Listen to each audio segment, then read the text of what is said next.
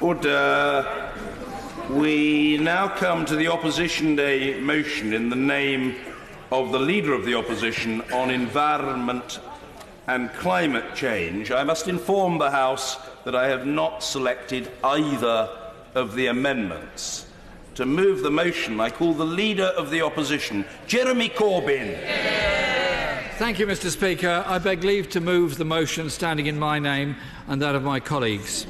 Today, Mr. Speaker, this House must declare an environment and climate emergency. We have no time to waste. We are living in a climate crisis that will spiral dangerously out of control unless we take rapid and dramatic action now. This is no longer about a distant future. We're talking about nothing less than the irreversible destruction of the environment within our lifetimes of members of this House. Young people know this. They have the most to lose. I was, like many members of this House on all sides, deeply moved a few weeks ago to see the streets outside this Parliament filled with colour and noise by children chanting, "Our planet, our future." For someone of my generation, it was inspiring, but also humbling that children felt they had to leave school to teach us, adults, a lesson. The truth is, they are ahead of the politicians on this, the most important issue of our time. We are witnessing, I will give way in a moment, we are witnessing an unprecedented upsurge of climate activism, with groups like Extinction Rebellion forcing the politicians in this building to listen. For all the dismissive and defensive column inches the protesters have provoked, they are a massive and, I believe, very necessary wake-up call. Today, we have the opportunity to say, we hear you. I thank my honourable friend for giving way, and as my neighbouring constituency MP, could I congratulate him for many years ago giving up his vehicle and using mainly his bicycle for years as a Member of Parliament. Indeed. We have... I fear my friend has unwittingly provoked lots of strange thought processes amongst members opposite. Of course I'll give way on the basis of bicycle. Learned friends. And at the opposite extreme to his bicycle, the largest source of carbon emissions in the country is, of course, Heathrow Airport. Given that, isn't it folly to be going ahead with a third runway at Heathrow? And wouldn't it be a clear indication from the Secretary of State today if he said that they were not pursuing that course? I thank my friend for that intervention, and obviously aircraft emissions are one of the major problems that we face in this country and all around the world. And like him and other colleagues, I was actually opposed to the expansion of Heathrow because I want to promote more surface transport in a more sustainable way, which is mainly on railways. Then I will give way over there, and then I'll give way there, and then I'll carry on. Right honourable gentleman and fellow cyclists for giving way. Would he agree with the young people who are outside this building that it would be easier and better to tackle climate change as if we remained full members of the European Union? Well, I congratulate the member for Totnes, and she represents an absolutely wonderful town where environment is at the very core of the lives of many people in that town. We're not here to debate the EU or Brexit, for which everyone will be very pleased. But I would say that under any proposal from my party, we would import into the UK all the environmental regulations the EU have adopted, most of which are very good and progressive, often don't go far enough. And there would be a dynamic... just very gently ask the right honourable gentleman to face the House so we can all hear. Yes. You're absolutely the last person I'd want to be offensive to, so I do apologise. We would ensure there's a dynamic relationship with those regulations. So I'm trying to please both sides at the present time, but in fact you're probably...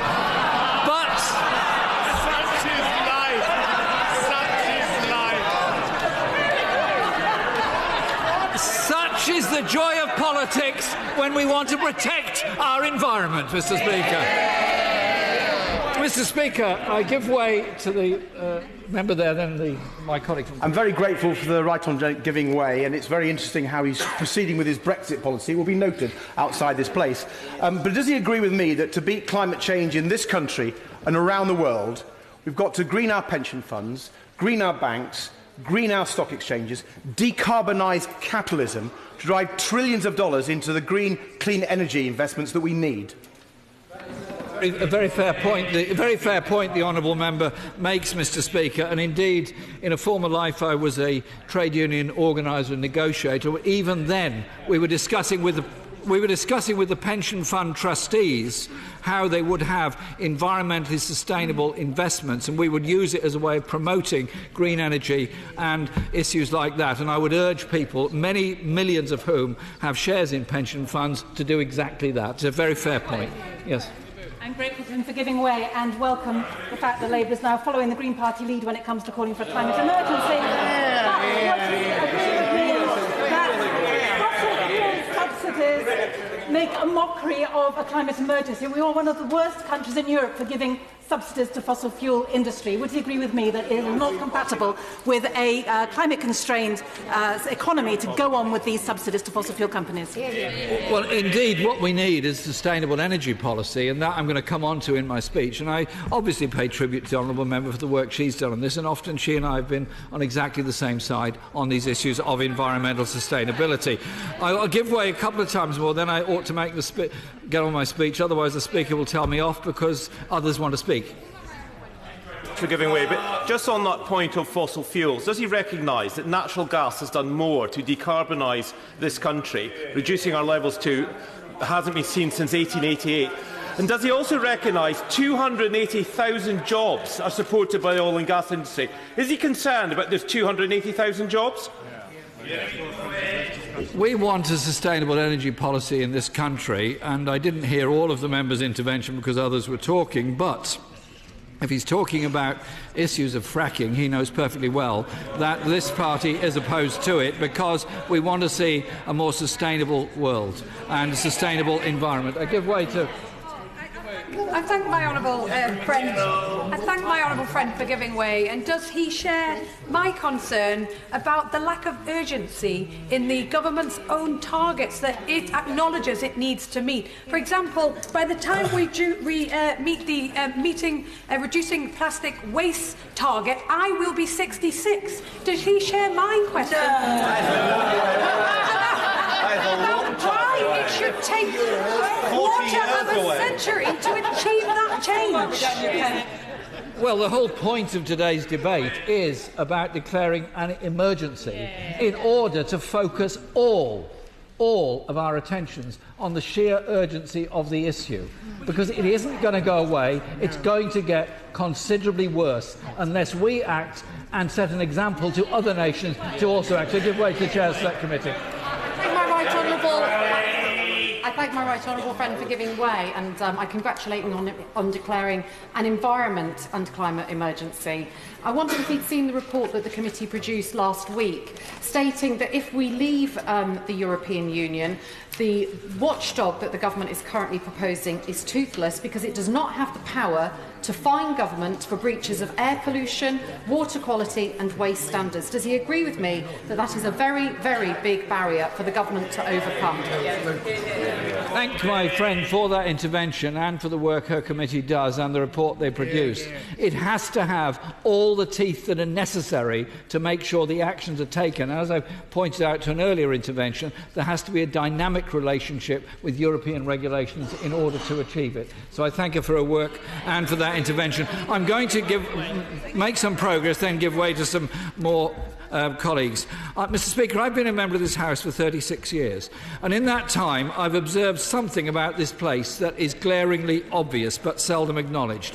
Parliament rarely leads change. It usually drags its feet. It's normally the last place to pick up on the major reforms that society is demanding. Think about the huge transformations in our society. Workers' rights, women's rights, gay rights. The impetus has always come from outside, from social movements and communities, while Westminster is often the last place to understand that.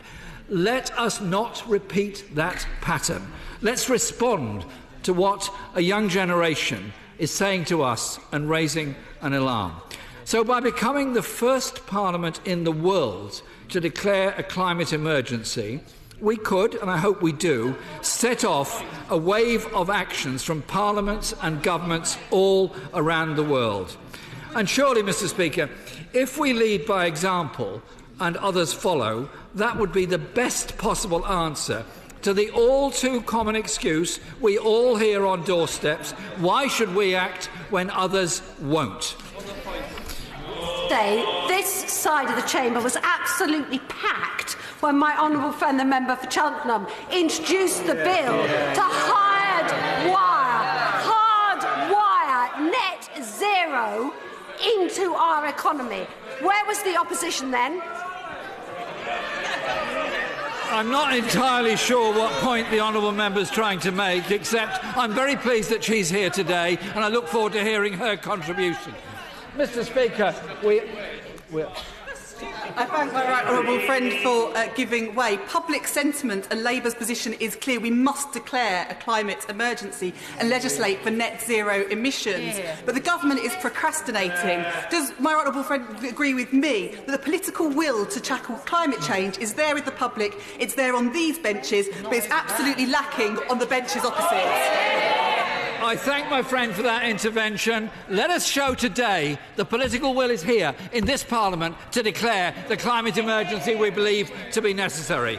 So, Mr. Speaker, let us work more closely with countries that are serious about ending the climate catastrophe, especially those at the sharp end of this, like the small country, the Maldives, so vulnerable to rising sea levels.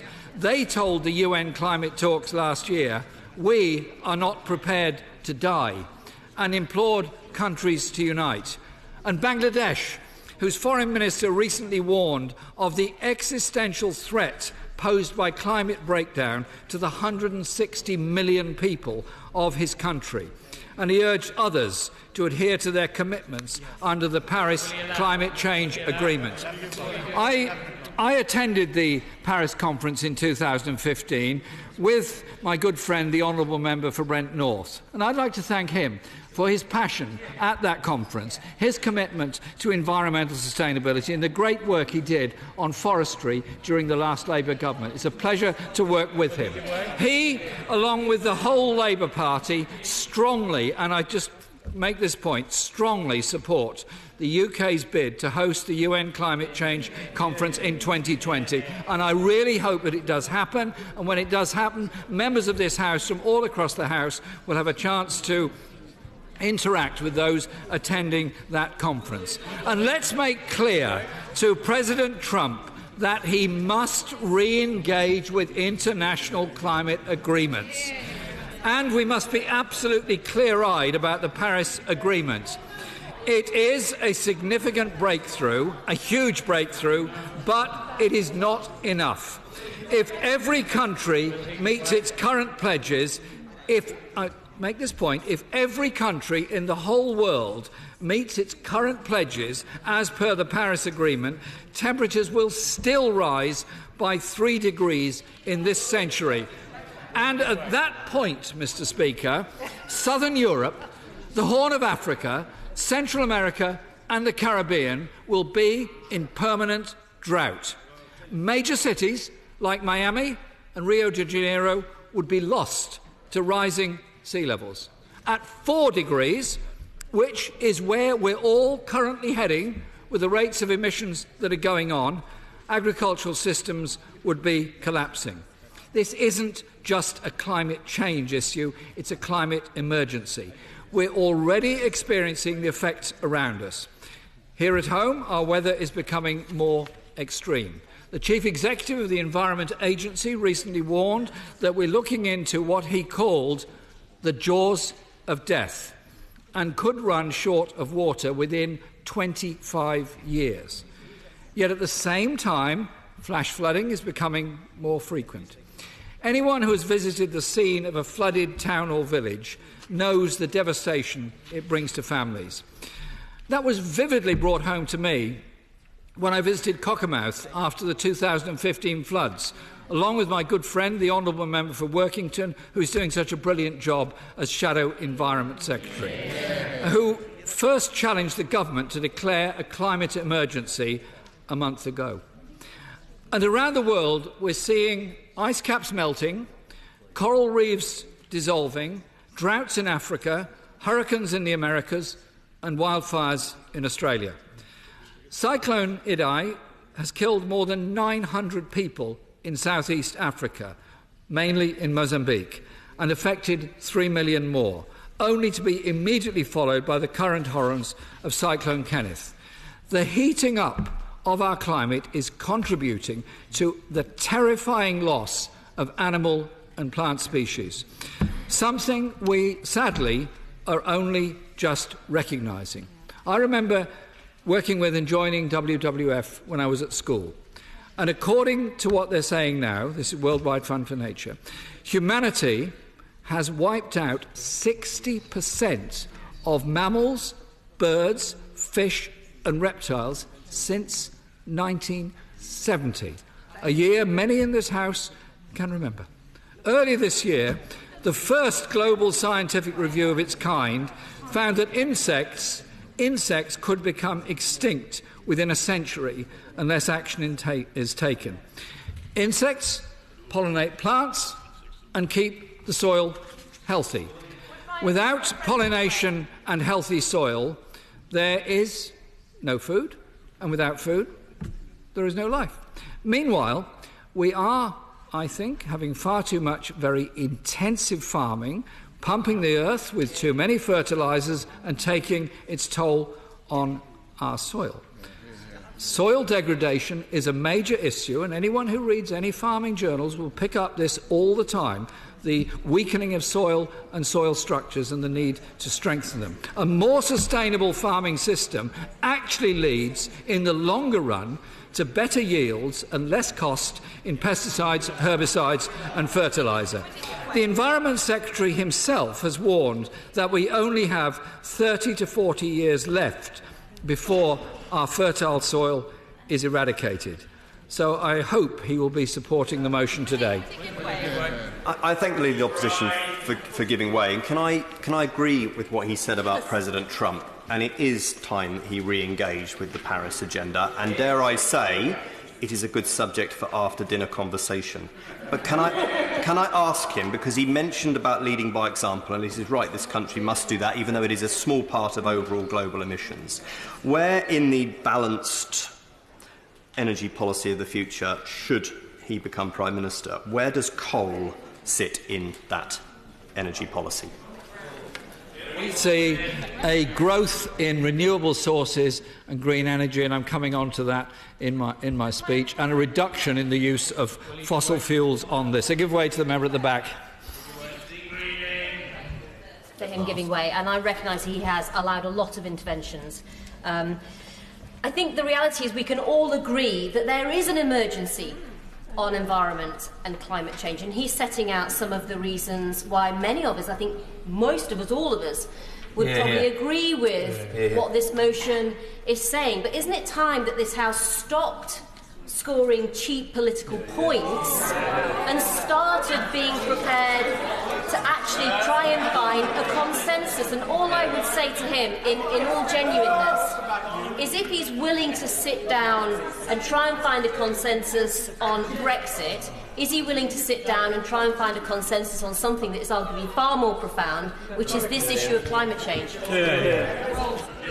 Last week, the leaders of the parties in Parliament, with the exception of the Prime Minister, attended a round table with a group of young people led by Greta Thunberg to discuss that very issue. Yes, I'm very happy to sit down with anybody to discuss the issues of our environment and sustainability, and I invite the honourable member to do exactly the same. Yes. Well, gentlemen, he is being generous with his time. On the subject of coal, does he now regret the comments that he made while he was seeking to become leader of his party in 2015, that he was in favour of reopening coal mines? And does he therefore deplore the recent decision in Cumbria to open a new coal mine there? I don't regret any of the statements I made in the 2015 leadership campaign. I was talking then about the way in which the coal mining communities in South Wales have been so disgracefully treated by the government that he supports. And on the question of the Cumbrian mine, yes, there is an issue there. There is an issue about the supply of coal that will always be necessary for the steel industry in order to fuel blast furnaces. That's why I'm talking about a balanced approach to energy, which does recognise the need to have sustainable industry as well as reducing emissions. None of this is easy or none of it's simple, but we have to move in the right direction of reducing emissions, reducing carbon dioxide emissions, and a cleaner and more sustainable environment. Thank my honourable friend for giving way, and can I agree with him on this ecological crisis that we are facing. I am hosting Chris Packham here in Parliament today to meet parliamentarians. Can he join him and also the Environmental Audit Select Committee in calling for a conservation audit to look at really what is going on out there in our biodiversity with our species? My friend for that intervention and compliment her on her work. I think an audit like that would be a very appropriate response to this debate that we're having today, because she's quite right. Unless you actually examine the biodiversity loss, in particularly where there's monocultural agriculture around the country, and the urban areas as well, then we're not going to know just how serious it absolutely is. So I do support. I'll give way one more time, then I'll move on. I'm very grateful. Isn't one of the most disturbing aspects of this climate emergency the fact that some of the poorest people in the world live in the land that is closest to the rising sea levels? And if people are truly concerned about mass migration today, they should be truly worried about this crisis, because those are the people who are going to be travelling, moving many millions of people trying to find a safe place to have clean drinking water and a home for themselves. It's a very good point, and indeed I'm coming on to that in a moment, because the heart of the environment issue and climate emergency is really one of justice. It's those here and around the world who are least to blame for it, who bear the burden of it and the highest cost. A 2015 study found that children living in our British inner city areas can have their lung capacity reduced by up to 10% by air pollution on major roads. And of course, it's even more extreme for those children growing up in densely populated urban areas in India or China at the present time. We're damaging children before they reach the age of 5 by the levels of pollution in many cities around the world. Children shouldn't have to pay with their health for our failure to clean up our toxic air. In a moment. And it's working class communities that suffer the worst effects of air pollution. Those who are least able to rebuild their lives after flooding will be hit hardest by rising food prices, while the better off, who are sometimes more responsible for the most emissions, can pay their way out of the trouble. And internationally, in a cruel twist of fate, it's the global south which is facing the greatest devastation at the hands of drought and extreme weather. This fuels poverty and war and creates refugees as people are forced to flee their homes. Some, not all, but some of the 65 million refugees in this world now are in reality climate refugees. These people are paying the price of emissions that do not come from the global south, overwhelmingly come from the global north and rapidly industrialising societies. As Sir David Attenborough recently said in his, I believe, brilliant programme on television, I quote, "We now stand at a unique point in our planet's history, one where we must all share responsibility, both for our present well-being and for the future of life on Earth."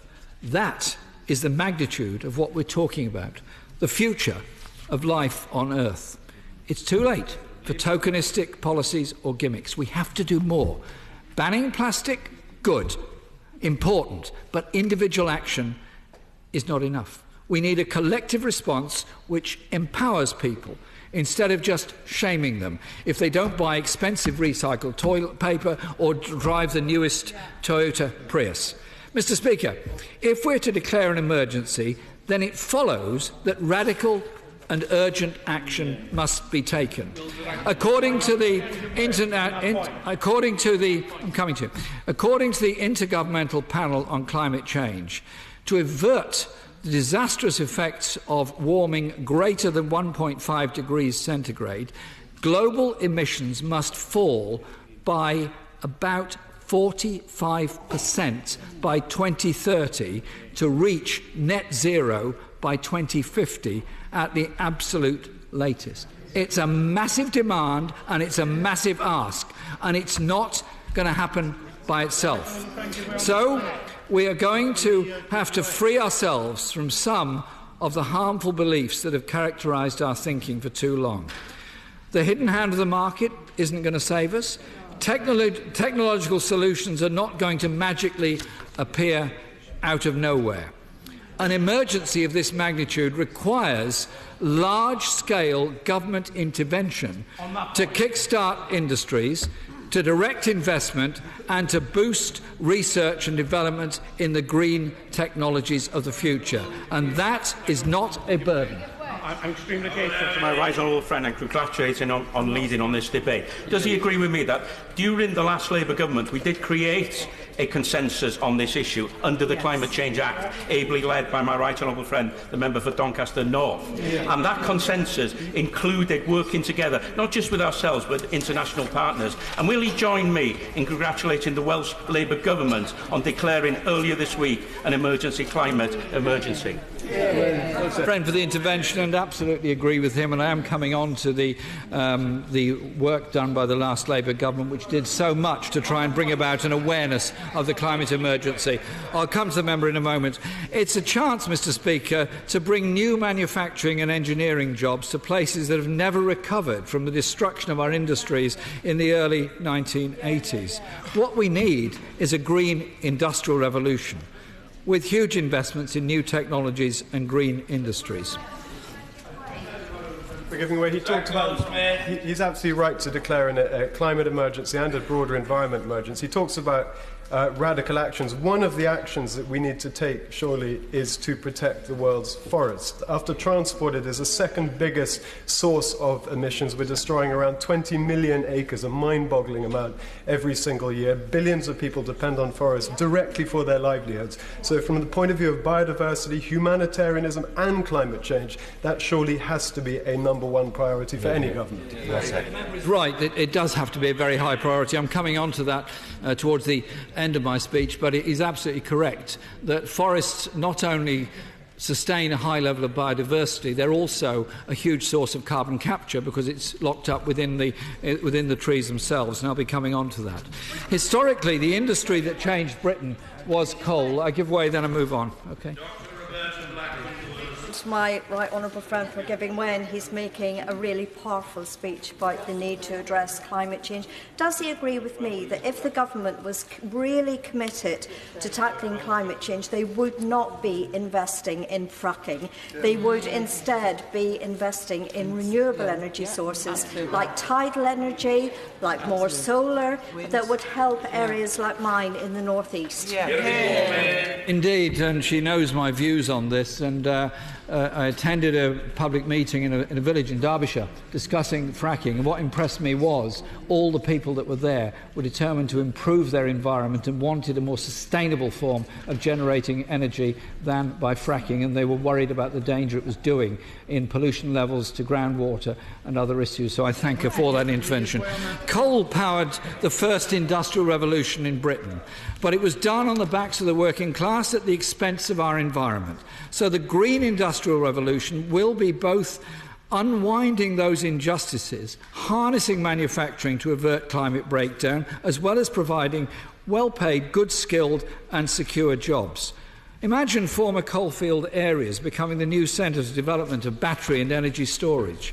Towns like Swindon, which proudly made locomotives, becoming hubs for building a next generation of high-speed trains. Shipbuilding areas that were once the heart of shipbuilding, now diversified around the world, actually had a new impetus in developing offshore wind turbines and all the technology that goes with them. I want to thank the honourable member for Salford and Eccles for her work on the Green Industrial Revolution and Labour's plan, which will create, we believe, hundreds of thousands of jobs in renewable energy. She's done great work and I thank her for that.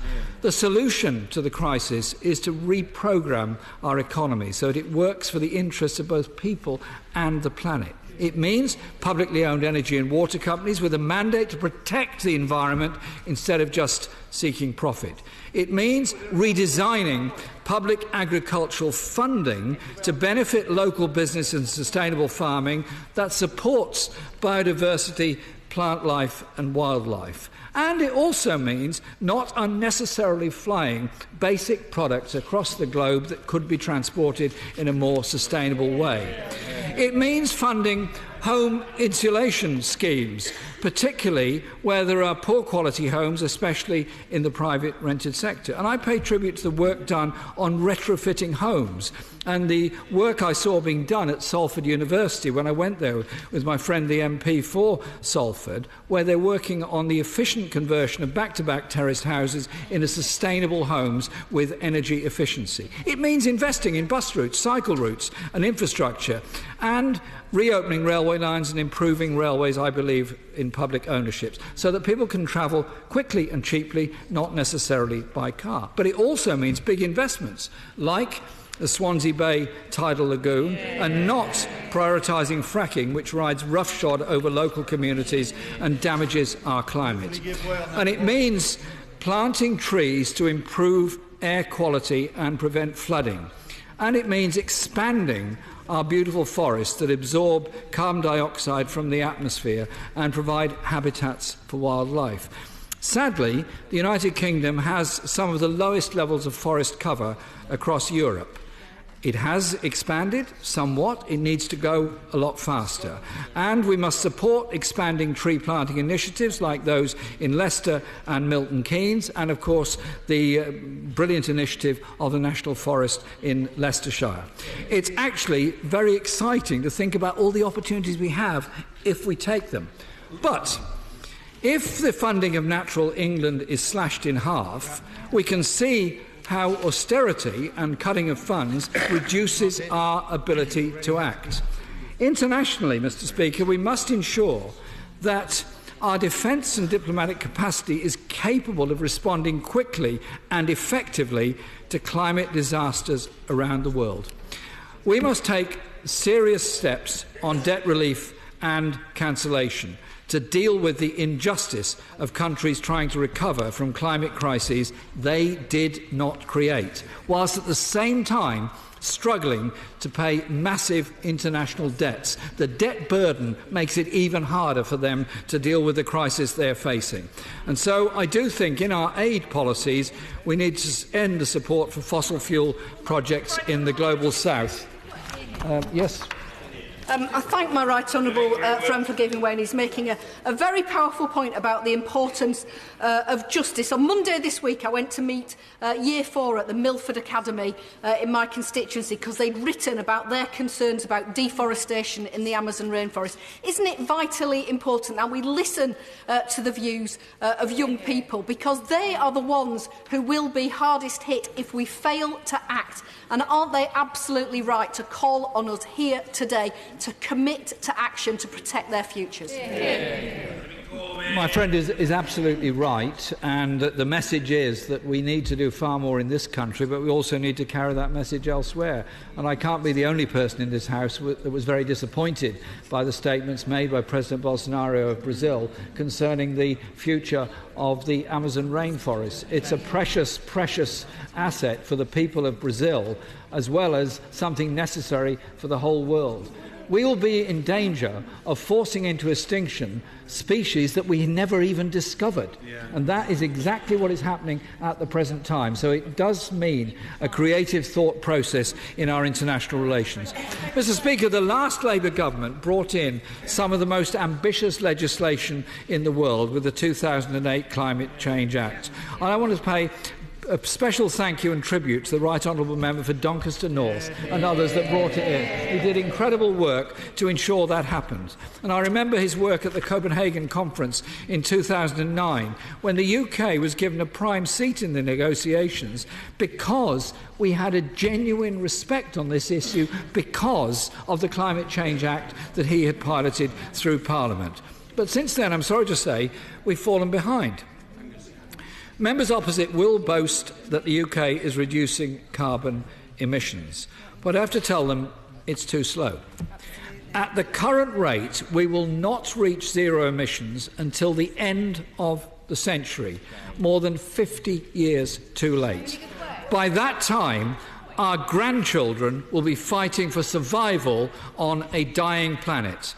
The point Greta Thunberg made to me and others when we met her last week was, listen to the science, which I thought was a very impressive thing for her to say on behalf of all the young people that she was working with and speaking for. The IPCC has said, and I quote, that limiting global warming to 1.5 degrees centigrade would require rapid, far-reaching and unprecedented changes in all aspects of society, and that such action is urgent. The science says this is an emergency. But an emergency does not have to be a catastrophe. We could use it as an opportunity to rebuild our economy so that it works for the many, not the few. But it's time to not allow despair to take over. It's a time for action.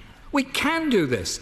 Government can improve the lives of our people while defending our natural world. What we do in this country can have an impact around the globe. So, Mr. Speaker, let's embrace hope. The children in school get it. They get it right away. They grasp the threat to their own future. And in fact, they want to be taught more about it as part of the curriculum and their normal school day. Are we to be content to hand down a broken planet to our children? That is the question we must ask ourselves today. We have the chance to act before it's too late. It's a chance that won't be available to succeeding generations. It is our historic duty to take it. I urge members to support the motion before the House today. Thank you. Order. The question is, as on the order paper, I call the Secretary of State for Environment, Food and Rural Affairs, Secretary Michael Gove. Thank you very much, Mr. Speaker. I'd like to begin by thanking the Leader of the Opposition for choosing today's motion and this debate. It provides us all across this House with an opportunity to affirm our commitment to do more in order to deal with the challenge of climate change and to enhance our degraded environment. And I want to also begin by sending a message from my colleague Claire Perry, the Minister for Climate Change and Energy. Claire, because of unfortunate family circumstances and an illness with a close member of her family, cannot be here today. I'm sure we would all want to send her and her family our very best wishes. And I also have to say that the Prime Minister can't be here for this debate, as she very much wanted to be, because she's appearing before the Liaison Committee. But it is important to acknowledge that across this House and outside it, there are many political figures and political leaders who have played a part in raising awareness of the challenge of climate change and making clear that we must do more. And I'm very happy to associate myself with the remarks made by the Leader of the Opposition in thanking the Right Honourable Member for Doncaster North. He was, as Secretary of State for Energy and Climate Change, influential in Copenhagen in helping to raise ambitions worldwide, and it was also the case that his Climate Change Act, which was supported across this House, ensured that we as a country had, at the time, the most ambitious approach towards climate change ever. I also want to thank the member for Kingston and Surbiton. We served together in the coalition government. He was again Secretary of State for Energy and Climate Change. Well, we didn't always agree on everything. I will want to put on record my admiration for him for the way in which he approached all of these issues in a balanced, mature and reformist fashion. I also want to say, I will in a second, I also want to say that while it's rare in this House that I have good words to say about the Scottish Government overall, I have to say that Rosanna Cunningham, the Scottish Environment Minister, has shown leadership on this issue, and while we may have our differences across this House, I think it's only fair to record that Rosanna's voice has been a strong and powerful one for the environment, as indeed has that of Leslie Griffiths in the Welsh Assembly. The environment belongs to all of us. The cause of climate change is a fight which should unite us. All of us in this House have a common humanity that we need to defend, and I'm very happy to give way. Grateful for the Right Honourable Gentleman giving way and thank him for his words. But can I tell him from my experience in government of 2.5 years of negotiating on climate change at the European Union, Britain managed to ensure that 27 other countries raise their ambitions to the level of Britain's. So we managed to have leadership at the EU, influence America and China, and influence the climate change treaty in Paris to make it far more ambitious than anyone had expected at the time, because we were at the European Union table able to lead on climate change. Does he realise that by leaving that table, our influence on this critical issue for our world is being dramatically reduced? I just want to repeat my gratitude to the Right Honourable Gentleman for all the work he did. But there are a number of multilateral institutions through which we work, and this government is committed, and I'm very grateful for the support from the opposition, to bringing the Conference of Parties on Climate Change to London in 2020 in order to ensure that this country can build on the achievements which my right honourable friend, the member for Hastings and Rye, helped secure at Paris, and we can ensure that global leadership is something that Britain can show when it comes to the environment and climate change. And I'm very, very happy to give way to the Right Honourable Gentleman. My Right Honourable friend will know that he and I were on a different side in the referendum. But will he agree with me that it was deeply frustrating as an Environment Minister to have to sit in EU coordination meetings, lowering the standards, lowering the ambition of the United Kingdom government in order to have a single point? And so it is not a binary issue. Britain has a very ambitious international commitments, and I found myself constantly having to lower those in order to maintain one particular. The Right Honourable Gentleman knows absolutely how important it is to negotiate hard in every international forum, but he also knows, as a minister who was committed to the environment and who supported remaining in the European Union, that there are people who are strongly in favour of our membership of the European Union, who are committed environmentalists, but also people who welcomed our departure. I think nobody could say that the Member of Parliament for Richmond Park or Baroness Jones of Milscombe were in any way, anything other than sincere campaigners for environmental enhancement. Both of them felt, and I think it is completely open to debate, that we could achieve those goals as effectively, if not better, outside the European Union. I want to make a little bit of progress. I will take more interventions, but I just want to make clear, not only do I welcome the opportunity that this debate provides and the support provided by people across this House, I also want to make it clear that on this side of the House we recognise that the situation we face is an emergency. It is a crisis. It is a threat that all of us have to unite to meet. And actually the first person to make it clear, the first British politician, in fact the worst world politician, to make it clear that climate change was an emergency was Margaret Thatcher.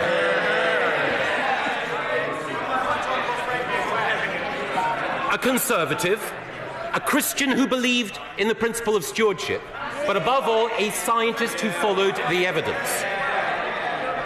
Margaret Thatcher at the United Nations, Michael Howard at Rio, the achievements of Amber Rudd at Paris. There has been a green thread of ambition running through Conservative governments, which is why it's important when we assess what needs to be done, we also take proper account of what has been done. We acknowledge our mistakes, but we also recognise achievements across party. And with that, I'm very happy to give way to the Honourable Lady. I'm grateful to him for giving way, and his words are honeyed as ever, but we need action, not just words.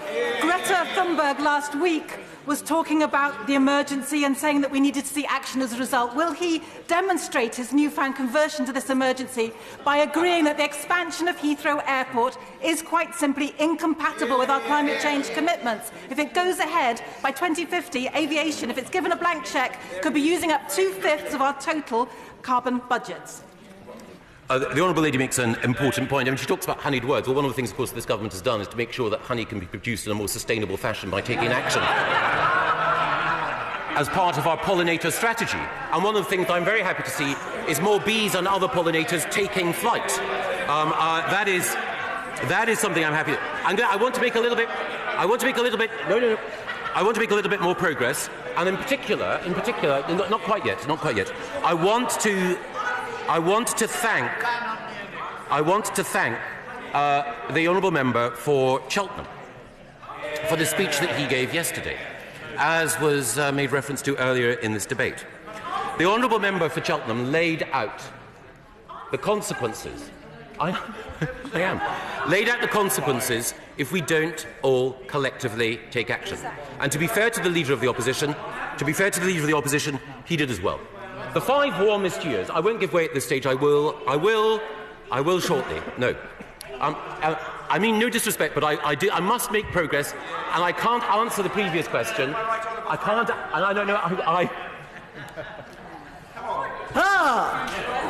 The Secretary of State is trying to make progress. Secretary of State. Thank you very much. I will give way to colleagues on all sides of the House in a moment, but I must develop my argument. It is important that everything that this government has done and needs to do is properly analysed in this House. But as my honourable friend pointed out, 5 of the warmest years that this planet has ever endured have happened since 2010. The consequences for all of us are visible and have been recorded by members across this House.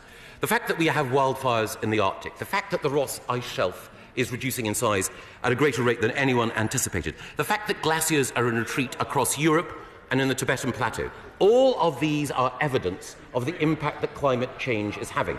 And while statistics can sometimes be abstract and the impact can sometimes seem distant, we all know that as individual citizens and as parents, that the next generation will face the consequences if we do not take action now to deal with climate change. A warming world will result in the desertification of large parts of our Earth, and our Foreign Secretary is speaking today in the Sahel about the action that we are taking in order to deal with desertification. It will also lead, as one of the previous interventions pointed out, to population movement as desertification and the transformation of previously fertile lands into lands incapable of generating food mean that individuals are on the move. That will create for all of us a security challenge. And, as the Leader of the Opposition pointed out, this is not just a security challenge for the global north. It is also a moral and ethical challenge for all of us. And it's a moral and ethical challenge that we in the United Kingdom have to bear particularly heavily. We were the first country to industrialise. The Industrial Revolution forged here, which generated prosperity here, has also been responsible for carbon emissions that have driven global warming, and even now it is those in the global south who are bearing that burden. That is why there is a responsibility on us to show leadership. That is why it is so vital that we reduce our emissions so that those in small island developing states who face the prospect of coastal erosion and damage to their economies and society are defended and protected. It is also why this government is committed to spending £5 billion every year as a contribution to helping developing nations deal with the prospect of climate change. I'm now very happy to give way, and I will first of all give way to my honourable friend. I'd like to thank the Secretary of State and his ministerial team for its leadership on chalk streams. This country has 85% of the world's chalk streams. Many of those are in my constituency, and many of those are degraded. This is something the Secretary of State recognises, and please can I urge him to bring forward the Abingdon Reservoir plan as soon as possible. Well, my honourable friend is absolutely right. It's not just in chalk streams, as we also know in the salmon rivers of Scotland. We are seeing a decline in biodiversity at a precipitate rate, and there are actions that need to be taken. We need to work with water companies, landowners and farmers in order to ensure that steps are taken to restore our rivers to health and to make sure that for recreational anglers and for all of us who believe in biodiversity, that appropriate steps are taken. In fairness, I must give way to the right honourable gentleman who's been seeking to intervene from the beginning. I'm grateful to the Secretary of State. 10 years ago, I helped form Cool Earth, which is brilliantly run by Matthew Owen. We are a tiny NGO. We protect more rainforests than any other NGO, whatever their size. When we go to DFID, they say we can't have any money because we ask for too little money. Will you put a rocket up DFID? Secretary of State. A rocket, I was going to say, a rocket might require too much fossil fuel in order to have the desired effect. But his point is a serious one. His point is a serious one, and we do work collectively across government, and I will be meeting on the morning of May the 7th with the Secretaries of State at Business, Department for International Development and the Foreign Office in order specifically to raise this issue. Now, I want to be fair to Scottish National Party colleagues, so I'm very happy to give way to the Honourable Gentleman. I'm very grateful to the Secretary of State for giving way. The Secretary of State is signing up to the climate emergency talk slowly, but in my constituency there could be a major help to the UK's grid carbon footprint by the inclusion of a 600 megawatt interconnector to the mainland from the best wind resource in Europe. Yeah. Now, at the moment, Ofgem are talking about a 450 megawatt, but for 4 pence more than the average bill payer, we could do a lot for the carbon footprint. Will he stamp on Ofgem, and when they talk about concerns for the consumer, that they talk about the consumer's environment and not a tawdry 4 pence on bills? Yeah. It's a very fair point, very effectively made. Ultimately, as he knows, it's a decision for the national grid. But one of the things that I would say that Scotland has contributed to, and Ofgem, forgive me, that one of the things that Scotland has contributed to, which we should all take account of, is this significant growth in renewables across the United Kingdom. Offshore wind and solar have grown over the course of the last 7 years. Yes, it's been a Conservative government or a coalition government some of the time in London that has led that, but the Scottish Government has played its part too, and I'm very happy in the same spirit to give way to the Honourable Gentleman. I'm grateful to the Secretary for allowing me to intervene on him. I want to take him back to the issue of security, if I might, because there are many teeth in the dangerous maw that is climate change, and security doesn't get enough attention. So can I ask him if the government will at some point, between his department and the Ministry of Defence and perhaps the FCO, bring forward an analysis as to how this affects the UK and what part the UK sees itself in playing as far as the security effects on climate change are concerned around the world? It's a very fair point, and I will take that forward, and I will make sure that in advance of our preparations for COP26 at the end of 2020, that we make sure that the dimension of security, which I mentioned and which I know is very close to his heart, is there in our deliberations. Now, I must allow the Honourable Gentleman to give way, and then I'll allow the Honourable Lady, and then I'll make some progress. I thank him very much for giving way. As part of any New Deal for nature, which has been much discussed and I hope will be discussed again today, does he agree with me that part of that should be a significant shift in the way DFID spends its money, so that we spend a much greater proportion of DFID on protecting and restoring the natural world, as a means also of preventing base poverty and alleviating poverty? I couldn't agree more, and I know that my right honourable friend, the Secretary of State for International Development, believes that as well. One of the best ways of safeguarding the environment is by supporting people towards sustainable growth. And projects like the Darwin Initiative have shown the way in making sure that we can both provide people with dignity and a chance to flourish economically, and also at the same time safeguard and enhance valuable habitats. And I'm very happy to give way to the Honourable Lady. I thank the Honourable the Secretary of State for giving way. He speaks with his characteristically warm words. However, that's not followed by action across this government. What we need to, while we're seeing subsidies cut from onshore wind and solar, VAT increased on solar, what we need to see is real action across every single government department and a responsibility on every single minister to cut carbon.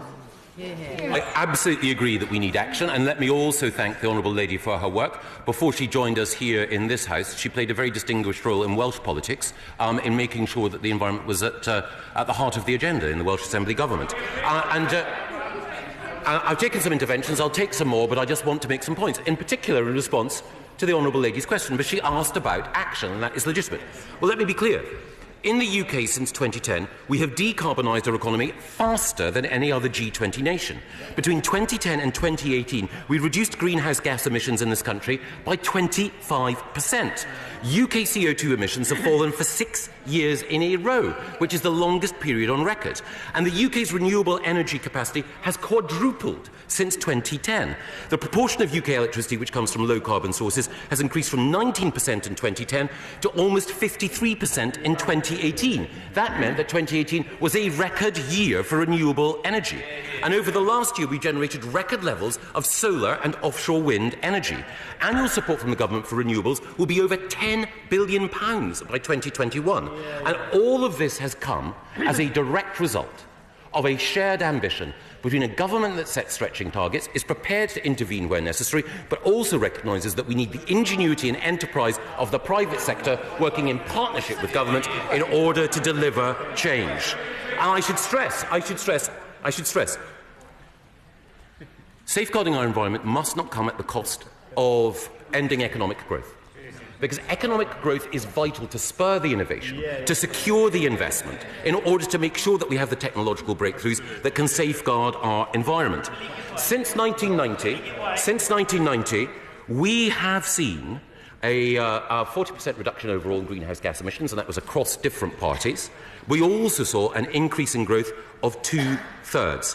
And in particular, if we think about the significant growth in renewables, think also about solar energy. Of course, it needed subsidy initially in order to kick-start. But as solar energy costs have diminished, so the need for subsidy over time, as any economist would tell you, is lesser. Originally, when we came to power, and this is no criticism of any previous government, only 38.3 megawatts of power was generated by solar electricity in this country. It is now 13,000 megawatts. 13 gigawatts. That is a 99% increase in solar power generation under Conservative ministers. Now, is there more to do? I won't deny that there is more to do. Should we be more ambitious? We have to be more ambitious. But the story that is sometimes told of the last 9 years as 9 years when we allowed the grass to grow under our feet. No, what we allowed were 1,000 flowers to flourish in order to ensure that our environment was safeguarded. I'm very happy to give way. I'm sorry to make a Thatcherite point. I know it doesn't go down very well nowadays. But will he confirm that the best way to reduce emissions is to have a vigorous free enterprise, a low-tax, deregulated economy, and the country with the worst record are socialist command economies, particularly in Eastern Europe? Well, my right honourable friend makes a very good point. It is no coincidence that it was Margaret Thatcher, a scientist and a free marketeer, who was the first to raise the alarm on climate change.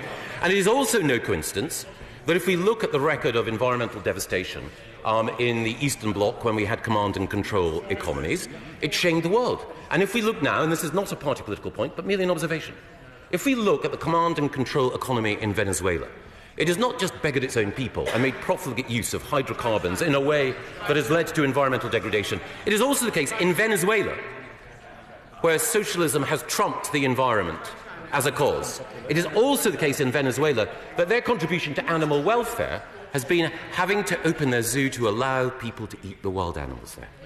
The truth is that the fundamentalist socialism that we've seen in Venezuela, and also the heedless selfishness that some other political leaders in other parts of the world exhibit, are twin dangers.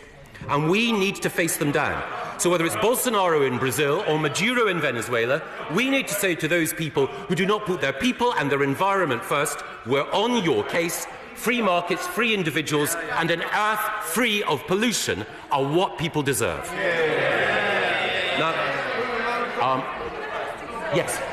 I'm most grateful to my right honourable friend for giving way. Earlier on, he made reference to the wonderful work that the UK is doing in this area, and he's just mentioned other countries. Would he kindly inform the House a little bit about what pressure we are putting on other countries to play their part, because this really is something that has to be a global effort? Well, I'm hoping that I might have the opportunity to, over dinner perhaps with the President of the United States when he comes here, make it clear to him...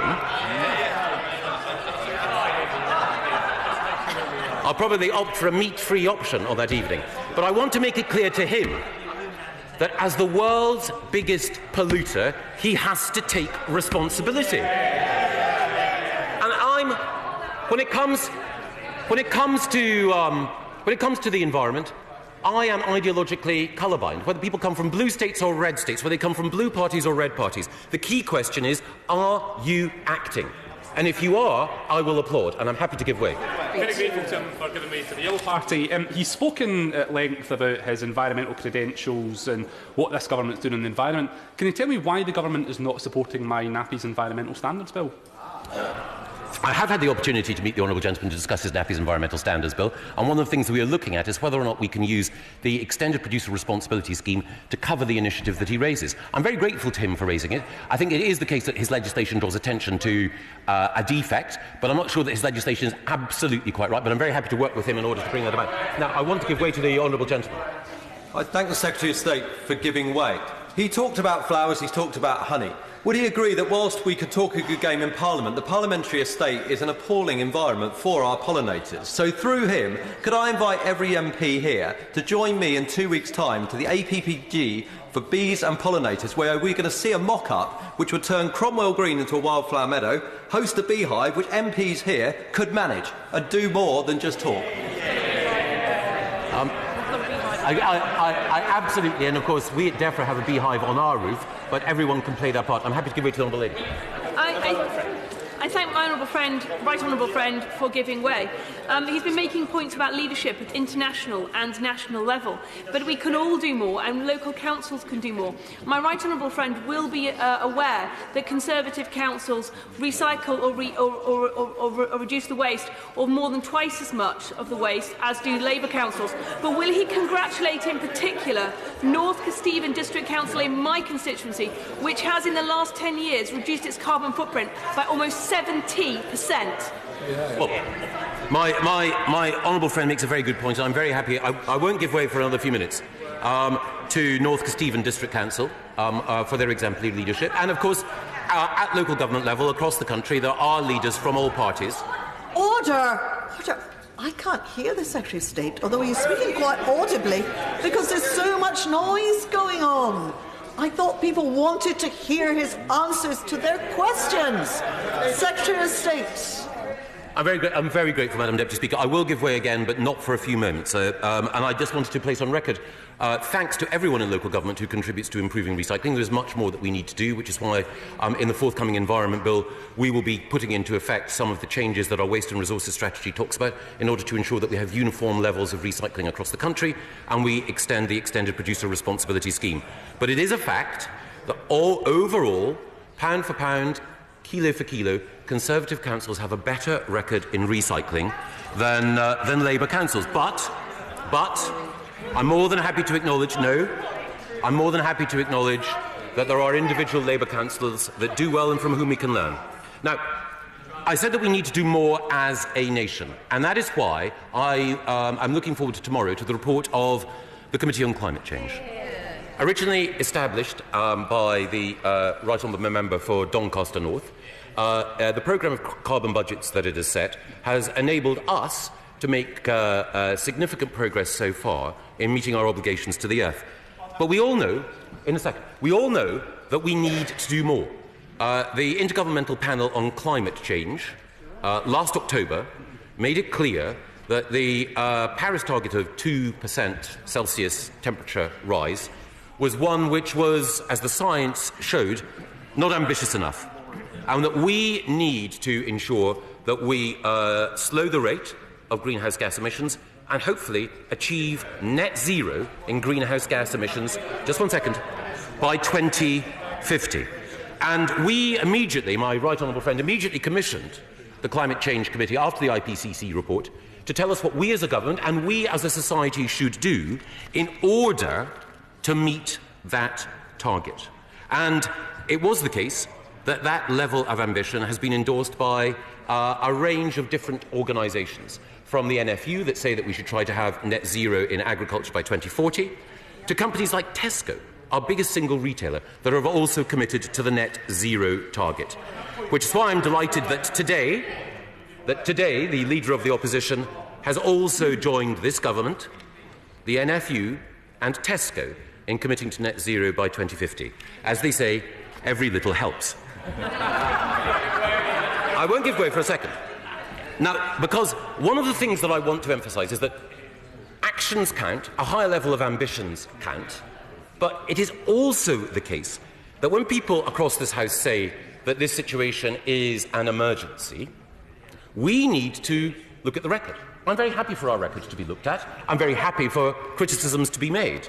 But since I became Environment Secretary nearly 2 years ago, the Right Honourable Gentleman, the Leader of the Opposition, has not used a single opposition day to debate climate change or the environment until today. He has not asked a single question, not one, to the Prime Minister about climate change or the environment, despite more than 400 opportunities to do so. And when climate change protesters went to his own home in order to literally bring home the scale of the challenge that we faced, he wasn't able to stop and talk to them on that occasion.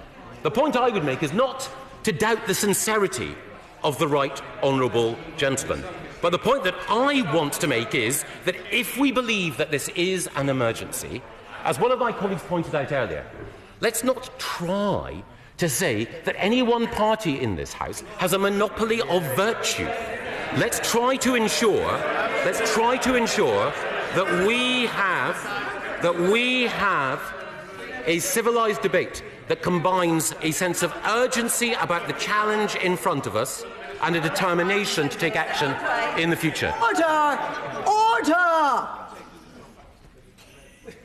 Really, it's like a primary school class. There's no... I'm sorry, I mean no insult to primary school children. Was the Secretary of State taking an intervention? We're a hob house. I thank him for giving way. Since we're talking about cross-party consensus, but also that things are moving very fast in this debate. Whatever has been said about fracking in the past, it's not a transition fuel, it's a fossil fuel. And we should stop any new investment in any new technology that is a fossil fuel technology. We must stop it. Will his government finally commit to stop his support into fracking? I completely understand where the Honourable Lady is coming from, but one thing that we all have to acknowledge is that as we strive to meet more ambitious targets for emissions, that hydrocarbons will be part of that mix. Now, to be fair to the Right Honourable Gentleman, the Leader of the Opposition, he has acknowledged that coal, high-quality coal, can be part of the mix when it comes to, specifically, for example, steel production. It is a legitimate argument across this House about the pace at which we should reduce our reliance on coal. And no government has gone faster to reduce our reliance on coal, the single most polluting hydrocarbon, than this government. Now, when it comes to other hydrocarbons in the mix, we know, I'm sorry, we've been told that we should listen to the science. We know that gas is a less polluting hydrocarbon. If we can move from coal to gas, then overall we reduce the level of pollution. Now, ultimately, what we want to do is to move as fast as possible to incentivising and generating more of our energy from renewables, which is what we've done. But I'm not giving way. The key thing that everyone has to recognise across this House, and to be fair to the Right Honourable Gentleman, the Leader of the Opposition, he has, if we want to make progress and we want to have a higher level of ambition, we need to be realistic about what those trade-offs are, and we need to ensure that where appropriate, gas can be part of the energy mix, a diminishing part, but it will be part for the foreseeable future. I'm not giving way at the moment. It is also important, as the Right Honourable Gentleman pointed out, not just that we take action on energy and that we decarbonise our economy and that we recognise the global challenge that climate change presents, but that we also do everything we can in our own country to adapt and to mitigate the effects of climate change. That is why this government is committed to the planting of 11 million new trees. That's why the Countryside Stewardship and Woodland Carbon Fund have been created, in order to ensure that we reforest this country, which is the Right Honourable Gentleman fairly pointed out, is one of the least forested in Europe. But we are lucky in that... I won't give way at this stage. We are also lucky in this country, though, that we have blanket bog and peatland, one of the most effective carbon stores in the world. We have a concentration of it, and this government is committed to restoring more than 6,000 hectares of peatland to a state where they can play their role in acting as a carbon sink. All of these steps are part of the 25-year environment plan, which is intended to ensure that for the first time we hand on to the next generation a restored environment. More trees planted, more habitats restored to good or better status, more investment in clean air and water, and above all, more investment in making sure that the organic content of our soil is improved, a critical measure, not just in improving fertility for future food production, but also dealing with carbon. The Secretary of State gave way. I know we couldn't avoid it on the subject of soil. And would Secretary of State, it saddens me, Secretary of State, and I agree with what was being said earlier, that this is being made into some kind of political football, because it's not all been words. And what my honourable friend has demonstrated is that it's about the policies. We have to get the policies right to be the game changer. And one of our game-changing policies is our clean growth strategy. Would he agree that that is the direction we have to go in to really change minds and industry? Well, there are a few people who are more passionate about the environment than my honourable friend, and she's absolutely right that the clean growth strategy shows, as we discussed earlier, how you can combine the decarbonisation of our economy with the creation of new jobs. There are hundreds of thousands of jobs in our country that are part of clean energy generation and carbon capture, and that is the way to go. Now, I do want to take a number of interventions. I do want to, with your permission, Madam Speaker, a number of interventions in order to ensure that people across the House can make their points. And then, having taken those interventions, I shan't take any more because this debate is heavily oversubscribed, and I want everyone to have the chance, if I don't take their intervention, to speak. So, on that basis, and I will seek to be quick, first of all, honourable gentleman. I thank the right honourable gentleman for giving way.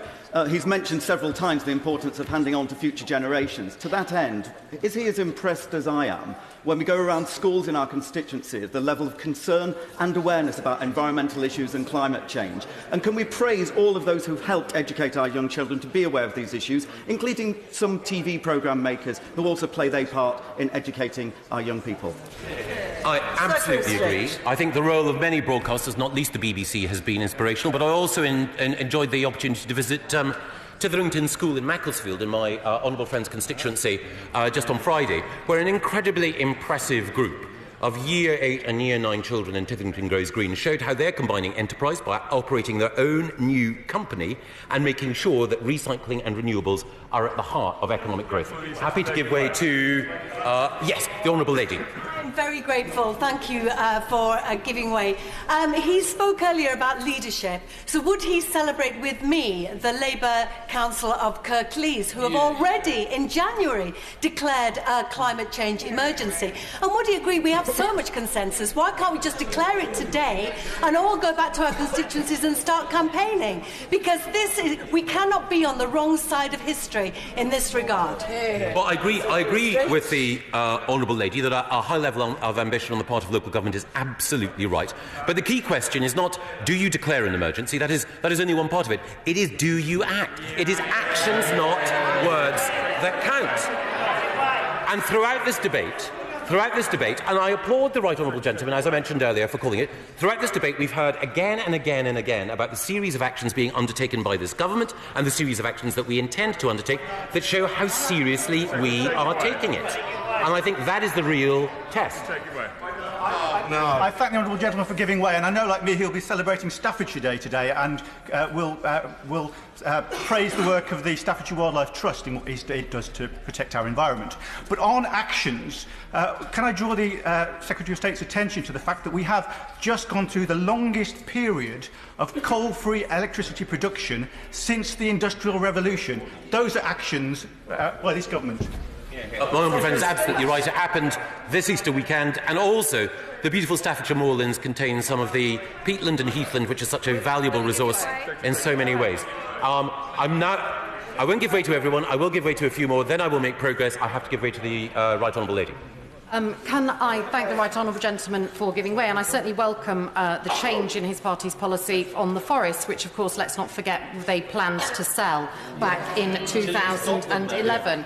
Does he share my concerns that the country is currently set to miss its 4th and 5th carbon budgets?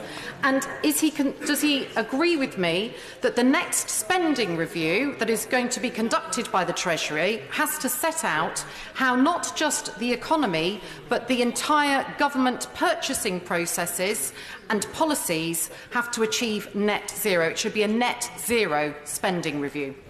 makes sense to me. Yes.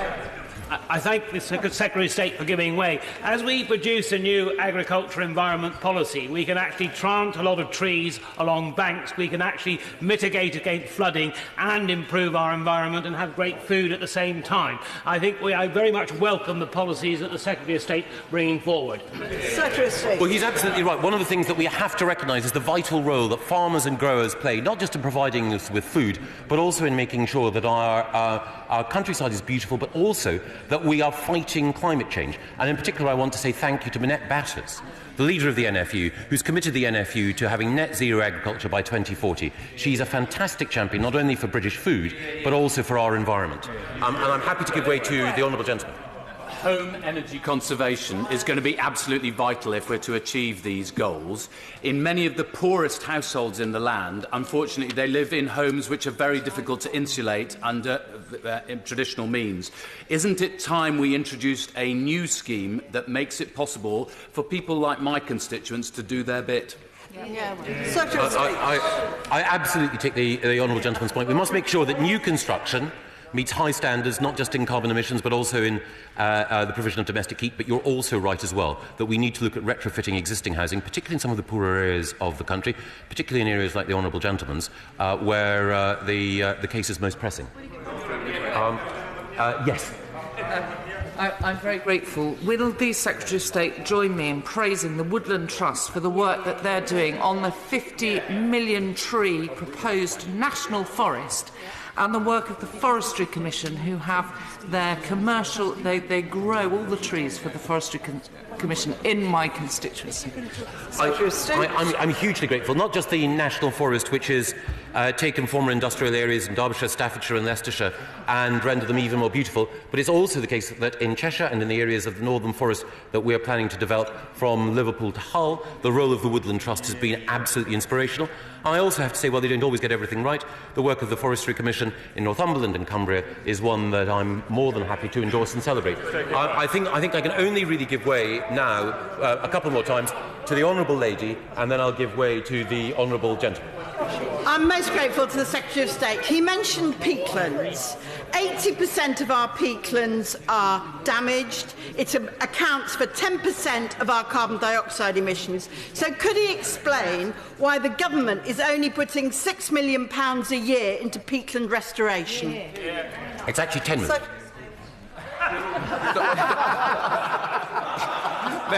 May I thank the Secretary of State for giving way. May I also ask him to work more closely with his partner who's currently in the Sahel, as he spoke about the regional aspects of this, because we have areas of land, such as Vietnam, which has only got paddy fields only about a metre above sea level. And what we're talking about here is the possibility of salination of agricultural areas and consequent massive population movements caused by climate change. I very much welcome the efforts he's making domestically, but could he tell me how much he's doing with the embassy network around the world? Well, it is the case that all posts recognise I won't take any more interventions. All posts recognise the vital role that the UK has to play in making sure that we deal with environmental and climate change challenges. And whether that is making sure, for example, that we halt deforestation in Indonesia, or whether it's making sure, whether in Vietnam or in Bangladesh, that we deal effectively with the challenges of climate change. We deploy our international development money and our overseas development assistance with exactly that goal. Is there more that we can do in the future? Absolutely. But as the honourable gentleman pointed out, and as the Foreign Secretary is making clear today in the Sahel, this is an area where our moral responsibility to the world's poorest, our own interest in global security and our debt to the next generation coincide. I want to conclude simply by saying this. There will be an opportunity in the Environment Bill that we intend to bring before the House shortly. The first Environment Bill for many years, a flagship measure. There will be an opportunity for people across this House to work together in order to ensure that we have the highest standards of environmental protection. I've been grateful for the work undertaken by the Chairman of the EFRA Select Committee and the Chairman of the Environmental Audit Committee in making sure that that bill improves. I've never seen a bill come to this House that hasn't benefited from scrutiny and improvement and enhancement along the way. And the way in which that bill, I believe, will mark a step change in how this country tackles the twin challenges of climate change and our broader ecological degradation is a test for all of us. Will we approach that bill in a spirit of constructive but determined energy? Will we use that legislation in order to say that all of us worked together, as we worked together across parties in 2008 when the Climate Change Act was introduced, to demonstrate that in Britain, the country that was responsible for the first industrial revolution, that we are powering a new green revolution? The responsibility rests on all of us to be honest and gracious about the achievements of other parties, as I was earlier about the Welsh Assembly and the Scottish Environment Minister.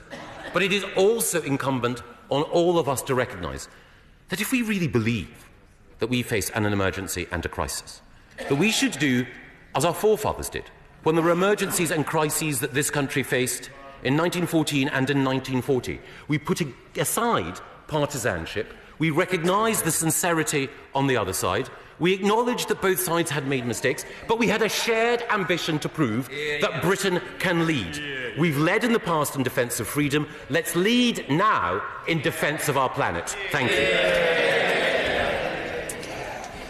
I think it only fair to warn honourable members, and as the House can see very clearly, I have indications that some 84 people wish to speak this afternoon, that there will be a time limit of 5 minutes initially, and that is likely to become 3 minutes later, and that honourable members might wish to consider their long speeches in the light of that information.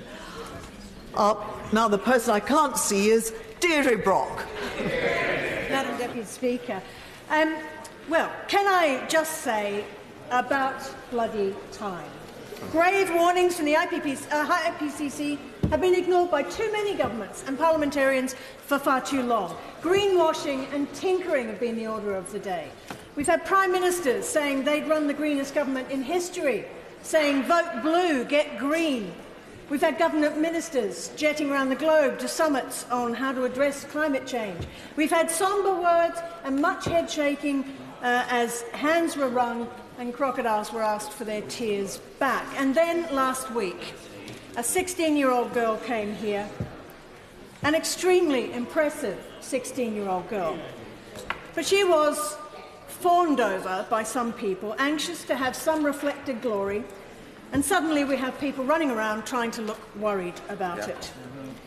Now, I should clarify, there have always been some voices that have been raised, some voices that have carried warnings in this place, and in others for some time. There have been people who warned these benches, who warned about global warming when it was less than fashionable to do so. Some who were labelled cranks and crackpots, and who picked up those names and carried on because the issue was too important.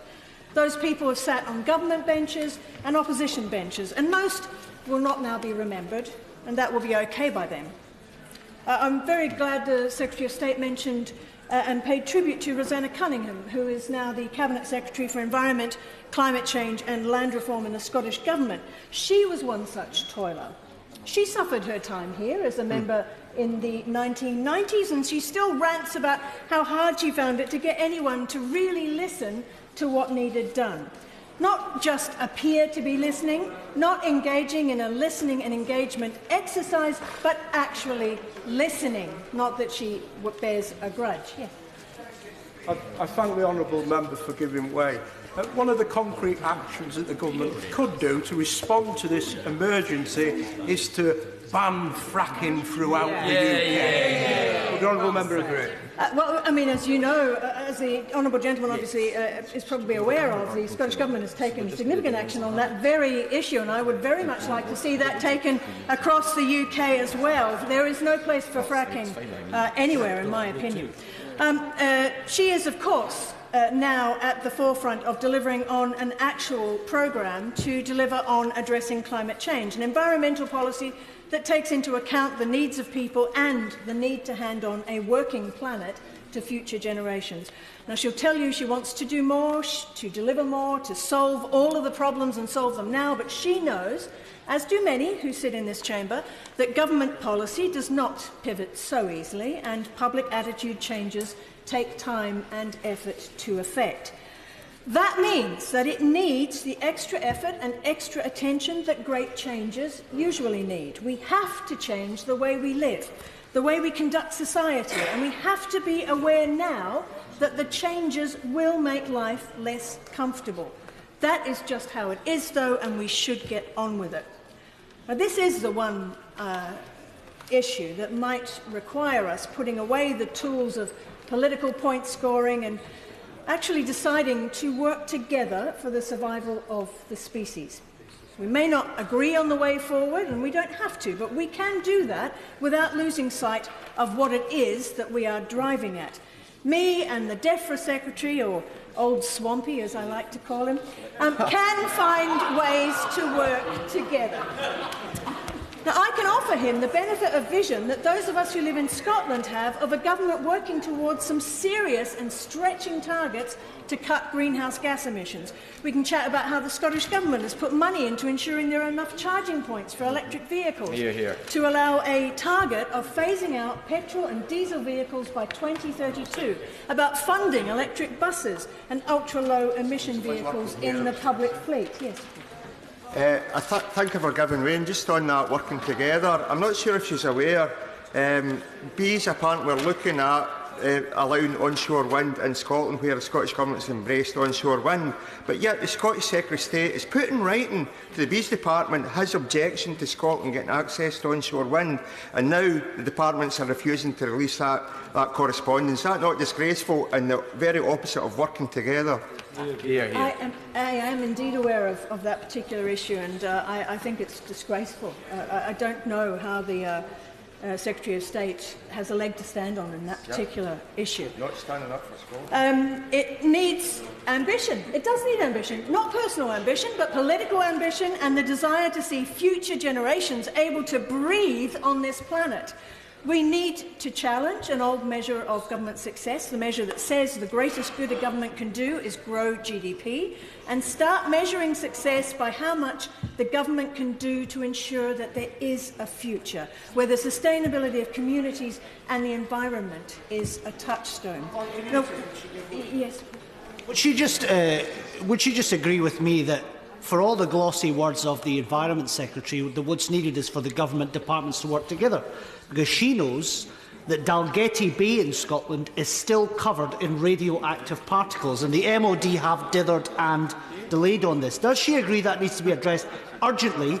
It cannot wait until next year, as seems to be getting suggested, and that the message has to go to the government that Scotland isn't Westminster's nuclear dumping ground? I cannot agree with my honourable friend more on that particular issue. It's been 3 decades since those radioactive particles were found on Dalgety Bay Beach, and only now is the MOD finally committing itself to a clean-up of those particles. It is an utter disgrace. And I would like personally to see an environmental audit of all MOD activities on Scottish land and water to see what that uncovers, and then, of course, the MOD paying for the clean-up of those operations. We have to have regard to the warning issued by the Governor of the Bank of England when he said that climate uncertainty was an economic risk, where he said that climate challenges could become challenges in the financial markets. We have to see that and swallow it and move on. We know that action on climate change can be a threat to jobs, but inaction is just a death knell, and not just to jobs. Mark Carney also said that there was opportunity in the changes to come, and we should embrace that and welcome the possibility of new industries and new jobs arising from new technologies. I thank the Honourable Lady for giving way. Does she agree with me that the real kind of change that we need, the far-reaching kind of change we need, is being brought to, the pressure for that is being brought to bear by the future generations, that we are failing by not going far enough? And will she join me in congratulating the pupils of Whitehurst Park Primary in Kilwinning, who have been working very hard to learn more about climate change? I certainly would. I know from my own 2 daughters, their knowledge of these important issues is so much greater than mine was at that age. And the amount of work that's being put in by students right across the UK on this issue is phenomenal. It's very impressive indeed. So I really appreciate the honourable member bringing that up. Yes. I thank her for giving way. And like me, she spent many weeks on the agriculture bill, which, if introduced properly, could take us forward, notwithstanding the implications as our membership of the EU. Is she rather surprised that that bill is yet to come back months after it left the committee stage? I have to, yes, agree with the honourable gentleman on that particular issue. It has surprised me how long it's taken to reach the floor of this House again. It was an interesting time. A number of the issues didn't really concern Scotland, of course, as the honourable gentleman will be aware. But there were some big issues in that I don't think were properly addressed by the Minister at the time. So it might be that they're simply grappling with the issues around food production, for example, which, as we know, wasn't even on the face of the bill. Returning to the issues around welcoming new industries and new jobs arising from new technology, that is really why the government should be reversing decisions it made to pull funding from renewables, to cut subsidies and deny researchers the tools they need to progress those new technologies. Nova Innovation, headquartered a few hundred metres from my constituency office in Edinburgh North and Leith, has recently installed tidal arrays off Shetland, gathering power from the sea and demonstrating that the technology can be scaled up and adapted to provide a constant and consistent source of renewable energy. That was only possible because EU funding was available to drive the development of the technology. Post-Brexit, there won't be any of that funding available. So can I ask the government how it will be stepping up to the plate? Will it be filling this hole left by our departure from the EU? Indeed, since this is a Labour motion today, can I ask the opposition frontbench to give some concrete assurances that if they ever got into power, research into renewables would see increased support and funding? And crucially, as the honourable member for Nahilan and Nair referenced, the connections to the grid would be cheaper for renewable power generators. Yes. Honourable Lady for giving way. She's making a valuable contribution. On the point about research and development in Europe, the government won't guarantee replacing that money beyond 2020. Now, that's a very important point. If the government's really serious about doing something about climatic change, they would step up the mark and tell us exactly what's going to happen after 2020. I mean, just another example, the honourable gentleman is correct, and just another example of the uncertainty that this whole situation around Brexit has caused, and the government refuses to clarify for the many people who are waiting to see what those grants might be. Changing what offers are likely to be made by any potential UK government to address the causes of climate change and climate chaos in the next couple of years? Changing Prime Minister might offer an opportunity to change direction, but I see few signs that anyone actually leading on policy development in either of the two largest parties in here have really heard any of the warnings. Changing our society will require some discomfort, some pain, some realignment of how we live, and it is unlikely to be happening immediately. We still depend on fossil-powered vehicles to get our food to the shops, for example, and often even to get it to our front doors, truck to ship, to truck to home delivery van. We still depend on hydrocarbons to make fertilisers. We still have an addiction to plastic that defies all understanding, and a hankering for personal transport.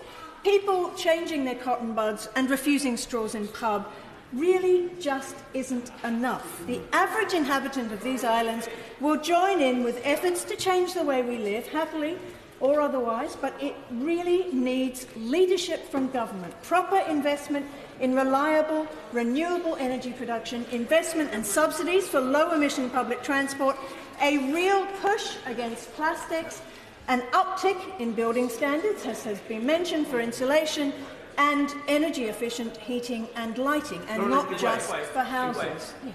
Very grateful to the lady and I agree with everything she's saying. But could she tell the House and could she share her thoughts about how we manage the oil and gas industry in the UK over the next 2 or 3 decades? Yeah, absolutely. Well, I would suggest something along the lines of the Scottish Government's Transition Training Fund, which was £12 million. It was launched in 2016 by the government, enabling the people currently in the oil and gas industry, because of course there are something like 240,000 jobs across the UK dependent on that, enabling them to look at where they could train and perhaps progress into the renewables industries. That's certainly something that I would very much like to see. Yes. Further to that point, the agree that the oil and gas industry could also be supported by implementing CCS, which actually allows that low-carbon transition, and that's where the UK government was sadly lacking, having pulled the £1 billion funding previously. That's where we need to go, and that can make use of the decommissioned oil fields as well going forward. Yeah, absolutely, and I think it's actually a crucial element that. Unfortunately, the two competitions around that were cancelled at a cost of some £140 million, I think, the National Order Office told us. And really, it needs to be looked at properly again. At the moment, I think there's something like a £20 million prize fund looking at this issue at the moment, but it is simply not sufficient. But this requires a change of government, not a change of personnel. There's no point to changing the hand on the rudder if the course is still towards the rocks, but a change in attitude, in ambition, in direction of travel. And it requires change, and this was mentioned previously as well, this requires change across every government department and every ministerial portfolio. It actually needs government to engage with the people and with civic society and to drive this agenda forward. In spite of the pithy words often chanted in here about saving the planet, there hasn't been much evidence of action. This is one small corner of the world, and it cannot change global politics on its own, no matter what strange dreams Brexiters have. But we have a duty, a moral obligation to do our bit to keep this world something fit to hand on to the next generation. And it is about time we bucked up our ideas. No problem. Sarah Newton. Thank you, Madam Deputy Speaker. You know, this debate today really matters.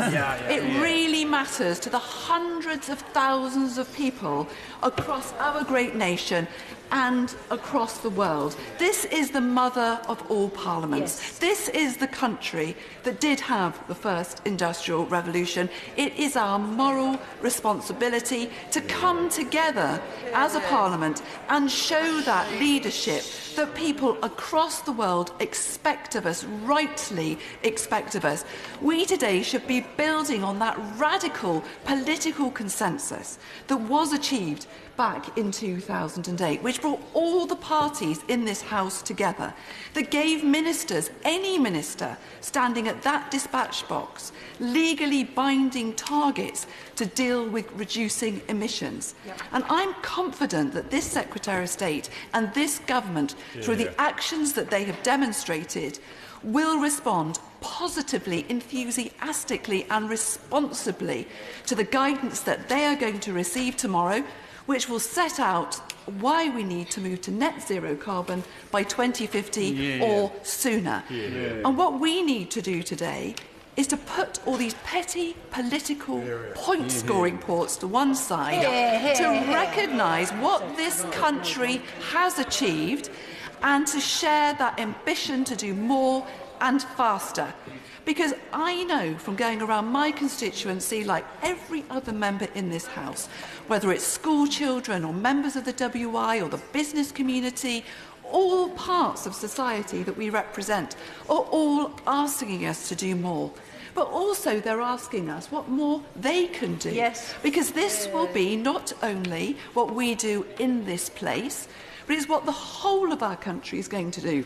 What businesses are going to do, our public services are going to do, and what people are going to do.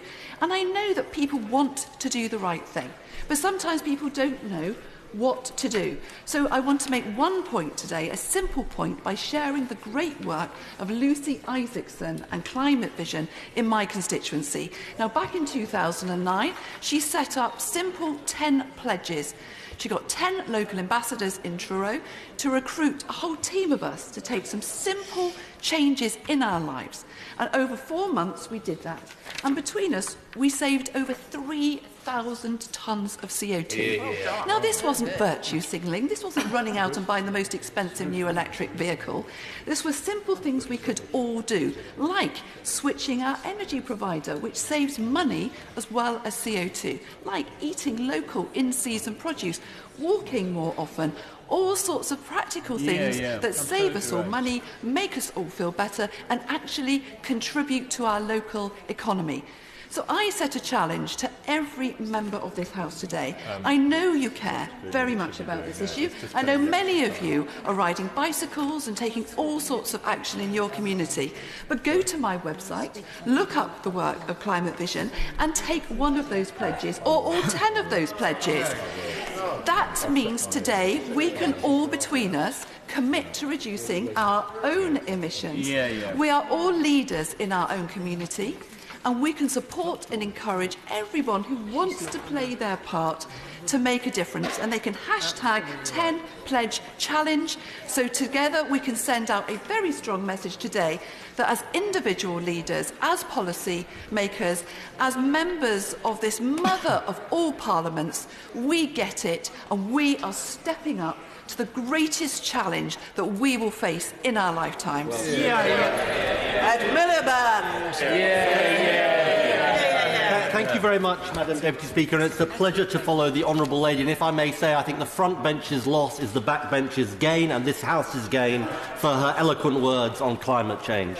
Madam Deputy Speaker, I think that the tone of this debate has been largely good-natured, and that is important, and about shared objectives. This debate matters, and the emergency matters, because contrary to what the Secretary of State, I think, implied at least, we aren't doing nearly enough as a country. It is true that we've made a lot of progress in relation to the power sector, but 75% of the gains that we've made overall since 2012 have just come in that sector alone. And in the latest report of the Climate Change Committee in 2018, they say that if you look at the building sector, the agriculture sector, the waste sector, the F-gases sector, it's flat. And for a decade, emissions have been flat. And the emergency matters because it says to the whole of government, not just the Secretary of State's department or the other Secretary of State on the front bench's department, the member for Tunbridge, right honourable member for Tunbridge Wells, it says it matters to everyone. And it also says something else, Madam Deputy Speaker.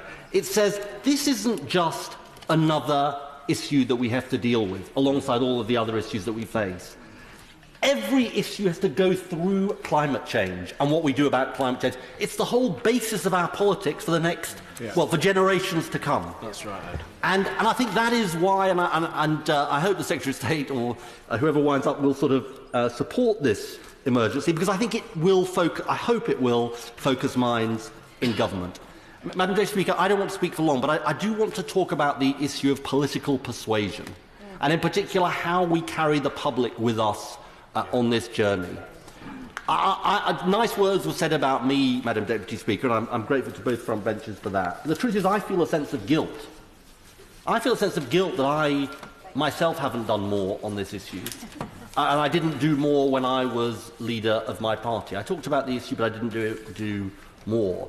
It is a bad thing that in the 2015 TV debates, which I don't like to recall too much, not one question was asked about climate change.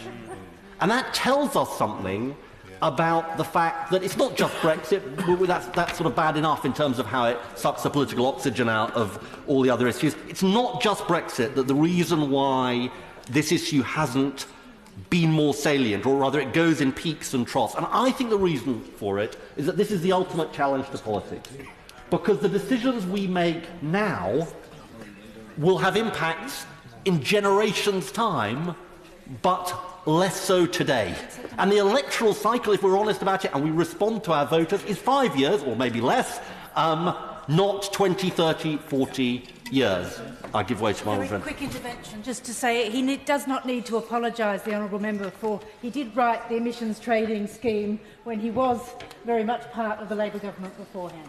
Well, that's nice of my honourable friend to say. But I want to talk, Madam Speaker, about how do we persuade people. And I think there are four things that we need to do. First of all, I enjoyed the speech from the honourable member who speaks for the SNP from the front bench, but there's one thing I slightly disagreed with. She said a couple of times, we need to tell people their lives are going to be less comfortable.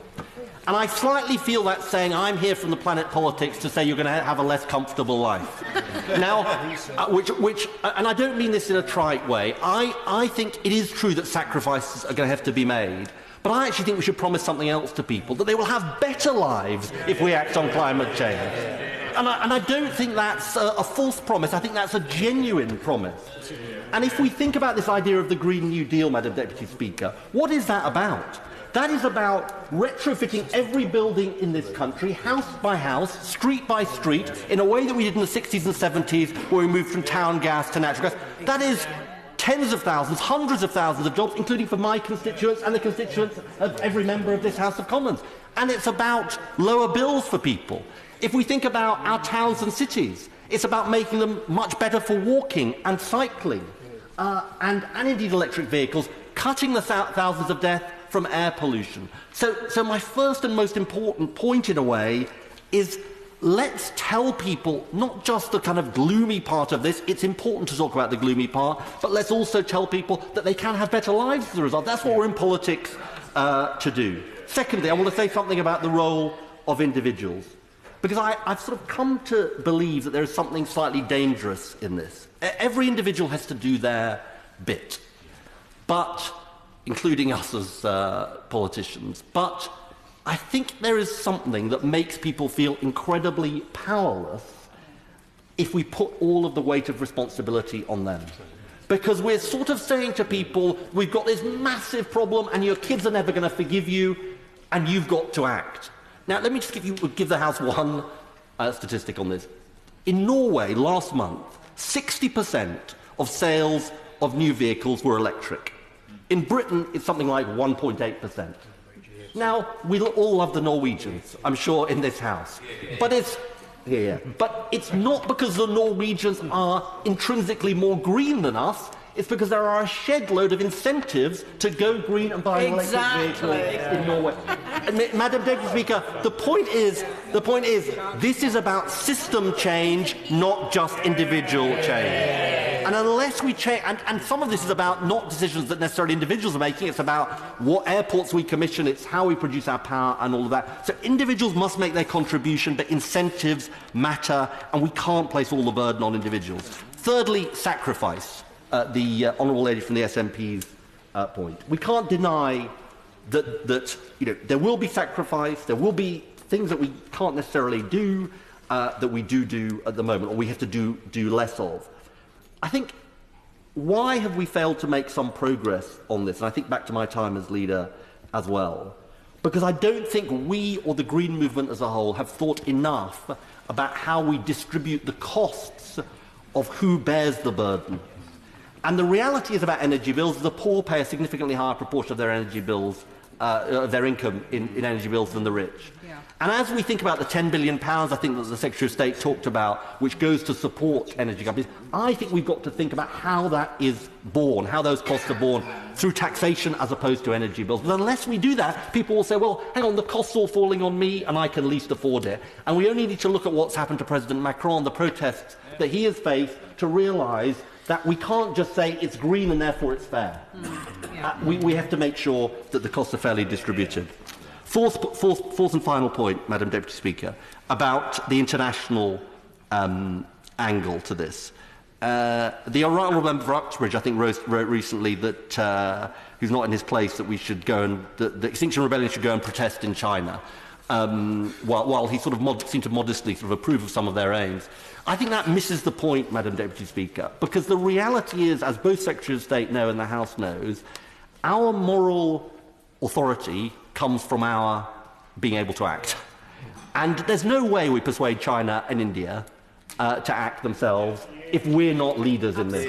And my experience at the not very successful Copenhagen summit was that China and India would listen to us because they said, well, actually, unlike the US, you are actually acting.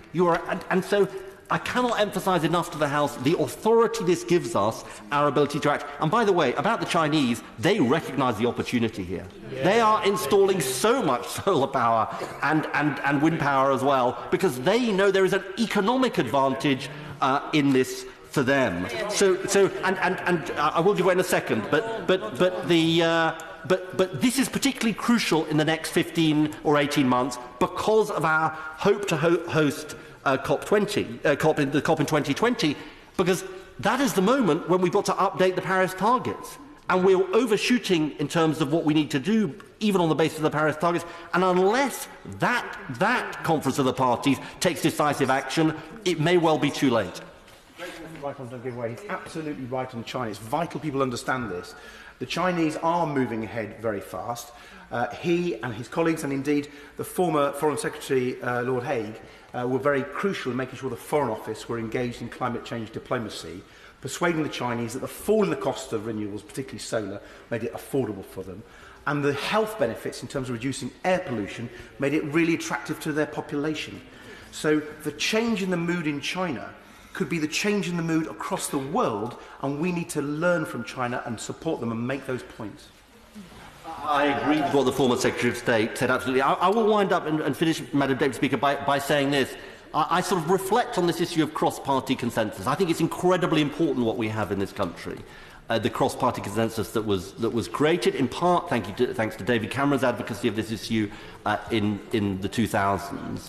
And that is something that's important to maintain. But I think we should allow this, that there will be different visions of how we get to the same goal. There will be a more socialist vision and a more conservative vision. And in a sense, I think part of the sort of grammar of politics that we have to learn is to argue about this while sharing the objective. So maintain the cross-party consensus, but actually have discussions and arguments about how we can meet our goals. And finally this, Madam Deputy Speaker, there is a downside scenario to this, which is that future generations will say we were the last generation who didn't get it and we failed to act, but there is an upside too. If we act, we can create better lives for them and future generations. We now have a formal time limit of 5 minutes. Rebecca Powell. Thank you very much, Madam Deputy Speaker, and it's always a pleasure to follow the honourable member from the right honourable member from Doncaster North, with whom I share a role on the all-party climate change committee, and that's very much cross-party.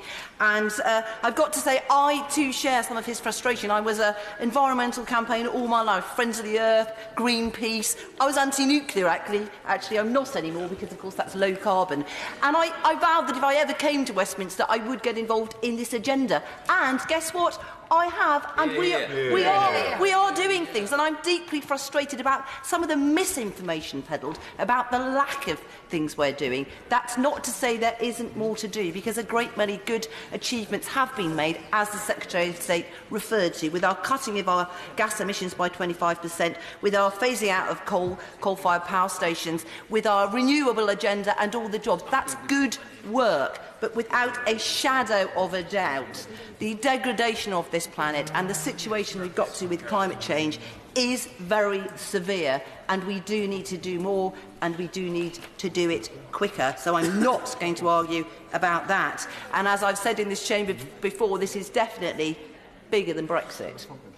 And I do reiterate the calls for the net zero calls that are being made today. I said this in a PMQ last week. I mean it, and I believe our government absolutely means business on that when we hear the advice of the Climate Change Committee tomorrow. And I know that all those people in Taunton Deane that I've met with, Taunton Green parents, the Extinction Rebellion people that I met up here, all sorts of religious people of every shape and form have come to me saying, will you please put the environment at the top of the agenda so people care.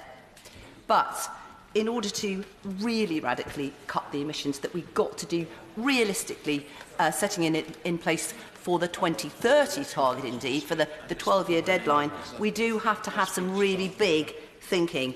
But, as other members have said, we are capable of sorting this out. It will require more of the right policies. We've got good policies, but we need more. It will require driving societal change and investment into the right infrastructure and the right science, with vision, targets, market mechanisms and regulation that we check regularly to make sure that it is all working. And the overarching umbrella has to be sustainability. If we put sustainability over every single thing we do, so that every department comes under it, we can't go wrong, because without sustainable soil, water, air, biodiversity, we simply can't live. We can live for a short while, for one election period, but we can't keep going. So it's absolutely essential. I would also say we need to line up our policies perhaps more cleverly than we are right now. Just one small thing, the clean growth strategy, which I applaud, needs to align itself much better with the Prosperity Fund. There's a bit of a conflict there with that drive for ever more growth and productivity. We have to get that sustainability into things like the Prosperity Fund. And I do honestly think that every single person out there can share this with us. I genuinely think it's really exciting, and that we do need to change society to solve this crisis. And yes, there might be, as the honourable member from Doncaster said, it might be a bit uncomfortable, but I actually think there'll be great benefits. I mean, we'll be healthier because we'll be cycling, we'll be walking more, providing we put in the right framework for all of those cycleways and walkways. We can have potentially vehicle-free streets. How lovely would Taunton look if we did that? We can have prettier towns, not breathing fumes. Our homes, I would love to give way. On that point, although the debate has been opened today by DEFRA and closed by Bayes, would she not agree that this is much cross-governmental as it is anything else? So, Department of Communities and Local Government have a huge role to play.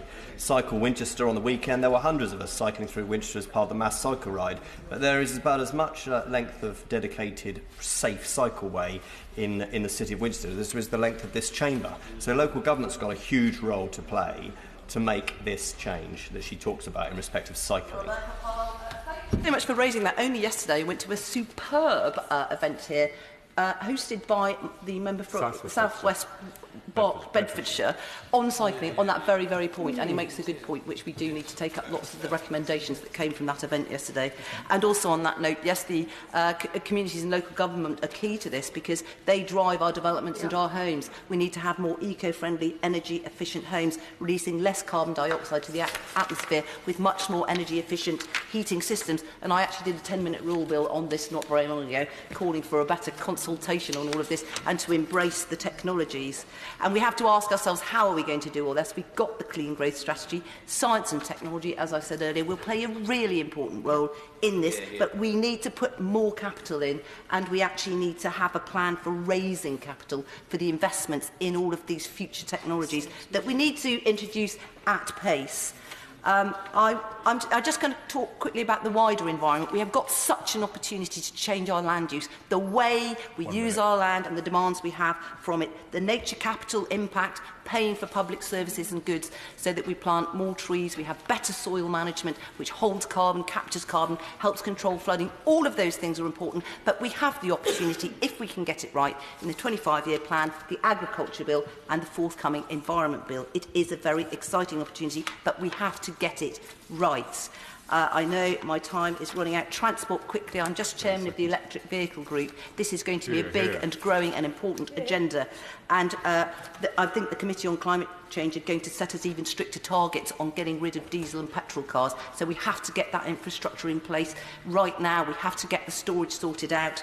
And that's going to be so important going forward, as are things like carbon capture, which I haven't mentioned yet, but I think that can be a really big part of this agenda if we invest in it correctly. So, finally, to sum up, Madam Deputy Speaker, I honestly think that this could be the new green revolution. I am pleased to be part of it. We should all be part of it. I know we will. And I look forward to the announcements from the Climate Change Committee and our government taking them up. Thank you. Cat Smith. Deputy Speaker, last year's IPCC report couldn't have been any clearer that we have just 12 years in order to take real action. That's not 12 years to debate about whether or not we need to take action, but 12 years to actually come up and implement policies that dramatically cut down our carbon emissions and change how we as individuals live our lives. And that needs to start today. We need to heed the advice of experts. It's not really fashionable these days, but Dr. Dmitry Yumashev of Lancaster University recently published research showing the potential $70 trillion cost if we fail to take action and meet our targets. Now, we simply can't afford, either financially or otherwise, to continue down the same route that we have been on. I want to talk briefly, Madam Deputy Speaker, about young people, because I'm proud that the Labour-led Lancaster City Council has already declared a climate emergency and was one of the first councils to do so. But that was led by our young activists across the Lancaster district. And I do want to briefly pay tribute to Councillor Amara Betts-Patel, Councillor Oliver Robinson, Peter Curfey, Hadi Malik and Dan Chester, to name but a few of the young people who are calling on their council to do more and to put forward bold policies to tackle this crisis. And the onus is on us now in this House to listen to the words of the young activists up and down the country and globally and put climate change at the forefront of everything that we do. To touch briefly on travel, it's clear that we need to do more about how we travel about our communities. We need to make the switches to public transport, but in Fleetwood it could be more evident how far away we are from that to have that sustainable transport policy. Every morning, hundreds of my constituents will get into their cars and they'll drive down the A585 to access jobs and access education. But if they were given a reliable low-carbon alternative, I know many would ditch the cars and jump on public transport. So the government really does need to get serious about investing in sustainable transport for communities like Fleetwood so that people can make that switch to public transport. And that means urgently rebalancing our transport spending towards communities like Fleetwood and in the northwest of England, bringing back into use those disused rail lines that were cut under beaching, and making sure that people have that chance to use greener alternatives to the car.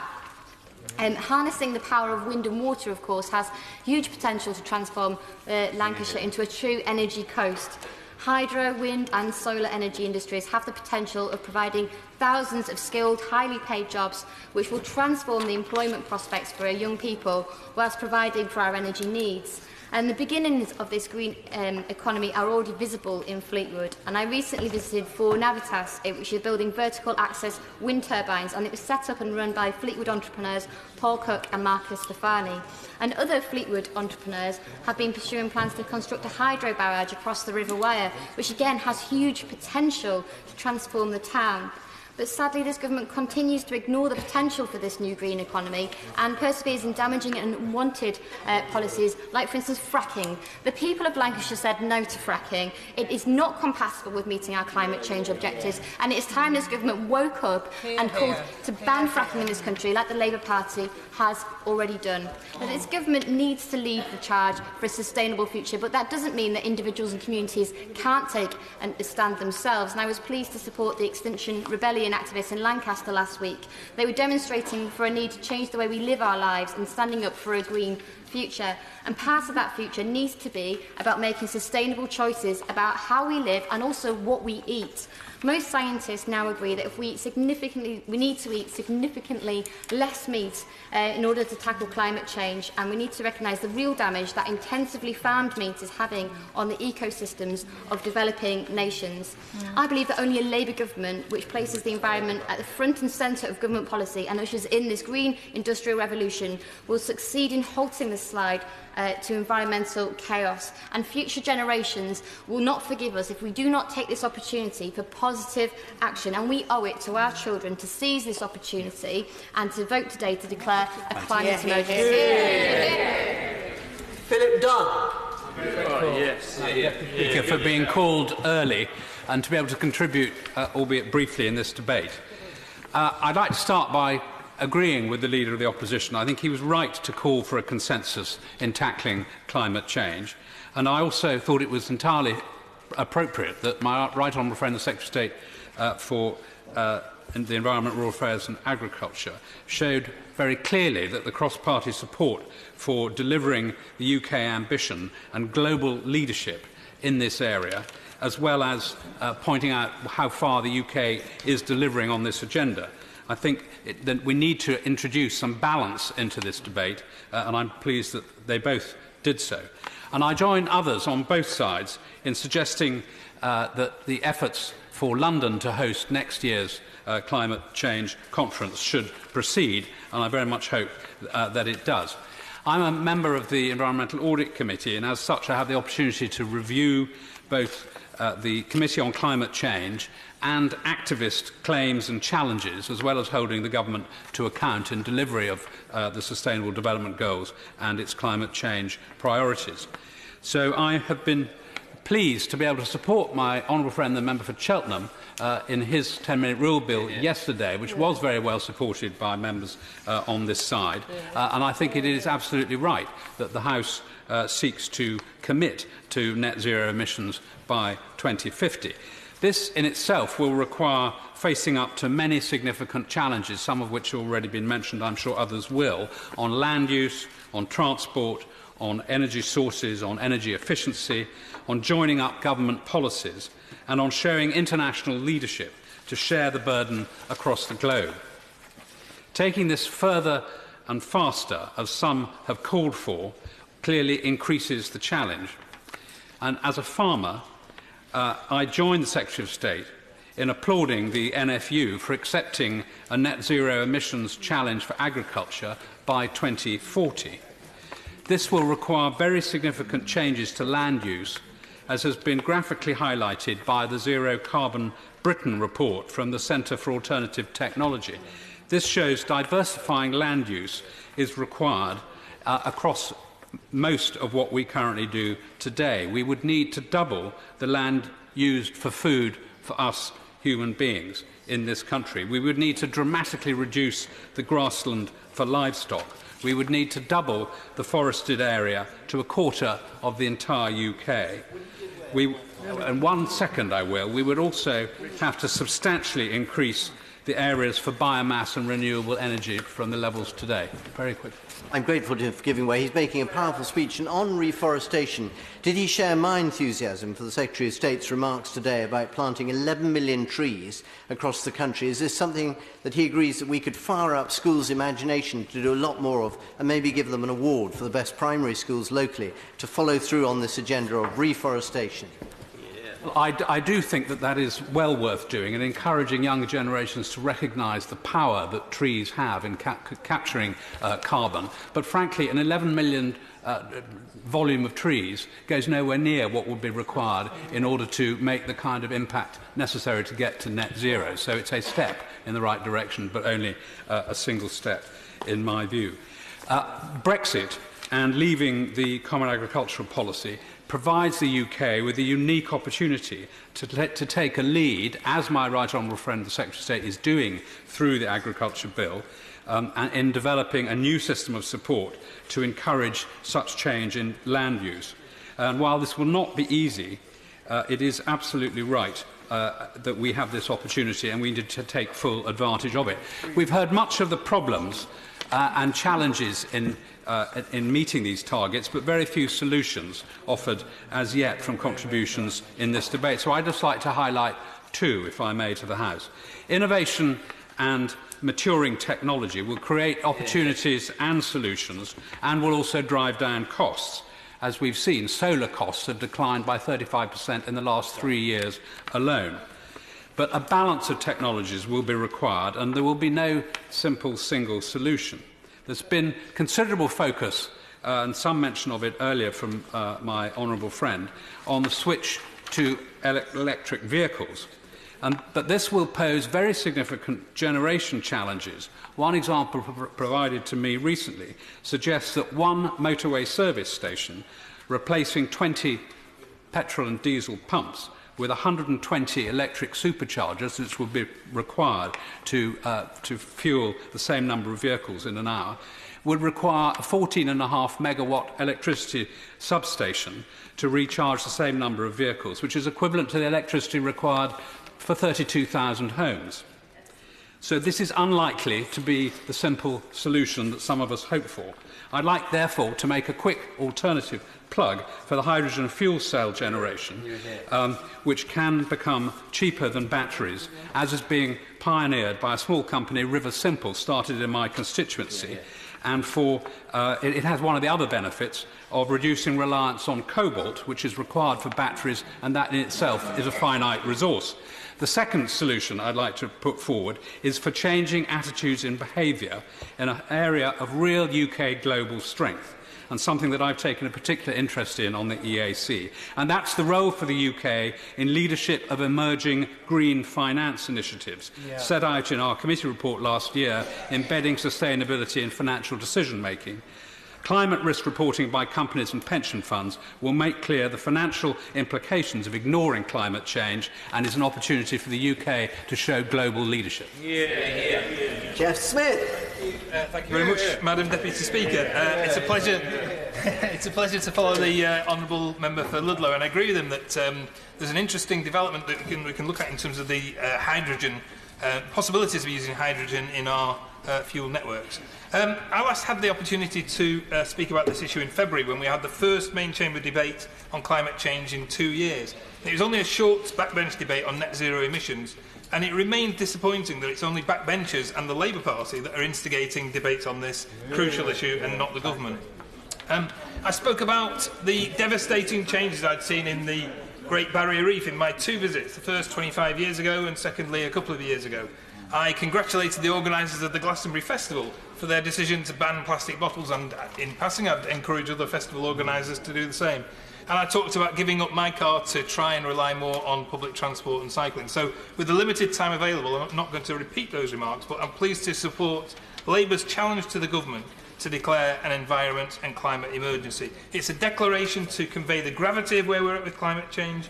It's a recognition that we are now left with a limited window of time to mitigate the damage we've done, and the Leader of the Opposition laid out the scale of the crisis very comprehensively in his opening speech.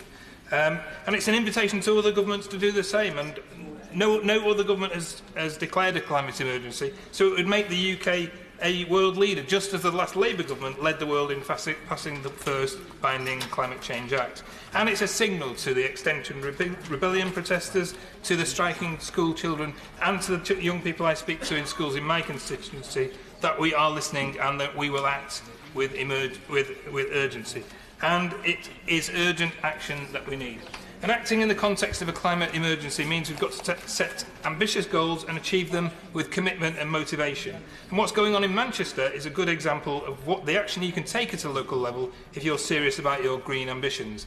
Last year, Manchester held its first Green Summit and launched the first city region-wide plan to drive down single-use plastics. And just over a month ago, we had the second summit focusing on the 5-year environment plan. Now, Greater Manchester generates roughly 3.6% of our total UK CO2 emissions. So we've acknowledged our responsibility to make our contribution to meeting targets. And it's a cross-cutting approach that recognises and demonstrates the range of actions that we need to take. So looking at how to reduce CO2 emissions, as well as improving air quality as part of our transport plan, plans for new building developments to be zero carbon by 2028 and for existing housing to be retrofitted to increase efficiency, a big economic opportunity. Extensive plans to create clean air zones and tackle nitrogen dioxide exceedances. All working towards our ambition to make Manchester a carbon-neutral city by 2038, a suitably ambitious goal for the city that started the first industrial revolution and needs to be a leader in the next industrial revolution, the green industrial revolution. I'd love to be able to talk, I don't have the time, but I'd love to be able to talk about climate change and the importance of climate change as a social justice issue, not just because it disproportionately affects the most marginalised in our society. It's often the poorest families who live in urban areas with high levels of pollution.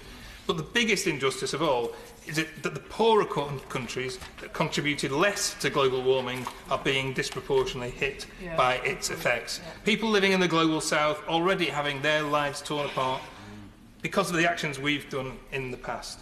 The UK has a moral obligation to set and reach ambitious carbon emissions targets, not just for our people's health and environment, to offset our global contribution. And as a wealthy nation, we also have to offer financial support for climate mitigation and adaptation efforts by countries in the global south who are affected by extreme weather events. Now, I regularly visit local schools, and overwhelmingly young people want to raise 2 issues, climate change and plastic pollution. And when I speak to young people, I say we all have to take our responsibility to play our part, whether that's eating less meat, reducing our car and plane journeys, or avoiding single-use plastics. But we have to match that individual ambition with legislation to tackle this issue as a nation. And that's why we urgently need to pass legislation to update the Climate Change Act. There are lots of actions we need to take that have been outlined by other honourable members. There is a massive opportunity, as my right honourable friend in Doncaster North has indicated in this. We need to take action, but let this declaration today be a spur for that action. Let's declare that environment and climate emergency today. Thank you. George Freeman. Thank you, Mr. Speaker. I welcome this debate, and it's a pleasure to follow the honourable gentleman and all of those who've spoken today in this spirit of cross-party urgency. Welcome the chance to highlight the importance of this issue at the heart of this government and of the urgency of us all working together across party, across generations and across these houses in the interests of the next generation who in much of our other politics feel pretty dispossessed at the moment.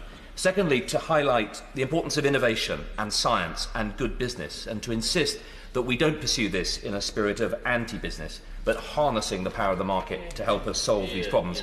And thirdly, and I say this not in any spirit of partisanship, but merely to contribute to the debate going on this side of the House for the heart and soul of conservatism, a debate similar to that going on the other side of the House, to insist that good environmental stewardship and good environmental policy is absolutely central to good one nation conservatism.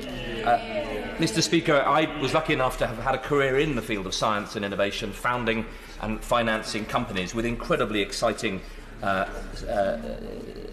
solutions to some of the great grand challenges we face, mainly in the field of medical, clean tech and agri-tech, before coming to this House. And as an MP, I've been lucky enough to work at the Department of Climate Change and as Minister for Life Science. And I think it's important that we all agree that there is an environmental emergency in the world. And it is important that we don't disagree about that this afternoon and we send a message that we get it. But I think it is important that we also admit that it is actually very complex.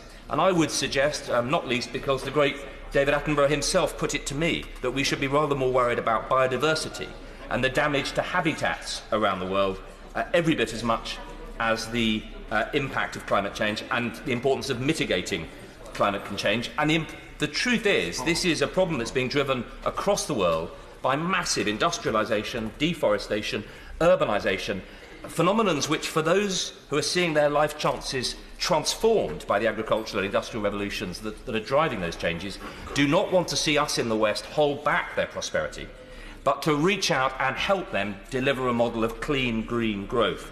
And I absolutely agree with those who suggested this should be also at the heart of our DFID strategy. And I'd like us to see a much more muscular alignment of our aid, our trade and our security, including our biosecurity, because fundamentally economic resilience is key to prosperity around the world. Second point, Mr. Speaker, science and innovation. I want to pay tribute to some of those who haven't just jumped on a bandwagon but have spent their careers in science trying to develop the science behind this important debate. Those are the British Antarctic Survey. Those scientists I've been lucky enough to meet and work with at Cambridge, at UEA. Those who've been working on battery technology, which holds the key to us really unlocking the power of electricity and electric sustainable power. Those in agri-tech, and I was lucky enough to launch the agri-tech strategy, incredible work going on to reduce plastics, water and soil impact in modern farming.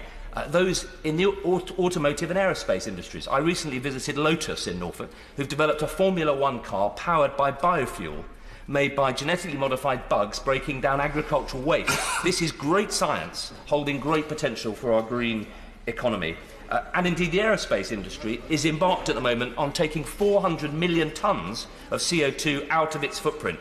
Let us not criticise those who are on the cutting edge of trying to develop the technologies. Let us neither be complacent. And thirdly, Mr. Speaker, on this party's track record and legacy, can I support the Secretary of State in his work and remind he and my colleagues on this side that it was this party that led the first Clean Air Acts.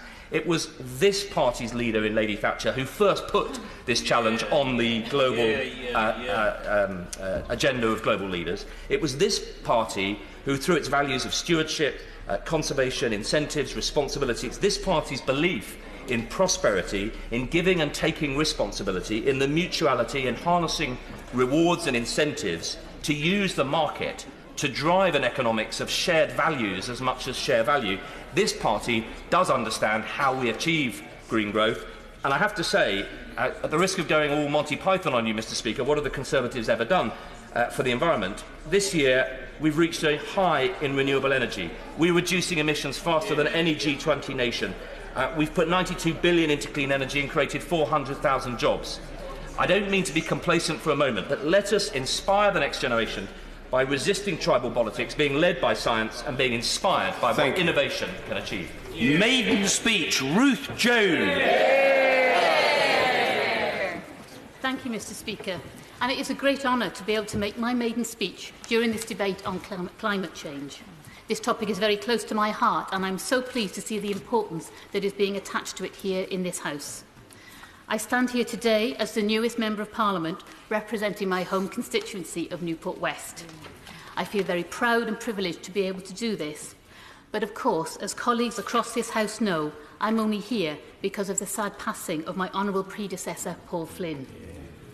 Paul was so well known and admired here in this House, but also in Newport West. During the by-election campaign, virtually every street in which we knocked, there would be someone who told us of how Paul had helped them or a member of their family. He was so well known, so respected, and so loved by everyone in Newport West. Here in Westminster, fellow members have taken time to tell me stories of Paul and what a great man he was. We all know how intelligent and quick-witted he was, but he was also very kind and considerate. I only knew him for the last 15 years or so. Honourable members in this House have known him for much longer, but he always took the time to talk to me and others in Newport. And just as importantly, he listened to what people said to him. His sense of humour was legendary, and his ability to use a one-line response to close a debate was something to witness. Paul is one of the main reasons I am here. He inspired people to go further than they thought possible. I will always be indebted to him for his advice and guidance. And yes, of course I have a copy of his book, How to be an MP, and I'm proud that Paul has signed it for me. Paul was one of a kind. He had such a great intellect and ability to speak on a vast range of subjects. I may not have his parliamentary experience, but I will strive to match his qualities. I will maintain an independence of thought and be socialist to my dying day. I want to champion the people of Newport West and make sure their voices are heard clearly in this House. Newport West is a relatively new constituency, having only been formed in 1983. Paul was the second member, and he was here for 32 years. I'm not sure I can promise the House that I will be here for that long, but I am proud to be the first woman member for Newport West. I'm also only the second woman member in Gwent, and the 20th female MP in Wales ever. Wow. Sisters, we are getting there, but slowly. Newport West is a great constituency, built on the back of the Industrial Revolution. Initially developed as a port, it quickly developed into a town which welcomed people from all areas and countries who settled and developed their own communities within the town. It's always been a place that welcomed the stranger. Work was mainly based in heavy industrial areas such as steel manufacturing, but in recent years has developed in high-tech areas, including Proton Partners International, which is the first proton beam cancer therapy treatment centre in the UK. We also have high-profile facilities such as the Celtic Manor Resort, which hosted the successful Ryder Cup in 2010 and the NATO Summit in 2014. NATO became a city in 2002 and has continued to grow and develop, but has maintained its sense of community, and the people are friendly and welcoming. I'm proud to be a Newportonian. It's a city with its own character and quirks. We hold our own with the likes of Cardiff and Bristol. We have our own identity. We do. We have our own identity and we relish our role as the underdog. That was well evidenced during the recent FA Cup run of our very own Newport County Football Club. Their wins over Leicester and Middlesbrough in the third and fourth rounds were watched by thousands of us. We celebrate our success as well.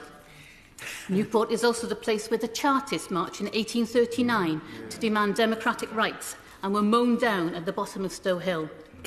The bodies of those killed that day were taken and buried in secret in the grounds of St Woolas Cathedral. You would all be most welcome to come along on November the 4th when we commemorate this important event in our fight for democracy and rights for all. Newport was there, and I'm proud to be a citizen of this city. But the people of Newport West are hurting after years of austerity. We see the numbers of homeless people rising, families are suffering, and older people are being forced to choose between eating or heating their homes. Yes, we have record employment, but much of this is low paid, minimum wage or 0 hours contracts. People have to take on 2 jobs just to keep a roof over their heads. This is not right, and I am here to speak out on behalf of these people who live in my constituency. These people are not asking for outlandish wage increases or unrealistic improvements in their terms and conditions. They just want a fair crack of the whip. They want job security, a safe place to live, freedom from crime and the fear of crime, and to know that their family members can have a good quality of life. This is not unreasonable, and I am here to help them achieve this. I was born and brought up on the Gare, an area of Newport West. I went to Dufferin High School, a local comprehensive, and trained as a physiotherapist in Cardiff. I spent 32 very happy years working as a physiotherapist in a job that was rewarding and enjoyable. I worked with people with long-term conditions such as stroke, MS, Parkinson's and cerebral palsy.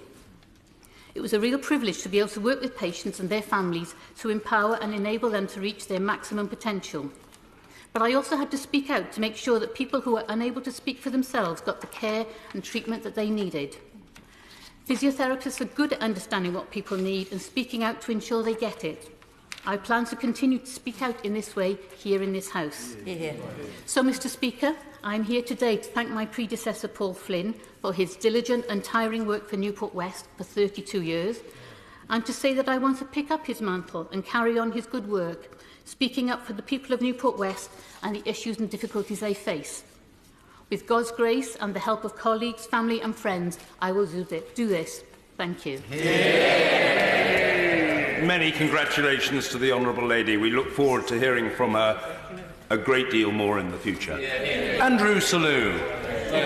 Speaker, and I too would like to be the second to congratulate most warmly the Honourable Lady on a very accomplished maiden speech, and we're very grateful to have what she said. Her love of and passion for her constituency shone out in everything that she said. Mr Speaker, we have done well in this issue, on this issue, because we know from PricewaterhouseCoopers that there has been a 42% cut in emissions since 1990, but we are all here today because we know that we need to do more and that the need is urgent, and that a challenge, whether from younger people or from backbenchers across this House, generally leads to better government and better results. Now, I want to be positive, and I want to point to 5 areas which I think are part of the solution of this issue. And to be fair, the government is involved in part in all of them. I think it needs to go further in some. We've already had mention of the issue of electric vehicles and hydrogen vehicles, and I welcome the investment in battery technology and the efforts that the government has made so far.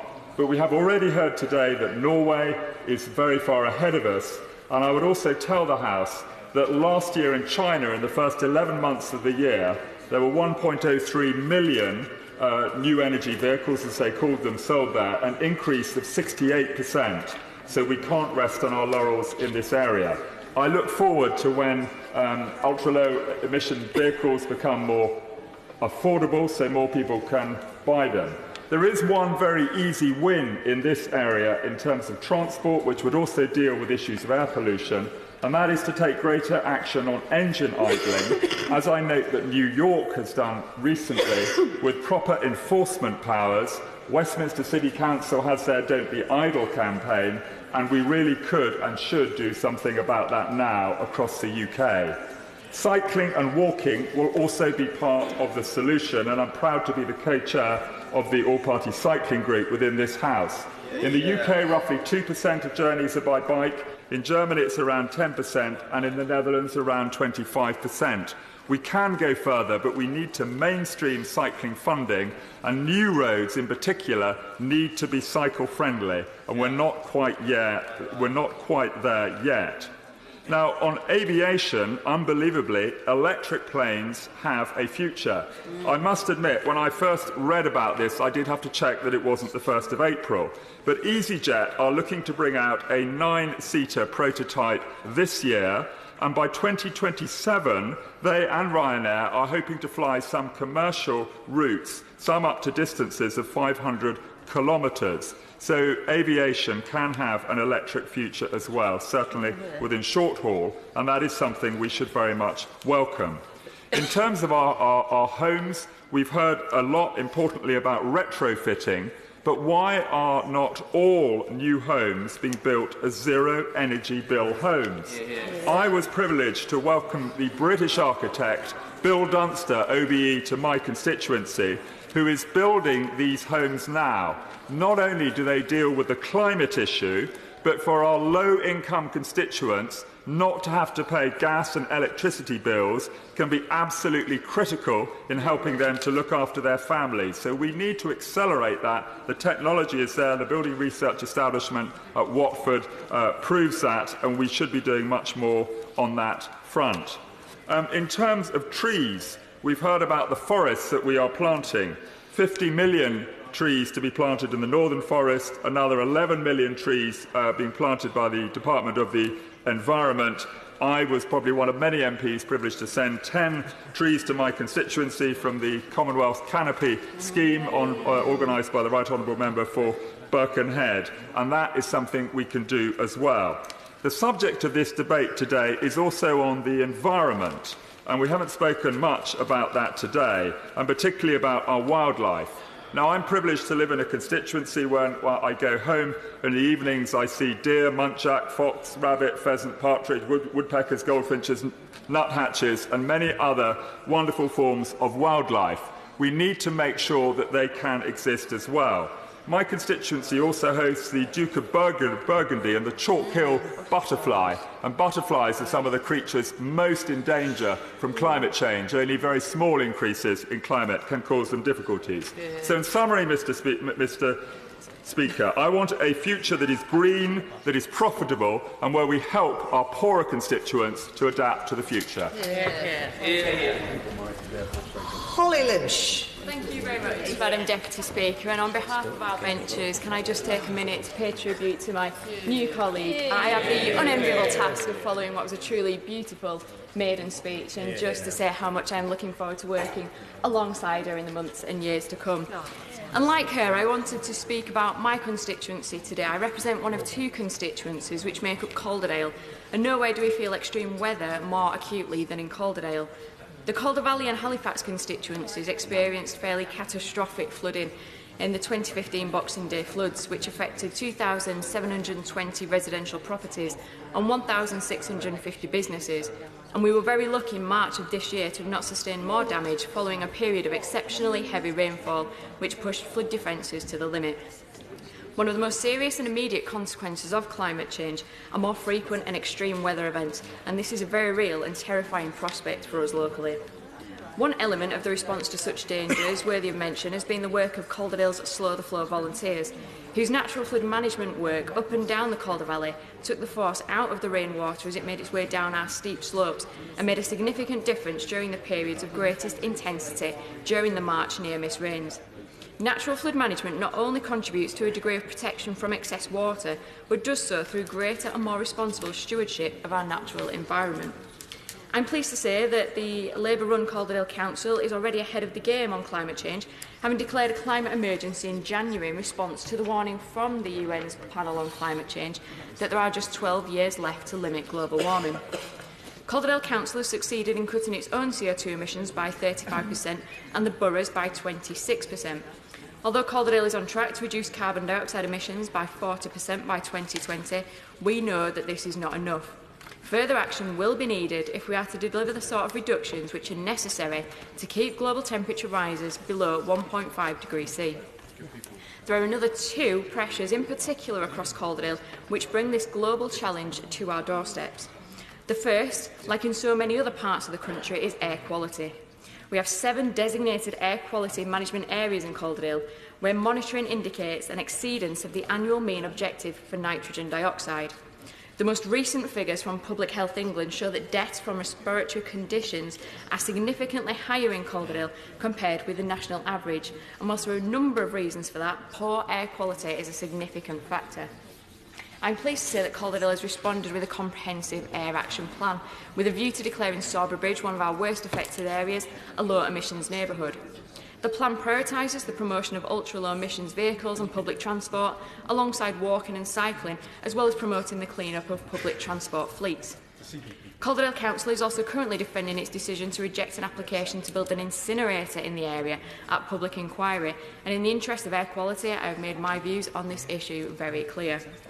The launch of the Electric Valley Petition is another initiative building on the work of Halifax and District Rail Action Group's Electric Charter, setting out the benefits of electrification of the Calder Valley line. If we are to take vehicles off the road and ask more people to use public transport, then electrification is a win-win. The Calder Valley line connecting Manchester and Leeds through Halifax has not only been plagued with problems in recent months, but it is a dirty route. We can improve the journey and clean it up at the same time with electrification. It was the top recommendation of the Northern Electrification Task Force Northern Sparks report 4 years ago, so I very much hope that the Department for Transport is watching the debate today and revisits that report. But the final threat I want to raise today is wildfire. Heat waves have resulted in an increased frequency of wildfires on Pennine Moorland. The Pennine Moors, covering Kirklees, Calderdale and parts of Bradford, include triple SIs and special areas of conservation. Moorland areas are instrumental in storing CO2, and it's estimated that Britain's peat bogs store the equivalent of 10 times the country's CO2 emissions. When these peat bogs are damaged by pollution or indeed wildfire, they start to leak CO2 instead of storing it. And we're seeing this happen more and more often, with 2 blazes on Saddleworth Moor in the last 18 months and a fire on Ilkley Moor just 2 weeks ago. It's far too easy to think that this is a problem for someone else, somewhere else, or for the next generation to solve. Calderdale Council have taken their responsibilities incredibly seriously, but they need holistic government support in delivering a carbon-neutral future. But I hope in sharing these examples of how climate change is on our doorstep in Calderdale every single day, it can help motivate us all to action. Sir Oliver Letwin. Thank you, and Deputy Speaker. I just want to make 3 very brief points, which I hope don't repeat anything been said so far. The first relates to the tone of this debate and the nature of it.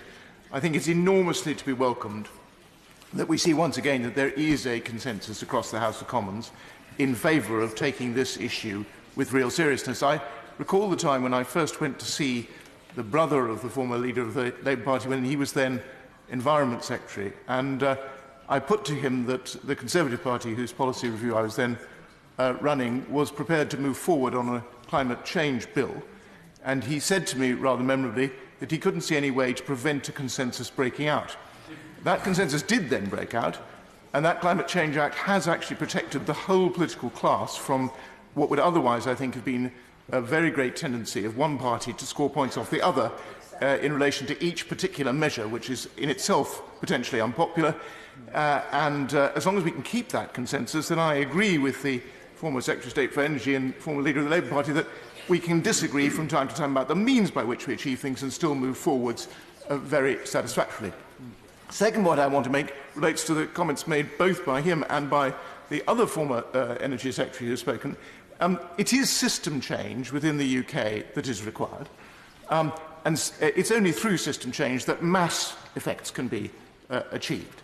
And we shouldn't expect people to take this on them individually as a sort of moral crusade. Some noble souls will, but the aggregate effect will be slight compared to system change. And system change needs to work with the grain of human nature. And that means, for example, in electrifying the car fleet, which is by far the greatest current shift that we can achieve, we need to solve range anxiety.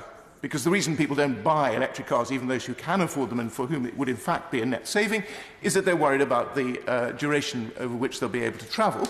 And the fact is, if you ask yourself the crucial question, are you willing to have a car which might not get you home from the constituency, your answer will be no. There is a ready solution. NGC is already well invested in setting out plans for effectively recharging stations every 50 miles on our trunk roads, so that you're never more than 50 miles from a recharging station. We're putting a huge amount of effort, and so are the car manufacturers, into improving battery storage. We can solve this problem. It requires sustained governmental effort over the succeeding 18 months or so to put us in a position where we could rival Norway. And then you start creating a virtuous circle, because as soon as the people who can already afford to do so start buying electric cars in sufficient quantities, the price of electric cars will fall naturally, and people who are less able to afford them at the moment will be able to afford them, after which they will fall yet further, and we then create exactly the kind of circumstances we've seen in the extraordinary revolution of information technology through the smartphone, of which there were almost none in the world 25 years ago, and of which there are now literally billions, including in many countries that are very impoverished. And that brings me to the last point I want to make, which is about the item that hasn't really been discussed terribly this afternoon, and which obviously will need an awful lot of discussion over the next few years. There are 2.6 billion people in our world, roughly speaking, living in India and China. They're living under circumstances which make climate change particularly significant for them. And not just because of air pollution issues which dominate in Chinese cities, but also because of the extreme tensions on the use of water, for example, in the borderlands between China and India. And both regimes are very conscious of these affairs.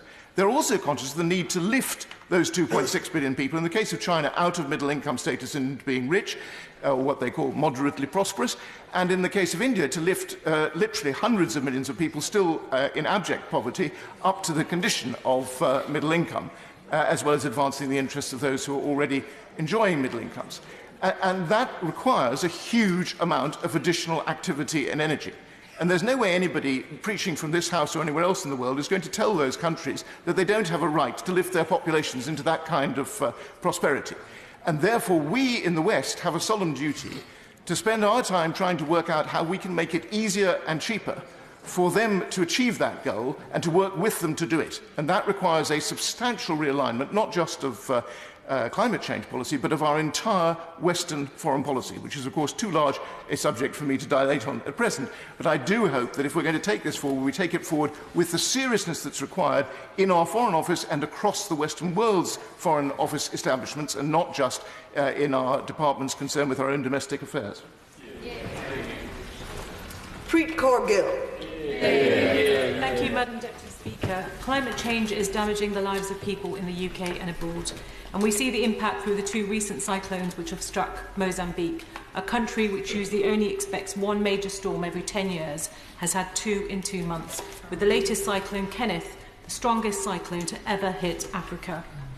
In the UK, climate change is seen as directly responsible for the projected rise in heat-related deaths and flooding, with the poorest and most vulnerable most likely to bear the brunt.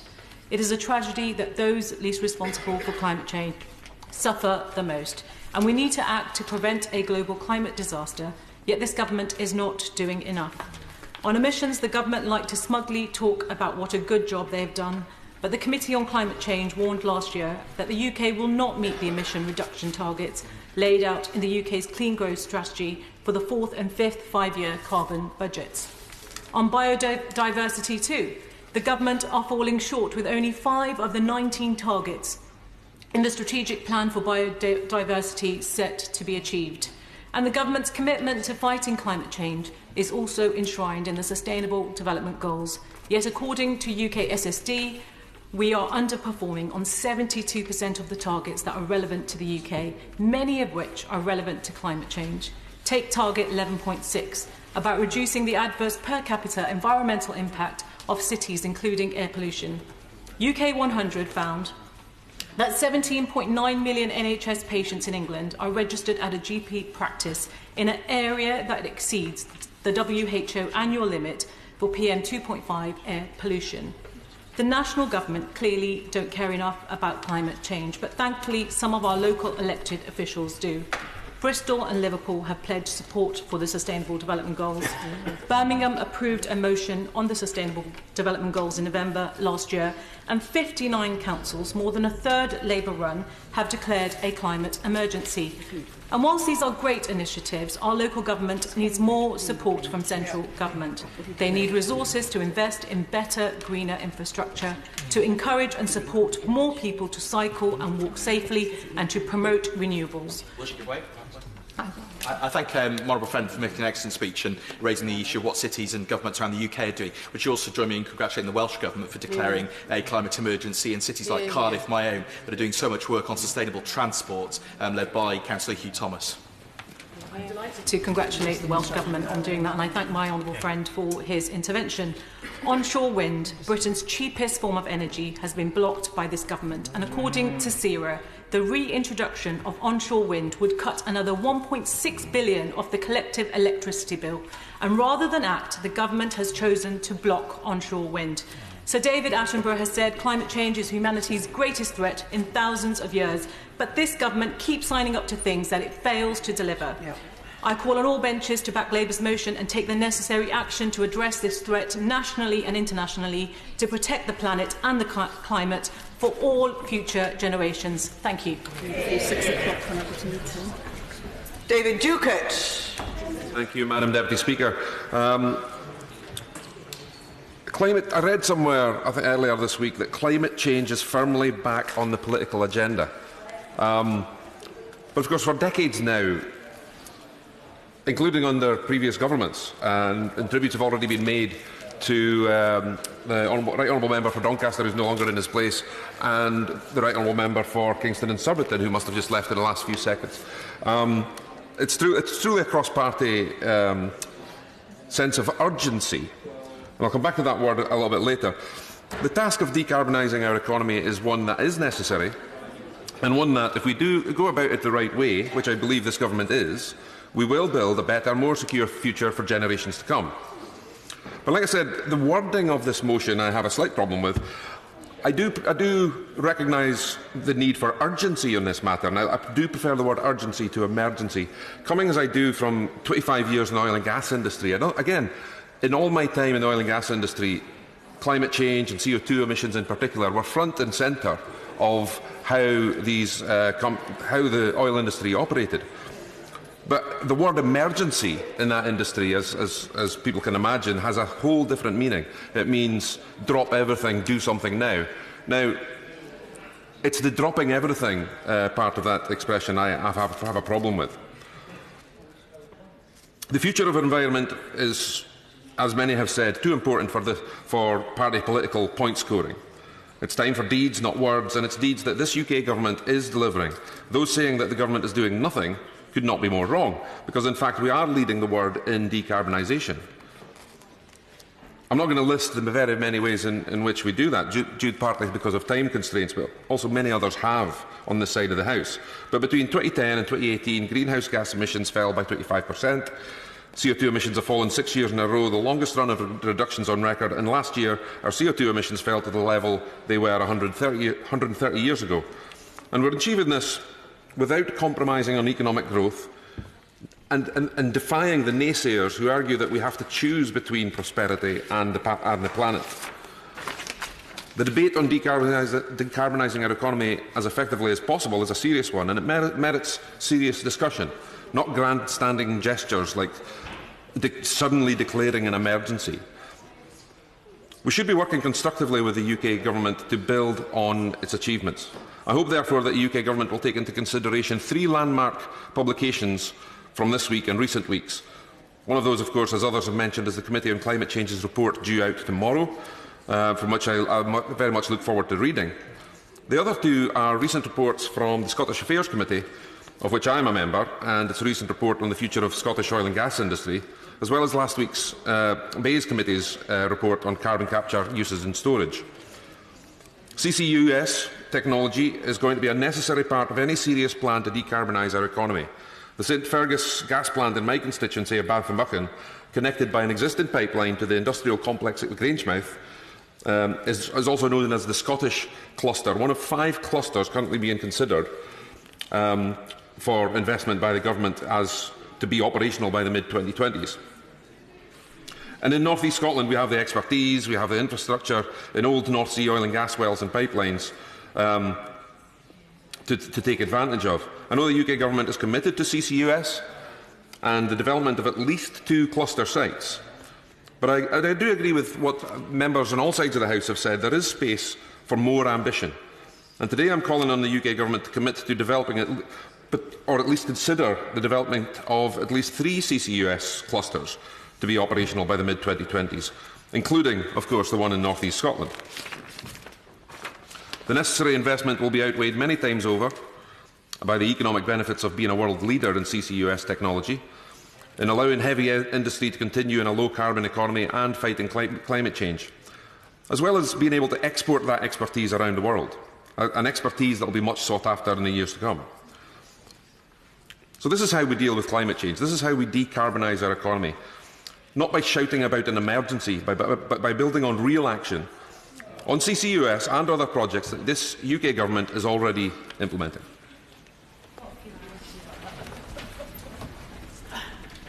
Matthew Pennycook. Thank you, Madam Deputy Speaker. In the short time I have, I want to make 3 simple points in support of the motion that focus on climate.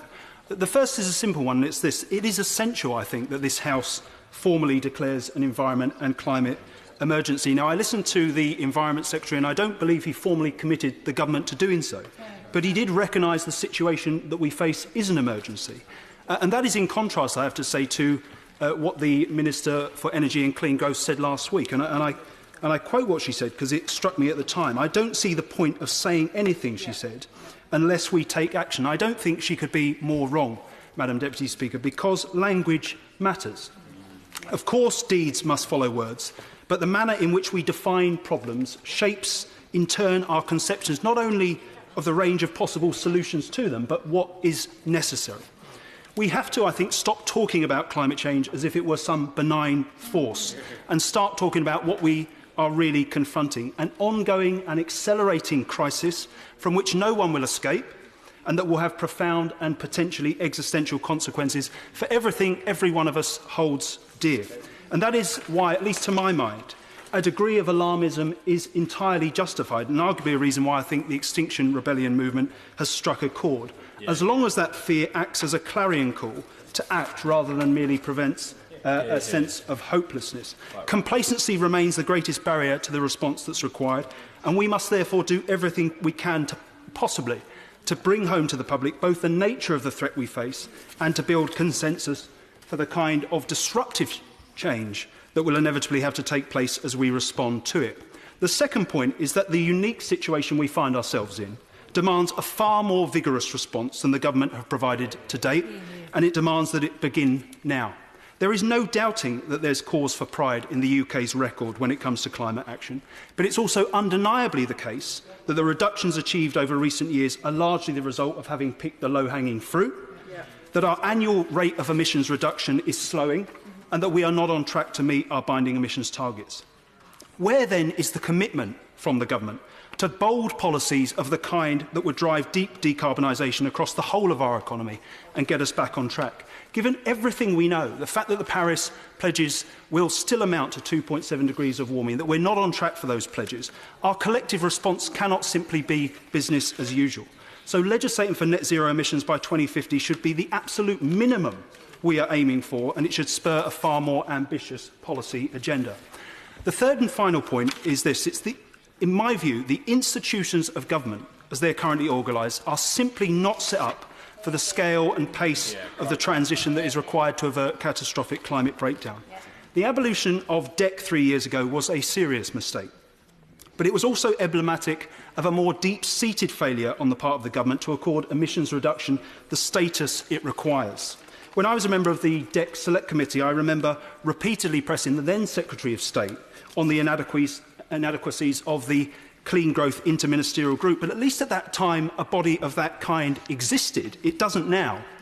If the government were really serious about this crisis, their response would be driven relentlessly from the centre, with the institutional architecture put in place to coordinate and drive progress across all departments, and with emissions reduction woven throughout government policy, and it isn't. Madam Deputy Speaker, in all likelihood, we have probably already squandered the opportunity to avert an unprecedented degree of warming. But what we do in the coming 10, 15 years will determine whether or not we avert even more drastic change and the suffering that will surely define a world where emissions continue to rise unabated. That is why we must declare an environment and climate change emergency, act in a way that is commensurate to such an emergency, and reform the machinery of government so that we're able to drive forward that agenda. And that is why I will be wholeheartedly supporting the motion this evening. Richard Benyon. It's a great pleasure to follow the honourable gentleman, and I agree with him that I think the architecture of government needs to change to reflect the dire urgency of this issue. I want to make sure that any changes that this or any future government make is not just moving the deck chairs on the Titanic, that it is actually part of a coherent strategy that goes through every single department of government, every agency, and there is that urgency reflected in it. I want to commend the opposition for what is, I think, a perfectly reasonable motion. I think I would have improved on it. I think it could have been a little bit more congratulatory, but I think that in essential it is quite a mature bit of opposition. But I want to just reflect a second on what this key point about creating a climate and environment emergency is really saying.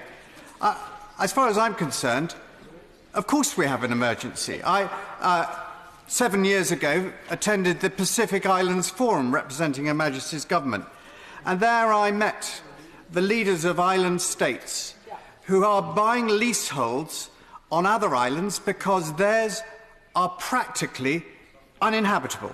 Their land where they've grown the food on which they depend is salinated because of rising seawater.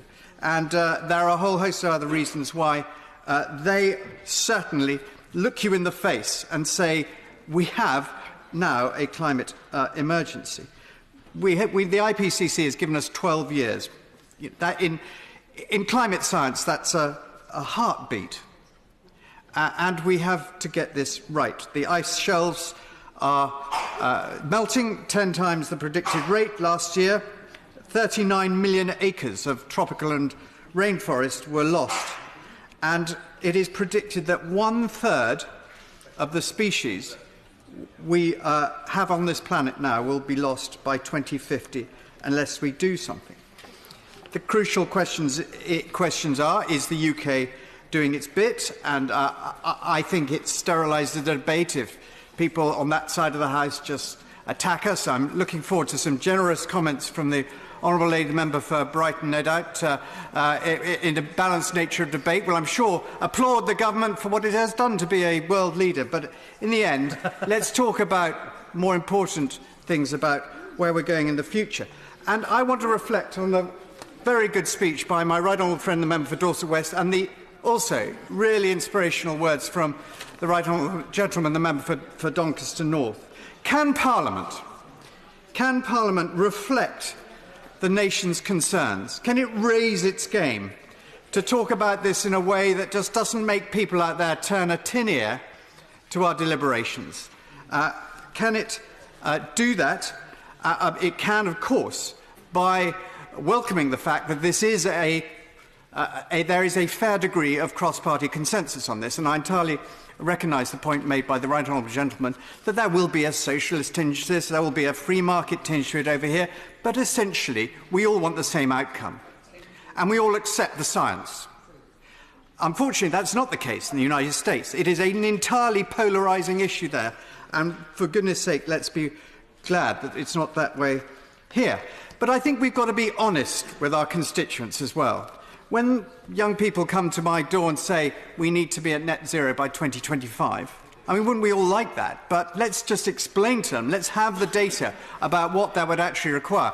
Tomorrow, I'm hoping we will have a very clear steer from the Climate Change Committee about what is going to be required to get there by 2050 and 2045 in the largest amount. But I do agree with the right honourable gentleman for Doncaster North when I say, for goodness sake, let's be positive with our constituents. It's one thing to scare the pants off them, and there's a perfectly legitimate reason for doing that. But let's also be positive and explain to them that mankind has an extraordinary ability to overcome the most appalling problems, and we have the ability to do that now. And the power of market forces, which is why it's slightly different from the Leader of the Opposition, that properly regulated, properly incentivised market forces can achieve enormous amounts, as my honourable friend said, particularly in the area, for example, of electric vehicles. So, whilst most people are supportive about what we're doing, they're also taking their children to school. They're also trying to keep their mortgage paid. They're trying to keep the roof over their head. They want to know that we're on it, that we have a real sense of purpose, and that across this political class represented in this chamber, we're going to get this sorted. Yeah. We have to reduce the time limit to 3 minutes. Danielle Rowley. The honourable gentleman shouldn't be surprised, because he can count as well as I can how many of his colleagues want to speak and how little time is left. Danielle Rowley. Thank you. Very grateful, Madam Deputy Speaker.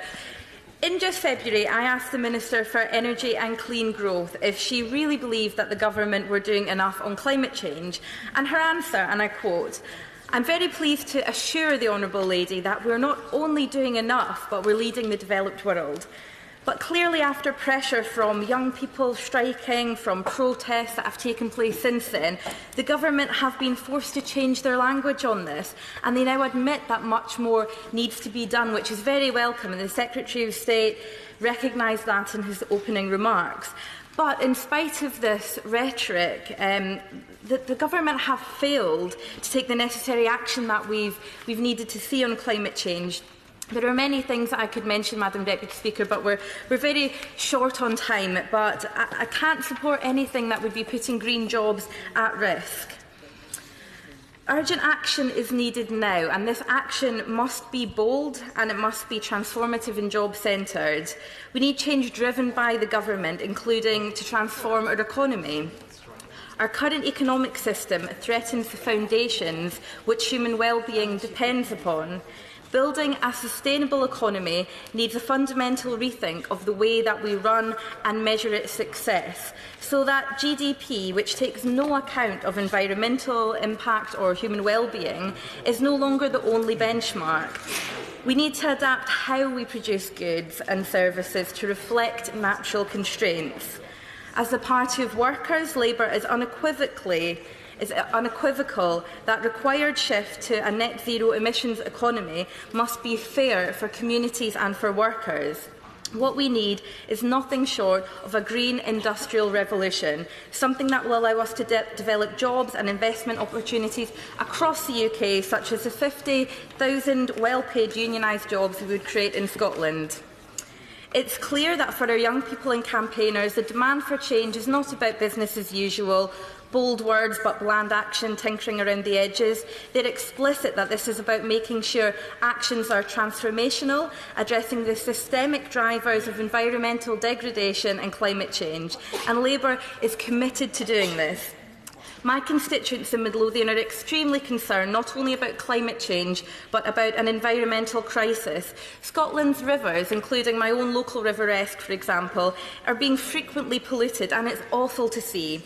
But I'll sum up with the words of one of my constituents who wrote to me recently and said, "Current legislation appears to be serving companies, its convenience, and that translates to suffering, poisoning and harm for wildlife and ecosystems. It's serving profits and the economy. So we must create a system that's for the people, for the planet and for the many." Thank you. Sir Mike Penning. Madam Deputy Speaker, and it's a pleasure to have sat in the debate, and I'm really pleased about the consensus that's across the House today. Now, the Honourable Lady for Brighton Pavilion must have had a heart attack when I signed her EDM on the 13th of March, which called for a UK-wide climate emergency. That's because I passionately believe so, and my daughter was home from Australia, and she's a marine biologist, and she told me in no uncertain terms what Daddy should do. She's 30 years of age. I listen to her very, very often. But truthfully, I've been involved in this campaign since many, many years when I joined WWF, and I adopted a dolphin for that same young lady when she was 9 years of age. She's now working in the environment. It's not a mostly hugely paid job to do. But what I think is really important is it's the young people that have driven through, not just the young people today, but they have driven through this campaign for many years. And the point about the date of that I wanted to put is that there was movement in this House before the demonstrations that took place around this country. This is part of the movement. Before the young lady came over, an unbelievably clever, intelligent, fluidly speaking young lady, but it was going on in this country already, and perhaps we needed that extra nudge. I am disappointed, it's going to sound strange, that we're not going to have a vote this evening, because it's going to be agreed. And I can understand why it's going to be agreed, and I can understand why the government benches will support the measure, but on the other hand, we should have actually put a marker out there as well. And perhaps on another day, when not so many colleagues are away on all sides of this House, actually in the elections of tomorrow, we can come back and we can do this probably again and again and again. Madam Deputy Speaker, there's two parts of most of what I've heard today that I think needs to be touched on as well. One is trust, the people's trust in us, in what we're telling them to do, which is good for them. We told the British public to go and buy diesel cars. That's what the experts told us. That's what the scientists told us. And we did that. And across Europe and across the Western world, that is what was driven forward. We're now telling them to scrap them. They're nasty, horrible, dirty things. People don't just switch. People that are invested in a car that is on a low income, that is their freedom. That is what they need on a daily basis. And for me, this issue is vitally important, and we have to make sure we get it right, what we tell them to do. But the other issue is plastic. Why are we selling plastic in this country which is not recyclable? The government could do something about this tomorrow. I'm sure there'll be a consensus to do that, and we can make sure we recycle all plastic that's sold in this country. Janet Davey. Thank you, Madam Deputy Speaker. We need our environment, and the environment needs us to care for it. And in the last week, we've had powerful reminders of this from Greta Thunberg and Extinction Rebellion that the time to take decisive action on climate change is now. In 12 years, scientists project it could be too late to prevent levels of pollution from causing irreversible damage to our planet and indeed our society. Now I am focusing particularly on air quality, as it is this issue that I've been mostly contacted about from my constituency. The concentration of nitrogen dioxide in the air in my constituency is falling, but in many areas still exceeds legal limits put in place to protect us. There are 453 London primary and secondary schools in areas that exceed legal air quality limits. And I've recently spoken at Heath School in my constituency about improving air quality, and the children at Torridon Primary School who have written beautiful letters to me about climate change. Children are clearly leading the way on this, and this is a credit to our schools and to our teachers. It is time we took notice, time we paid attention, and time we took action. The busy South Circular Road runs through my constituency, and many will know of the tragic death of Ella Kissa Deborah, who had been linked with spikes in nitrogen dioxide in this polluted hotspot. And I want to take the opportunity to pay tribute to the work of her mother, Rosamond, who works tirelessly to campaign to improve air quality. And I am also delighted that the Mayor of London has taken action to tackle the problem in London, including the ultra-low emission zone and low-emission bus zones. ULEZ will improve air quality by 2025, and there will be no primary or secondary schools in areas exceeding legal air quality limits. Also, the gap in air quality between high and low income areas of London will be reduced by 71%. We must live more sustainably. We need transformation action, and it is important that we do this. I urge the government to recognise the scale of the problem, to declare a climate emergency, and to begin legislation for a net zero emission target as soon as possible. Thank you, Thank you, Madam Deputy Speaker. I'd first of all like to congratulate my constituent Maddie Evans from St George's School, Harpenden, who I think has managed to make it out of school to come to this debate. I think she's up there somewhere, at least I was told she was, so congratulate her on that, and that she won't get in trouble for doing so. Let's move on. But I think it's lest I repeat what has often been what has been said already in this debate. It's important that we recognise, first of all, no party has a monopoly on virtue on this subject, and I think that most of the speeches in this House so far in the debate have made that clear. There are some things to celebrate. 2018, record year from renewable energy. CO2 emissions have reduced year on year in every life of this government. This is the government that banned microbeads. This is the government that has reduced plastic bag usage by over 85%. And this is a government also that supports nuclear power, which helps us in our overall aims in this area. However, I was very taken by the speech from the Right Honourable Member, the member for Doncaster North, in an excellent speech, where he talked very persuasively about the act of political persuasion. We need to take our constituents with us on this journey. It is not going to be people from the planet politics telling them how they have to tax them more, to take away their cars. We have to take them with us. How do we do that?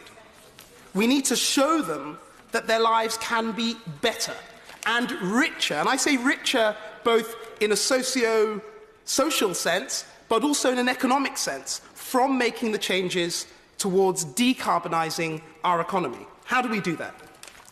Well, I thought I'd give some examples about what we're doing in Hitchin and Harpenden.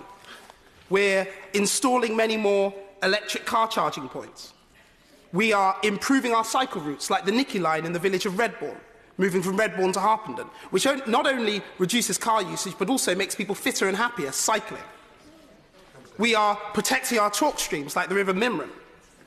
We have Hartwood Forest, a new forest that's almost 1,000 hectares, just north of the village of Sandridge in my constituency, which protects biodiversity in Hertfordshire.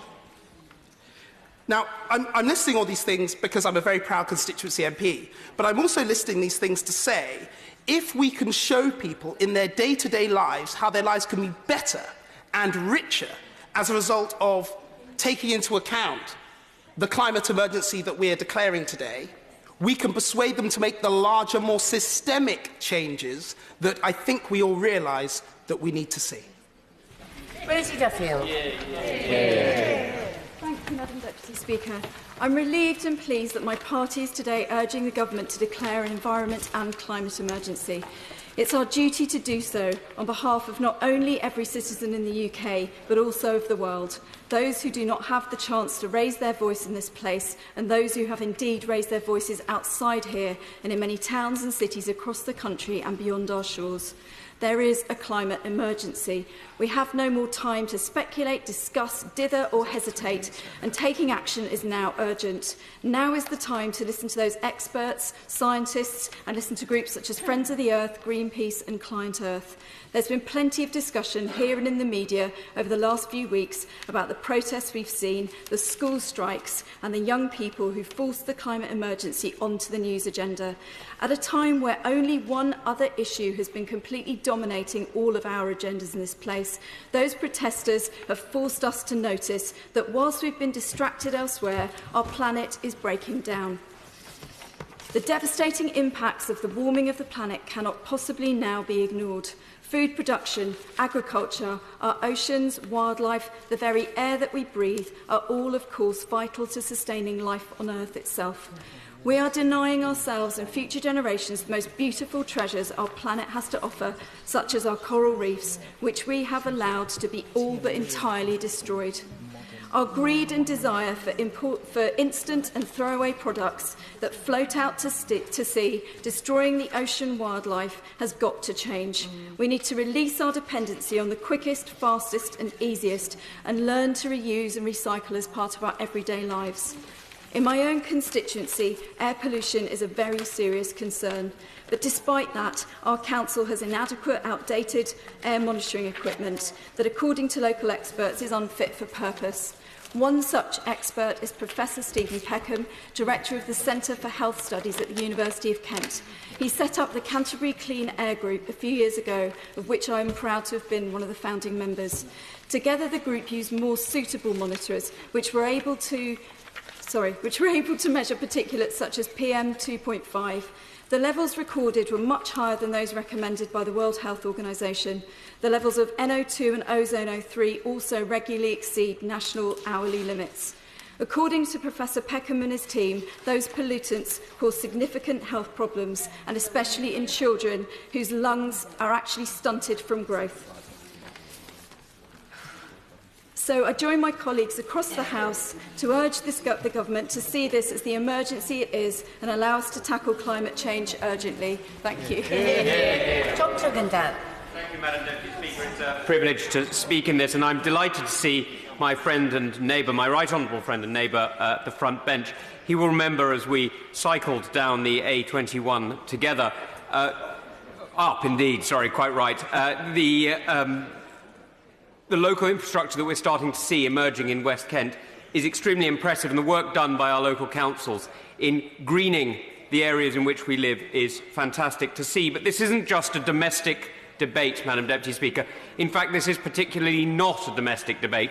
And as we declare a climate change emergency today, I think it's essential that we remember that. Privileged as I am to chair the Foreign Affairs Committee, it's important to look around the world and to see where these threats are appearing.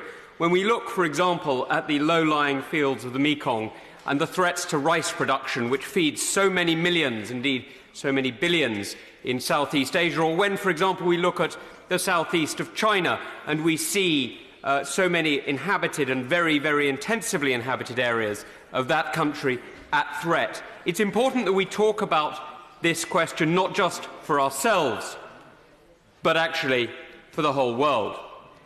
And we see this particularly when we look at the changes that we're seeing in China, and many members will have heard me being critical of one aspect of China this morning, and so perhaps they'll forgive me if I reflect on a different aspect. China's work in reforestation and changing and reversing the desertification of many areas of land is inspiring.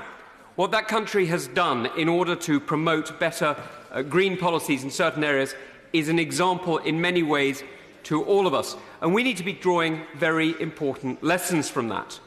Because the threats that we are seeing are not just problems for Southeast Asia. They are actually problems that are affecting us here in the West. If one looks, for example, at some of the triggers, and I don't mean all of them, but at some of the triggers of the Syrian civil war, for example, which led to the mass migration and has had very severe political repercussions in Europe, it is impossible not to look at the challenges of climate change in that country and the impact that it's had on farmers. If, for example, one wishes to look at the rise of al-Shabaab in the Maghreb, in the Sahel, talking about it without talking about climate change is just impossible.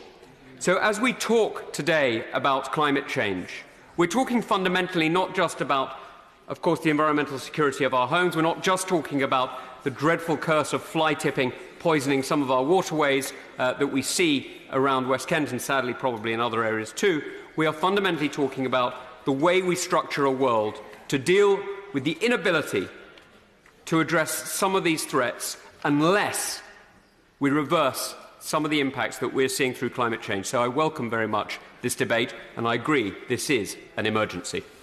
Jessica Morden. Thank you very much, Madam Deputy Speaker. And can I too congratulate my honourable friend, the member for Newport West, on her excellent, compassionate and warm maiden speech. I feel I've been very lucky over the years with my constituency neighbours, and I'm absolutely delighted to not be the only woman ever elected to Gwent any longer. Thank you for the opportunity to speak up for the many constituents who have contacted me urging support for this motion today, calling for this House to declare an environment and a climate emergency. In fact, fact, the Welsh Labour government yesterday did just that, and I hope we do so today to instil the urgency that is crucially needed.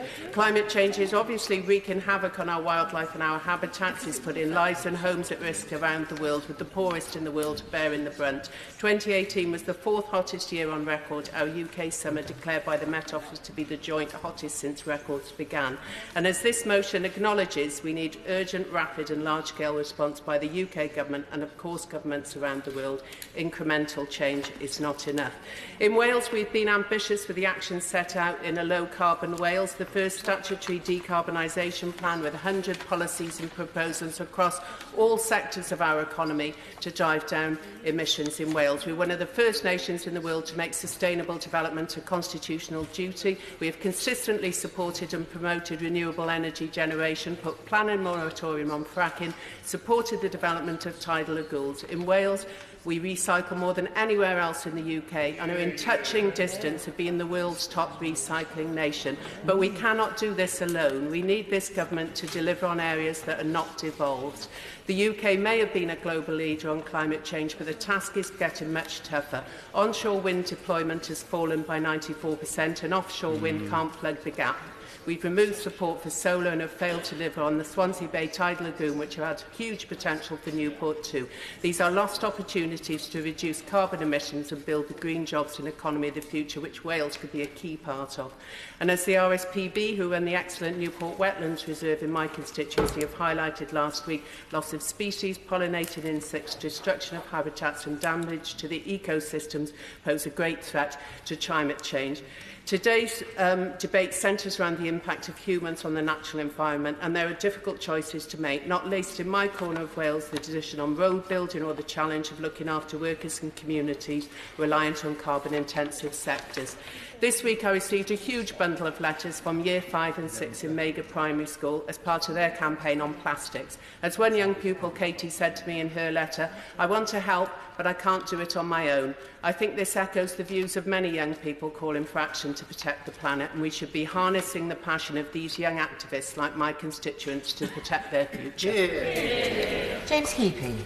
Thank you very much, Madam Deputy Speaker. And I, like many colleagues across the House, agree that we are in a climate emergency and that we should act accordingly. Somerset County Council and other councils around the South West have already taken the lead in this, and I'm glad that around the country other councils and now hopefully the government will follow suit. Earlier on today, the Right Honourable Gentleman from Doncaster North gave a very, very good speech in which he spoke about the responsibility that we have in this place for leadership, for honesty and for persuasion over the challenge that lies in front of us. And it reminded me, Madam Deputy Speaker, of a TV series that many colleagues around here will have gorged on, I'm sure, The West Wing, when there's an episode around 10-word answers. And this is a climate emergency and we must act now is a 10-word answer. It's the easy bit. We can all say that and mean it and want very genuinely to do something about it. But the bit that comes next is hugely challenging, and that's where we've got to start having the conversation with our constituents. The Right Honourable Lady, the Honourable Lady, the Shadow Secretary of State for Business and Industrial Strategy, has some great ideas on this, but at the weekend I saw her on television talking about subsidies for fossil fuels. Well, what she means in that, if you look at the EU's accounting of it, and that was the study she was referring to, is things like 5% VAT on heating fuel. She means the foregone taxation that has been the refusal to implement the motoring fuel escalator. Now, if you count those as subsidies, if you say that that is a subsidy for fossil fuel, fine. We have got to tackle those as issues. We use fossil fuels too much for heating. We use fossil fuels too much for transport.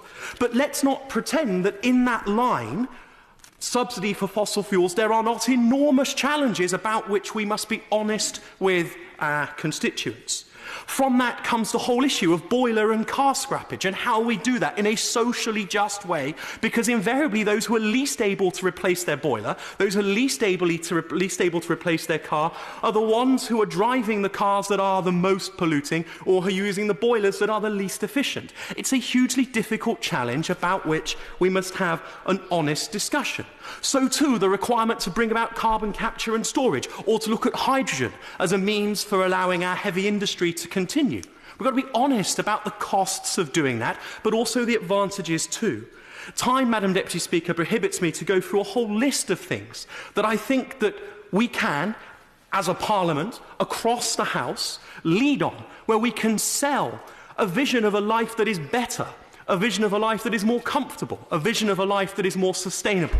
But we won't do it if we jump on easy-to-grab sound bites, like, for example, subsidy on fossil fuels, and then pretend that to eradicate those subsidies does not bring with it a profound cost of living challenge. Madam Deputy Speaker, the challenge is enormous. We must stand together.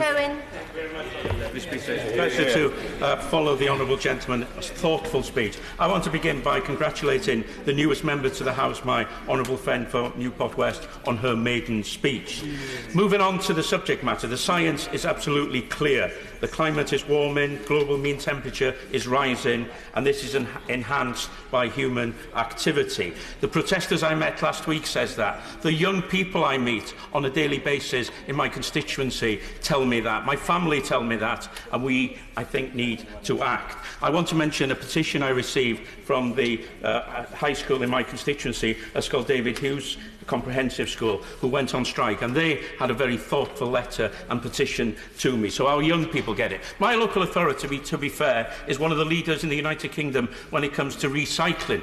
The Welsh Government has good recycling records, and the Isle of Anglesey, Madam Deputy Speaker, by the Surfers organisation, has been declared a plastic-free county. So I'm very proud of the local thing. And the Welsh Government, and I say this to the Secretary of State because I think it is important, and I worked with him when he was in opposition and our party was in government, and I give him credit for his consistency, that Wales spends twice as much on energy efficiency measures than the UK government. Scotland even more. And Northern Ireland, which doesn't even have a government sitting, spends 1.5 times more than the UK government. These are important matters to highlight because we're going backwards, and England is the largest of the 4 nations in the United Kingdom. So we do need to do more. I understand about austerity, but all parts of the United Kingdom, local authorities and the nation's administrations have had to deal with austerity as well. So we need to concentrate. We did build a consensus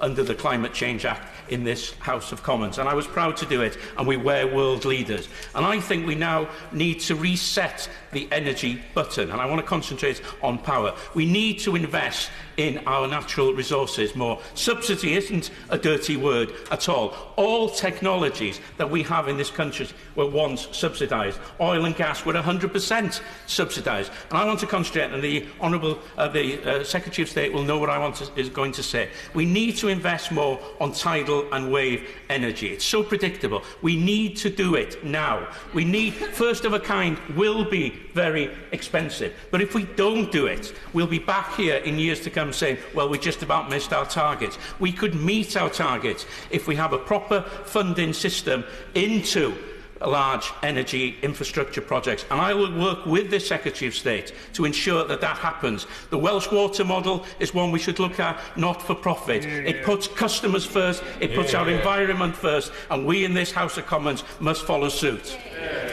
Thomas. Madam Deputy Speaker, can I use this opportunity to remind the House that on Friday the RSPB launched their Let Nature Sing track and accompanying video, which we should really promote as much as we could. And this video, this track, brings attention to the 40 million fewer birds that we have today, reminds us of birdsong and gives a call to action. And added to this, a loss of pollinating insects, destruction of habitats, and 1 million species under threat. These problems alone are reason enough to declare a climate emergency, and I'm glad to be speaking this debate. And the government must commit to and grow a low-carbon economy. The country, the nation, wants us to accelerate action and to lead the world. And can I also bring a quick mention to the Sustainable Development Goals that haven't yet been mentioned, but actually have clear commitments in there to actually help the world's poorest countries to address the climate change. So there's things that we can do as a global leader. At home, there are things that we must do, and getting it right will reduce the demand on the NHS, create and spread wealth across all corners of the UK, which is of particular interest to Cornwall, reduce demand on energy supply, provide warm and comfortable homes, as the member for Doncaster North made clear, support small businesses and create skilled workforces, especially in construction and the renewable sector, and boost the car manufacturing industry and innovation in greener fuels, and finally support the sustainable food production. Practical measures are needed, and Cornwall Council, one of the first councils, if not the first, to declare a carbon-free Cornwall by 2030. And what we're talking about is funding and accelerating the work to address fuel-poor homes, launching a car scrappage scheme supporting poor families to move to more fuel-efficient vehicles, increasing support such as the Salix Finance, which actually gives 100% interest-free loans to public buildings, including schools, to put renewable solutions on their roofs and reap the benefits once the loan is repaid. Bringing forward the Environment Bill, which the Minister assured me in a debate I had recently, will be immediately after the next Queen's speech.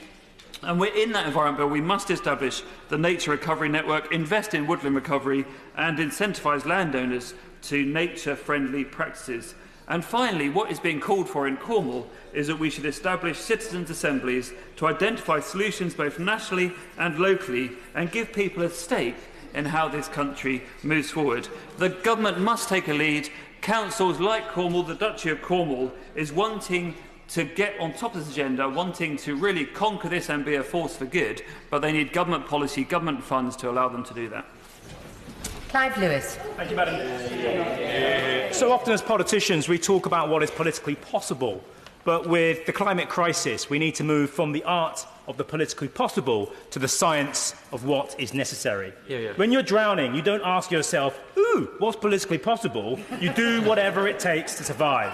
When the banks crashed in 2008, the political consensus of this place was to save them by any means necessary. The cost, according to the National Audit Office, £1.2 trillion, 10 years of austerity, public service cuts and vast human suffering. But now, instead of a banking collapse, we face a climate and ecological collapse. Catastrophes of biblical proportions, droughts, pestilence, famine, flood, wildfires, mass migration, political instability, war and terrorism. Global civilization, as we know it, gone by the end of this century, unless we act.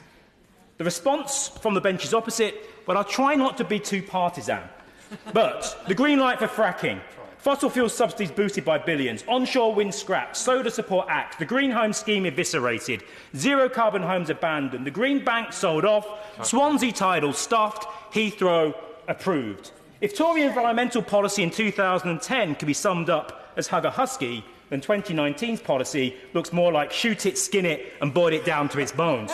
So it's to this background, with the science of the climate crisis over here and government policy over there, that Greta Thunberg, the youth strikers and the Extinction Rebellion appeared. They arrived on the climate crisis debate like gate crashers at a premature funeral, smashing through the window in a shower of glass to announce to a hushed congregation that the patient was still alive. Their message to this place is simple. The time for incrementalism has passed. Act now, change now, or be swept by those that will. This offers us a chance to fundamentally restructure our economy to deliver good, secure, well-paid jobs as we mobilise to decarbonise our economy on a grand scale, to reinvigorate and strengthen our democracy, to massively reduce social and economic inequalities, to protect and restore vital threatened habitats and carbon sinks. And finally, we must onshore the global financial system, bringing it back under democratic control. And that brings me to my final point. To navigate global society through the perils of the 21st century will require two key things: global cooperation and human ingenuity and passion on a scale hitherto unseen in our entire history. President Kennedy summed this up in his moonshot speech of '62. He didn't ask what it would cost, he asked instead what it would take to succeed. We choose to go to the moon in this decade and do the other things, not because they are easy, but because they are hard. Because that goal will serve to organise and measure the best of our energies and skills. Because the challenge is one that we are willing to accept, one that we are unwilling to postpone, and one we intend to win. Trudy Harrington. Speaker, it will come to no surprise to anybody in this House that I will be advocating for nuclear as the most game-changing, transformative way to tackle the climate situation and significantly, seriously reduce our carbon emissions. There is quite simply no alternative. It is unparalleled, safe, proven and efficient technology. Nuclear and its capability to generate clean energy 24 hours a day, 7 days a week for 60 years is incredible. And rolling out this government's third-generation nuclear reactors would generate more than 18 gigawatts of clean, safe, low-carbon energy, whilst also creating thousands of jobs, apprenticeships and training places, and improving the local communities. And I speak with some experience, having lived in a nuclear community for 43 years and previously working in the industry. But because of the last Labour government failing to invest in new nuclear, the last power station to be built was Sizewell B. Our current power stations are coming to the end of their long-serving lives, which means that our carbon emissions will soar, as they have done in Germany and Japan. If Germany invested the same amount of money, £580 billion, that they did in renewables, into nuclear, they would now be at zero carbon emissions. This Conservative government is rightly shouting loudly and proudly, celebrating 90 of the cleanest hours last Easter, and in 2018 the cleanest, greenest year ever in the United Kingdom. Renewables are great, but they are geographically limiting and intermittent by their very nature. Last June, wind turbines were only operating at 4% of their potential. This government is the first government taking decarbonisation seriously, with Hinkley Point C now under construction.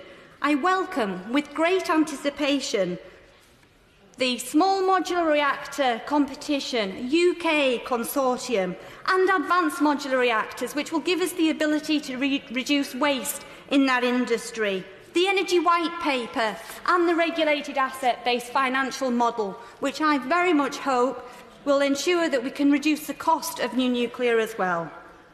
The Leader of the Opposition has consistently argued against nuclear power.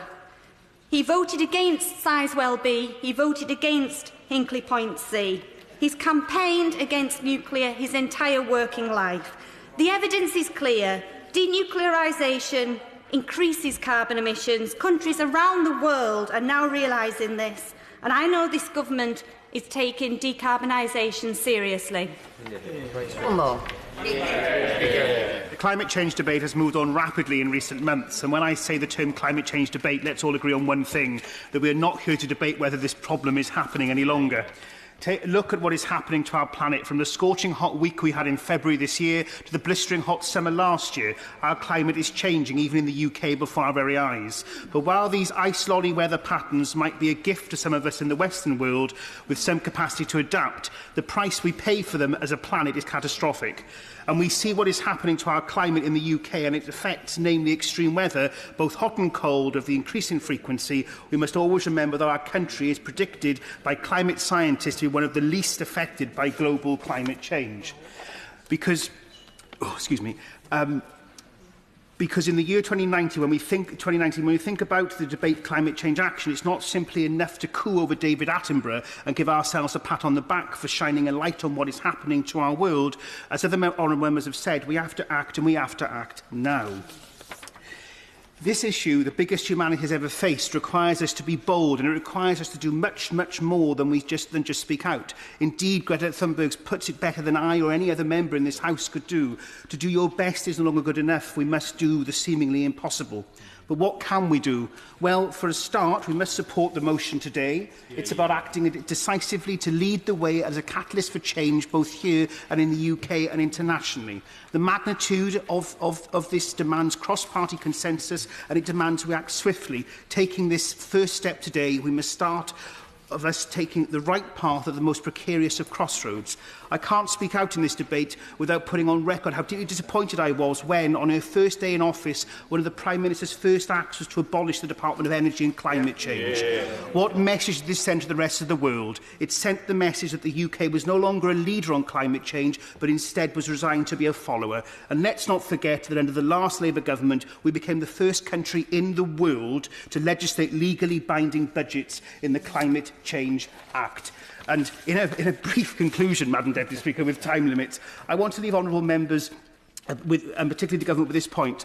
When, if the French Fire Service had known about the last month's fire at Notre Dame 10 years before it had happened, when, if we'd known about any of the terrorist atrocities across the world 10 years before they'd happened, just think what preventative action we would have taken if we'd had the level of foresight, to have known that these catastrophes and countless others a decade ahead of them were happening. Well, with climate change, we have the foresight and, crucially, the means to do something about it. The legs of the stool are there, as it were, but there's still one missing, us. And for that, all it takes for the whole thing to fall over. So when we leave this place today, we go back to talking about other important matters like no-deal cliff edges. Let's all commit to remember one thing. If you think the no-deal cliff edge is scary, it's barely in the foothills of what the climate cliff edge could look like. Antoinette Sandbach. Thank you, Madam Deputy Speaker. And it will come as no surprise to the ministers sitting on the front bench that I will rise to speak about energy efficiency in this debate. I was fortunate enough to go to two schools on Friday, Shocklatch School and Willowwood School, and there both pupils talked to me about the importance of the climate to them. But they ask, what are we doing about it? And that is what this debate is about. And I'm very pleased that the government has brought forward its green growth strategy. There is so much positive action that the government has taken. But I have to stand here and say I do think we have made one mistake, and that was in removing the zero carbon homes standard. It is wrong that we are building homes now that will need to be retrofitted. And we do have a large number of homes that need energy efficiency measures being installed now. And I want to talk about some of the benefits that we could deliver by introducing energy efficiency measures. If £1 billion was put into bringing the EPC standard up to C, then we could save every family £270. That's £270 back into their pockets. We would create revenue for the Exchequer, approximately £51 billion worth of revenue as that programme rolled out annually. Not only that, but it would save 25% of our energy consumption, and that would be the equivalent of the output of 6 nuclear power stations the size of Hinkley Point C. And I would argue, I agree with my honourable friend who made the case for nuclear, but I would also argue that we absolutely need to make sure our homes are energy efficient, not only because of the savings in electricity generation, but also CO2 and carbon savings are estimated at about £34 billion worth of cost, and air quality improvements estimated at about £4.1 billion of cost.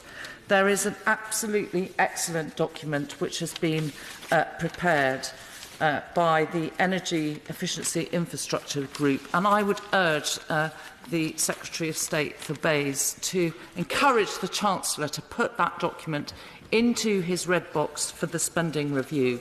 We have seen how Germany has harnessed low-interest loans to generate £8.4 billion worth of home improvements by homeowners, virtually paid for by the VAT receipts on those sales.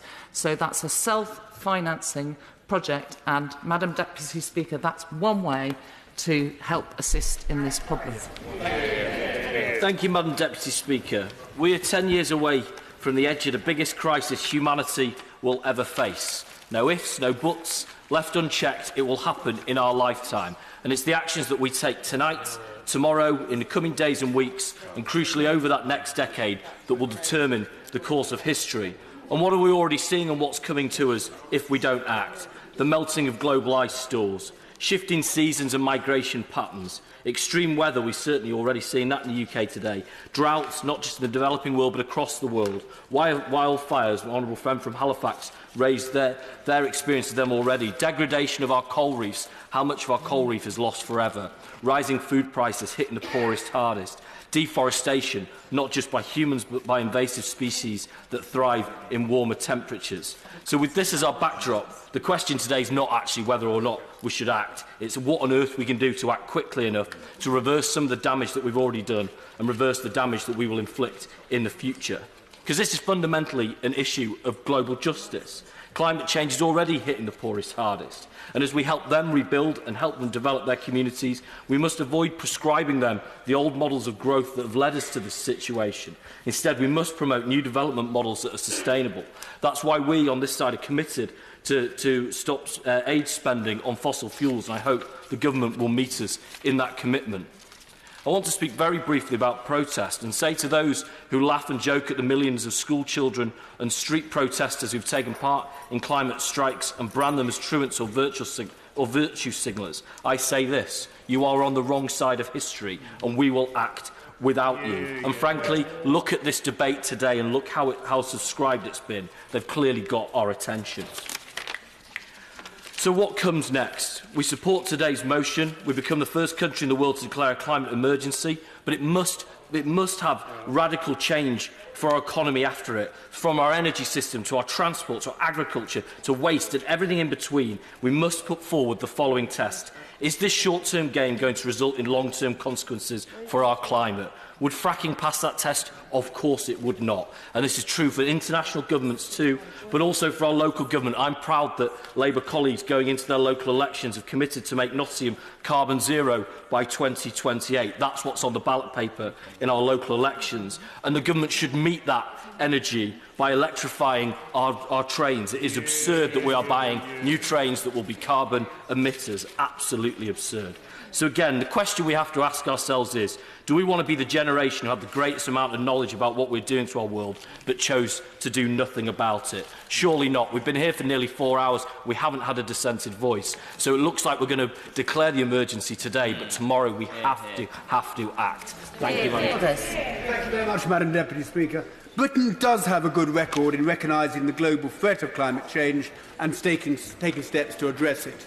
That said, the threat of climate change is growing and more action is required on more fronts.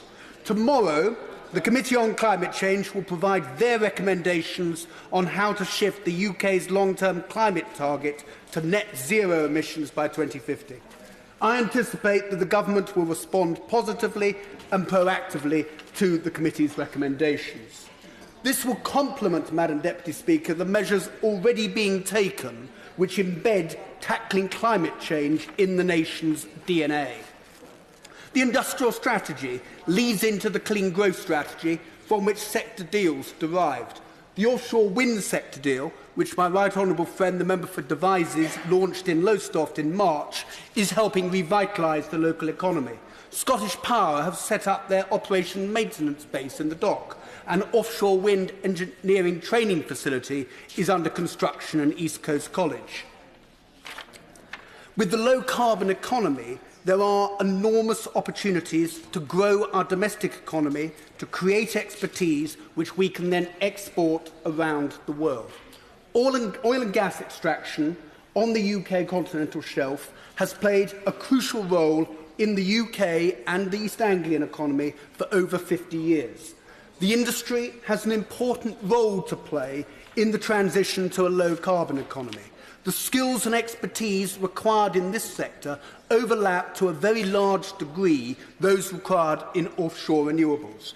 The two industries are already working together on such innovative projects as gas to wire, where gas from the southern North Sea gas fields is generated into electricity offshore and then transmitted onshore. So I will give way to my honourable friend. I thank my honourable friend for giving way. He's talking about investment in offshore. Does he welcome the £355 million that's been invested in Scotland's offshore wind industry through the UK government since 2010 to 2018? Thanks. I do very much. These two industries do go hand in hand. The oil and gas basins all around the world, you will hear Scottish, Geordie and Norfolk and Suffolk accents. We must ensure that this continues to be the case long after we've extracted the last drop of oil from the North Sea and these other countries themselves have moved to renewable forms of energy production.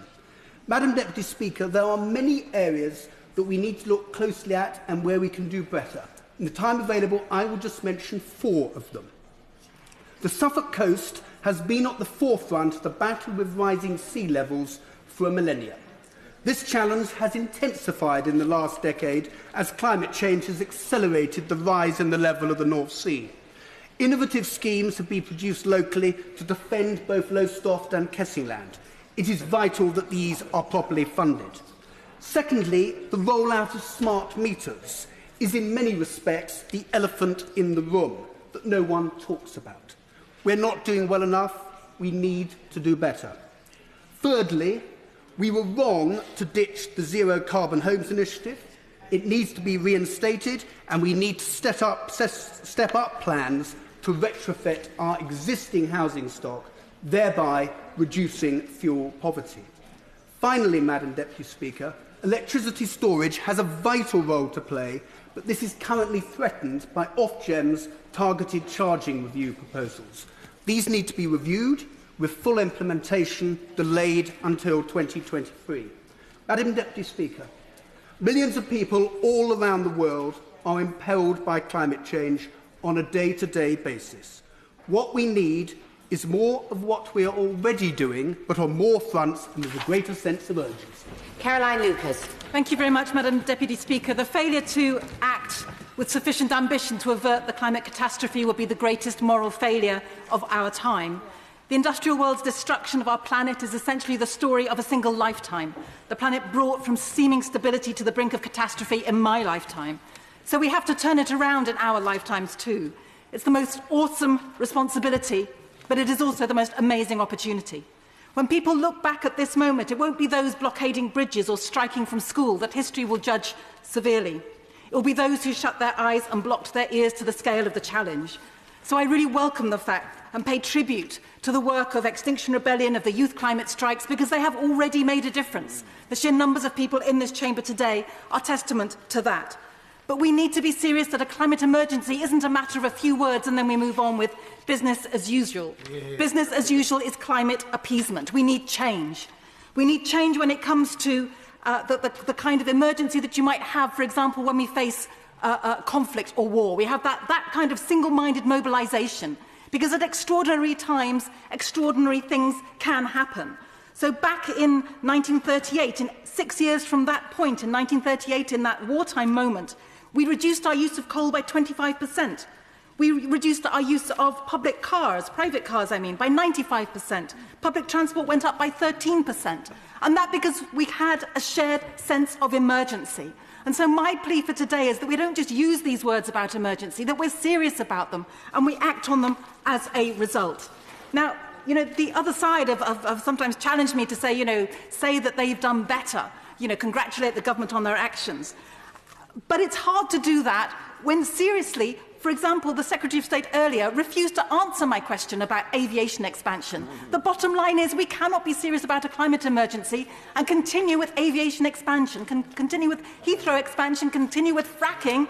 You know, this is a government that has slashed zero carbon homes, it has shafted solar power, it has banned onshore wind, and those things are wrong and we need to call them out.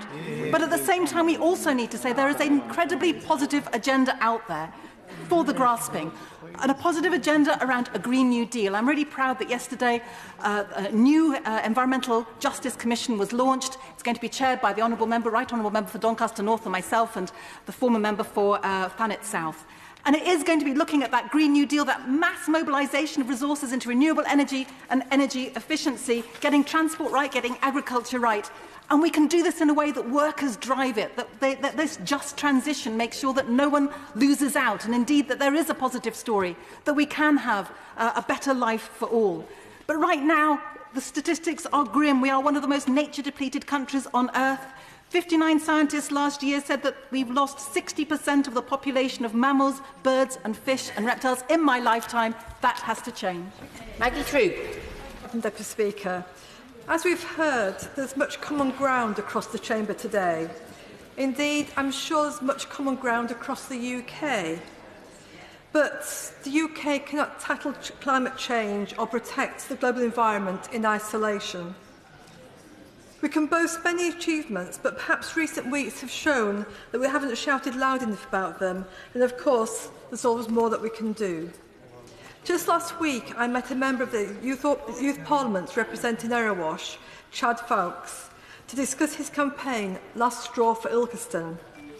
To help raise awareness of the amount of single-use plastic which is discarded as litter, Chad is organising the clean-up of the Erewash Canal. And Chad showed genuine knowledge and passion for the issues facing our environment. And of course, he persuaded me to help him with that clean-up. And there's many unusual ways that constituents highlight the issues which concern them. And on the issue of climate change, one way that really grabbed my attention was the handmade messages as part of the Show the Love campaign. And that's far more effective than the hundreds of emails that we get every day. And it made me sit up and think about what we were doing to the climate. And there's numerous ways that we can show leadership in tackling climate change, and one way is through investing in technology. On a recent visit to Ethiopia, in the middle of what we'd call scrubland, there was a few community buildings, and one of them had solar panels on its roof, and this had the sole purpose of powering a solar fridge for vaccines. And interestingly, the solar-powered fridge and the associated technology was developed in Bognor Regis. So I'm sure we can do more to invest in novel technologies to aid developing countries and also to increase our exports, and that's definitely a win-win situation. I'd like to take this opportunity also to congratulate my honourable friend for Cheltenham on his 10-minute rule bill yesterday, which would create a legal obligation for the UK to reach net zero carbon emissions by 2050. And in doing so, we will be the first of any G20 country to make such a commitment. 2050, Madam Deputy Speaker, may seem a long time away, but if we think back 30 years to 1989-1990, that doesn't seem too long ago. So this net zero carbon emissions ambition would yet again show the world that we as a nation are true global leaders. And I said at the start that we don't shout out enough about our achievements. I just want to finish the time I've got left just to talk about some of them. 2008 was Britain's greenest year ever. The World Health Organization has said that the UK is an example for the rest of the world to follow when talking about our clean air strategy. Greenhouse gas emissions have fallen by 23% since 2010, and we can go on and on and on. We need to shout louder and show that we are true global leaders. Phil Hobhouse. Madam Deputy Speaker, let's all remind ourselves why we are here. Because millions or thousands of young school children protested on the streets. And that's why we are here. That's why we are suddenly taking it seriously again. And I share some of the sentiment of the member from Doncaster North, because I too feel a sense of shame. And I think we all should, because what have we done since we actually know that this climate catastrophe is facing us? 2000, 2001, we had Al Gore and the inconvenient truth. What have we done since? We have not done enough. And that is why we're here today, and that is why it worries me that we are all creating this comfortable consensus and a sense of complacency that, oh, we just need to do a little bit more and then we are there. No, we need to do a lot more. And it is about political choices, and I would say that this current government has done far too little since the Liberal Democrat-led government. The Tories have abandoned climate change as an issue. We've seen subsidies for renewables slashed, the Green Investment Bank privatised, the abandonment of zero-carbon homes, and a meaningless target for 2040 to phase out new petrol and diesel cars.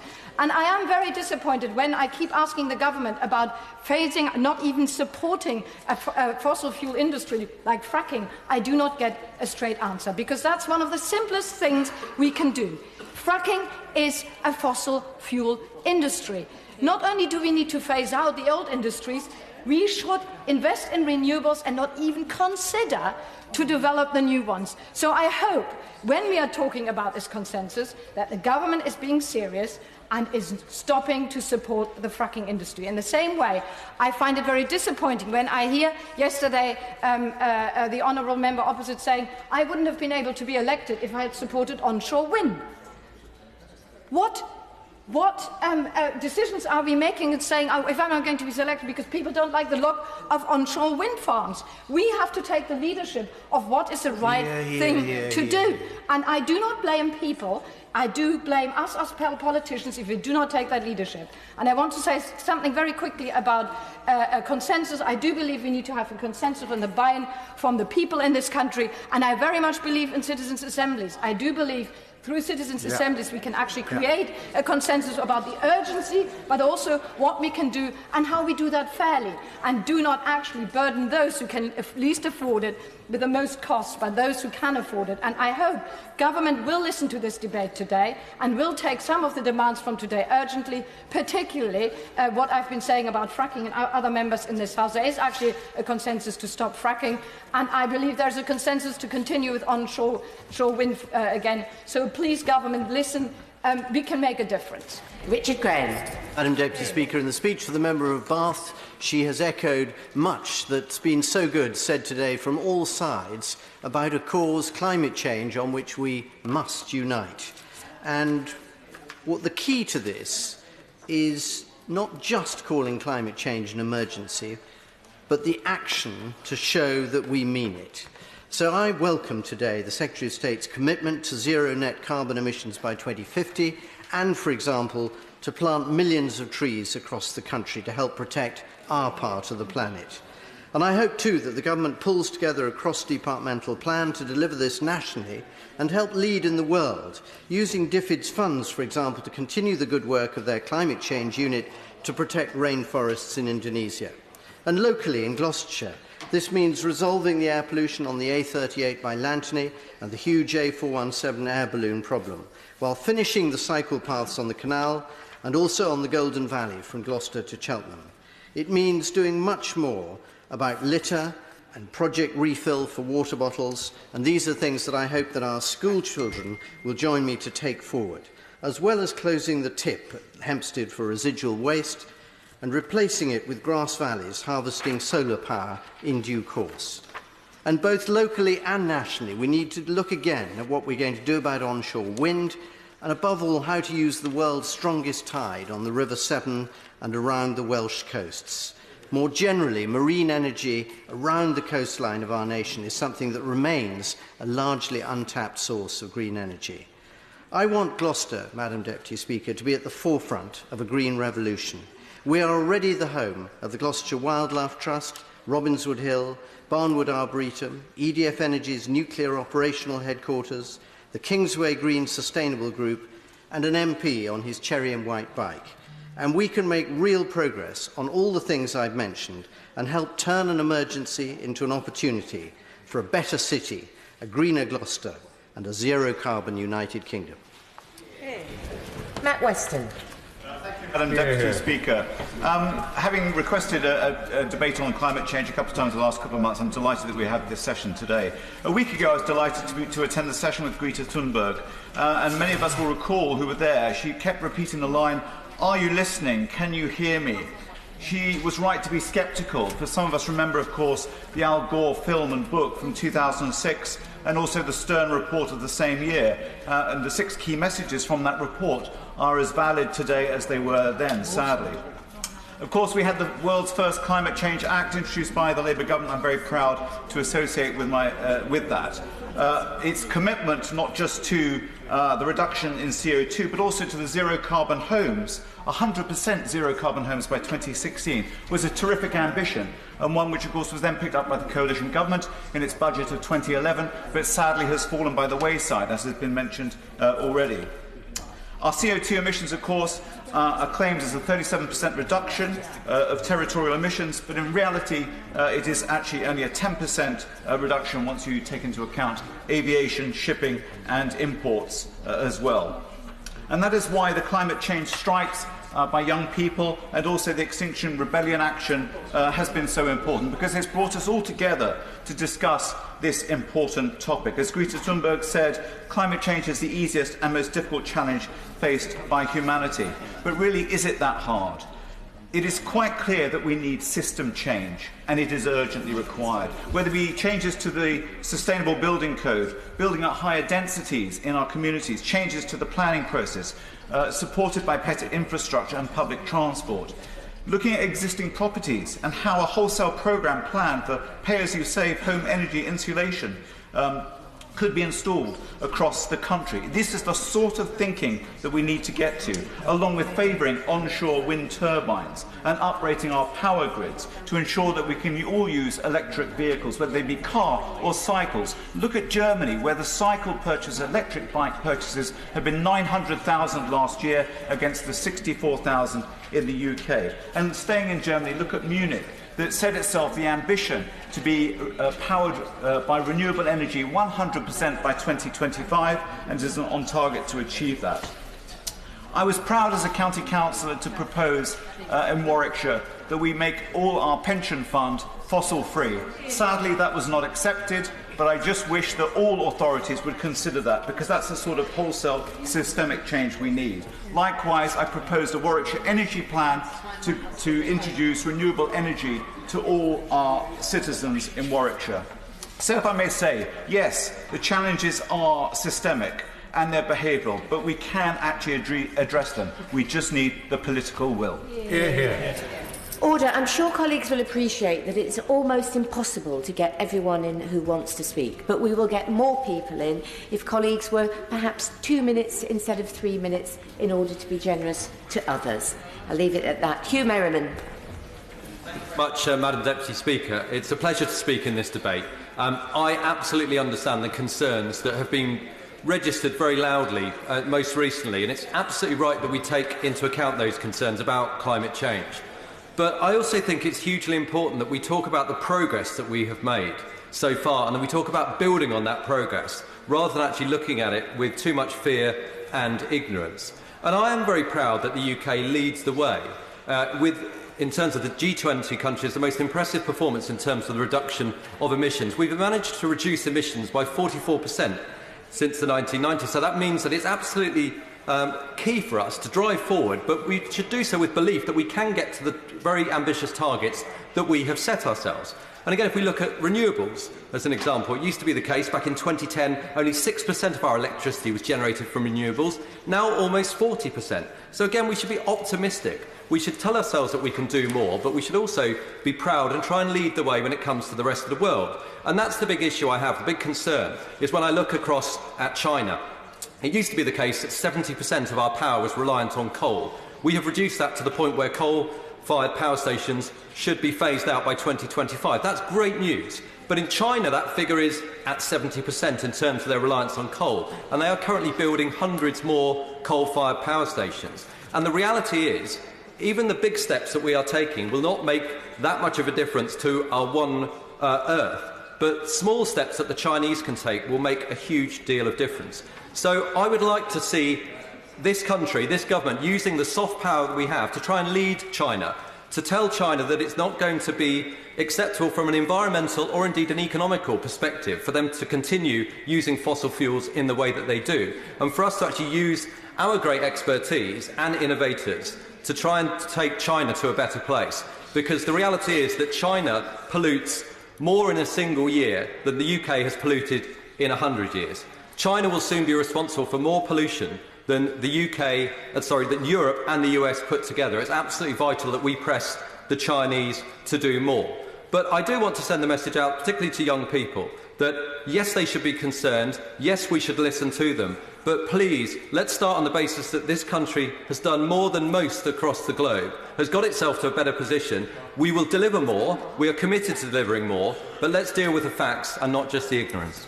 Thank you, Madam Speaker. It was 307 years ago that Thomas Newcomen demonstrated the first working steam engine up in Dudley Castle. It was put to work pretty rapidly, pumping the water out of Lord Dudley's coal mines. And over the next 3 centuries, not only did James Watt and Matthew Boulton go on to perfect the steam engine in Handsworth, But, of course, it was Frank Whittle that led the country into the steam age. So, from our region, we are very proud of our role in this nation's industrial revolution, but we are conscious, too, that as the region that sparked the carbon revolution, we have a moral responsibility to now lead the zero-carbon revolution. That task would be an awful lot easier, Madam Deputy Speaker, with 4 basic ideas, 4 basic bits of support that the government could provide to our region. First, on energy. We produce just 0.3% of the country's renewable energy. It's pretty difficult to install onshore wind in a place as dense as the West Midlands, but we could absolutely roll out solar. But it would be much easier if the government reintroduced the feed-in tariffs that it so unwisely eliminated just a few years ago. Second, Madam Deputy Speaker, on transport, the biggest source of carbon emissions in our region. As the Secretary of State knows, we want to be the world's centre of battery technology and the electric vehicles revolution in our region. That would be much easier if the Secretary of State paid heed to the Select Committee report and sorted out the muddle around the elimination of carbon-emitting engines and actually went for the Select Committee recommendation of 2032 as the deadline for getting rid of carbon cars or vehicles.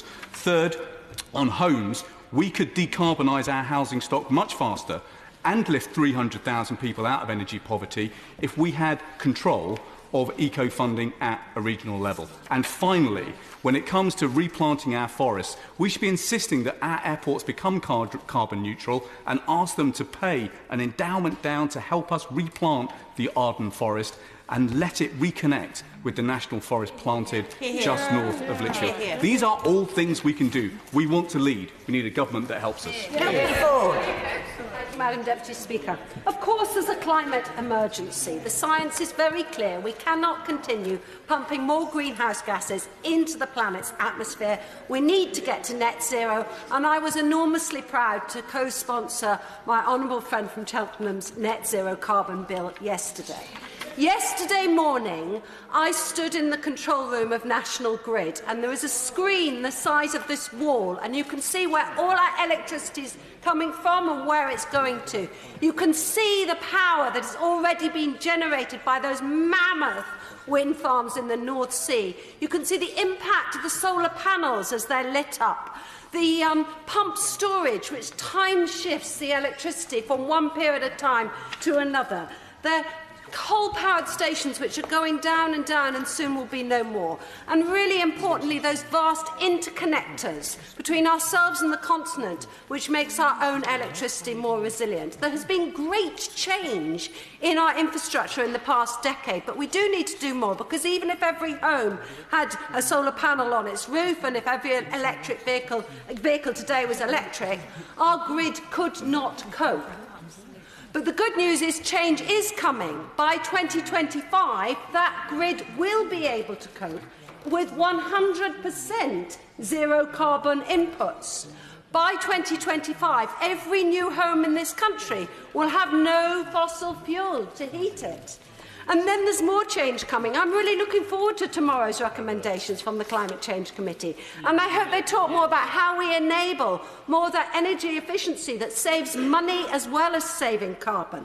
And more about how we embrace that transition to electric vehicles, where we're already leading in the EU. More about how we continue to support our world-leading crop scientists and our world-leading work on carbon capture and storage, so that even on a cold, sunless, windless day, we can continue to heat our homes without using more carbon, and how we support our woodlands and our peat bogs. But most of all, I hope it embraces and encourages the work that we are doing across the world through DFID, through the Foreign Office, through our leadership on bringing countries together. And I hope they all come to London next year, because it's only by leading across the world that we will win this fight for climate. Kerry McCarthy. Deputy Speaker, we need action on so many fronts to tackle this climate emergency, but time is limited, so I'm going to speak about just one. And unsurprisingly, that is about the fact that 30% of our global greenhouse gas emissions are attributable to our food system. If we don't make changes, food and farming system will single-handedly use up our Paris Climate Agreement emissions budget within the next 30 years. Yet there is still a woeful failure to rise to the challenge, and there is no excuse. From the UN to the IPCC, to Eat Lancet, to Chatham House, to academics from Harvard and Oxford, many, many more. I have a pile this big in my office of reports. There have been endless wake-up calls, and yet politicians are still hitting the snooze button. Lots of things contribute to the climate impact of our food system. The use of fossil fuels and synthetic nitrogen fertilisers on farms, methane emissions from ruminants, transportation and refrigeration. If food waste were a country, it would have the third highest carbon footprint behind China and the USA.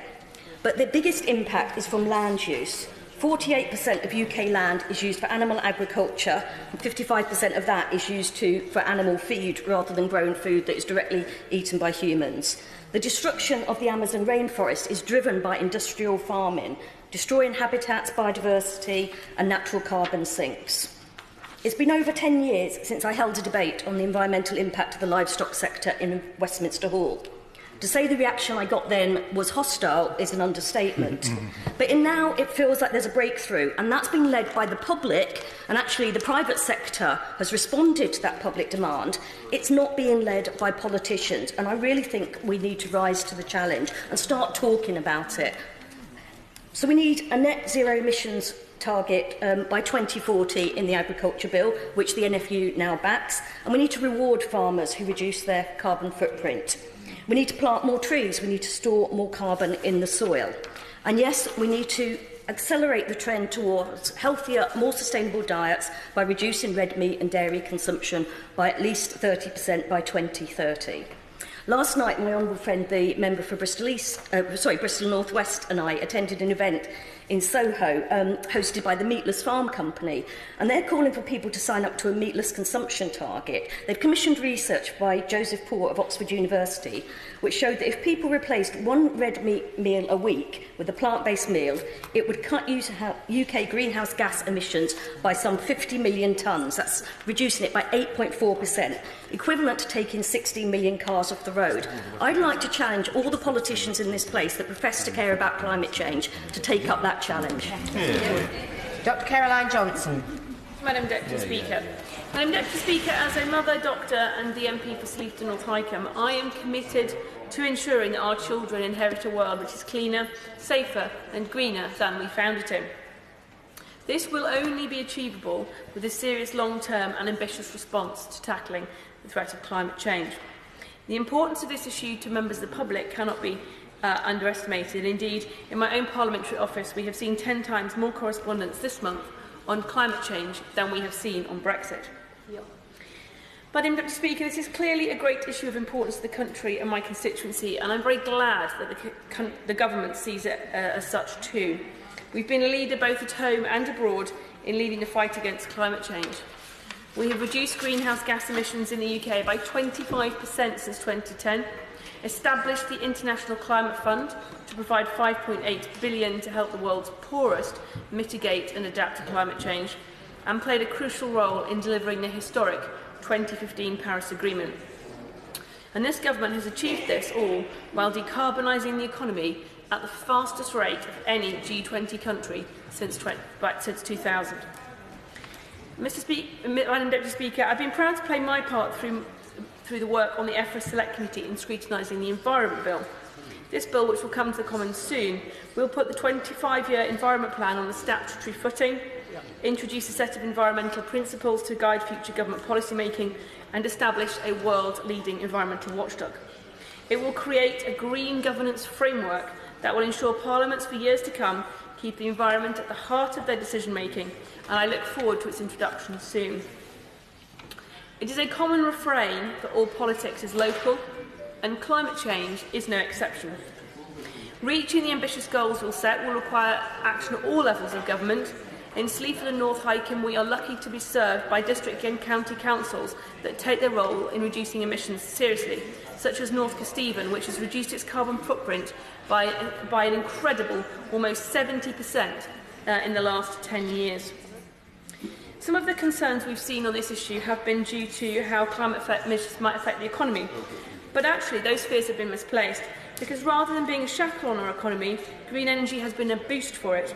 Since 2010, our renewable energy capacity has quadrupled, and right now there are 400,000 people in the UK working in low-carbon businesses.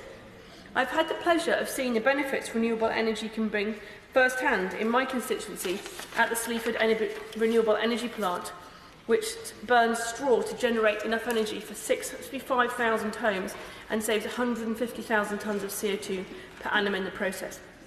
Madam Deputy Speaker, I believe the Government's commitment to the environment is clear to see. It's Edward Davey. I refer the House to my entry in the register, especially in relation to solar power and community renewable energy. I have three small ideas for the House today, Madam Deputy Speaker: reform of capitalism, engagement in Europe and beyond, and the future of technology. On capitalism, in 2 minutes. On capitalism, people have said we need a system change. They tend to refer to a change in the energy system. I actually think we need to be bolder and go wider.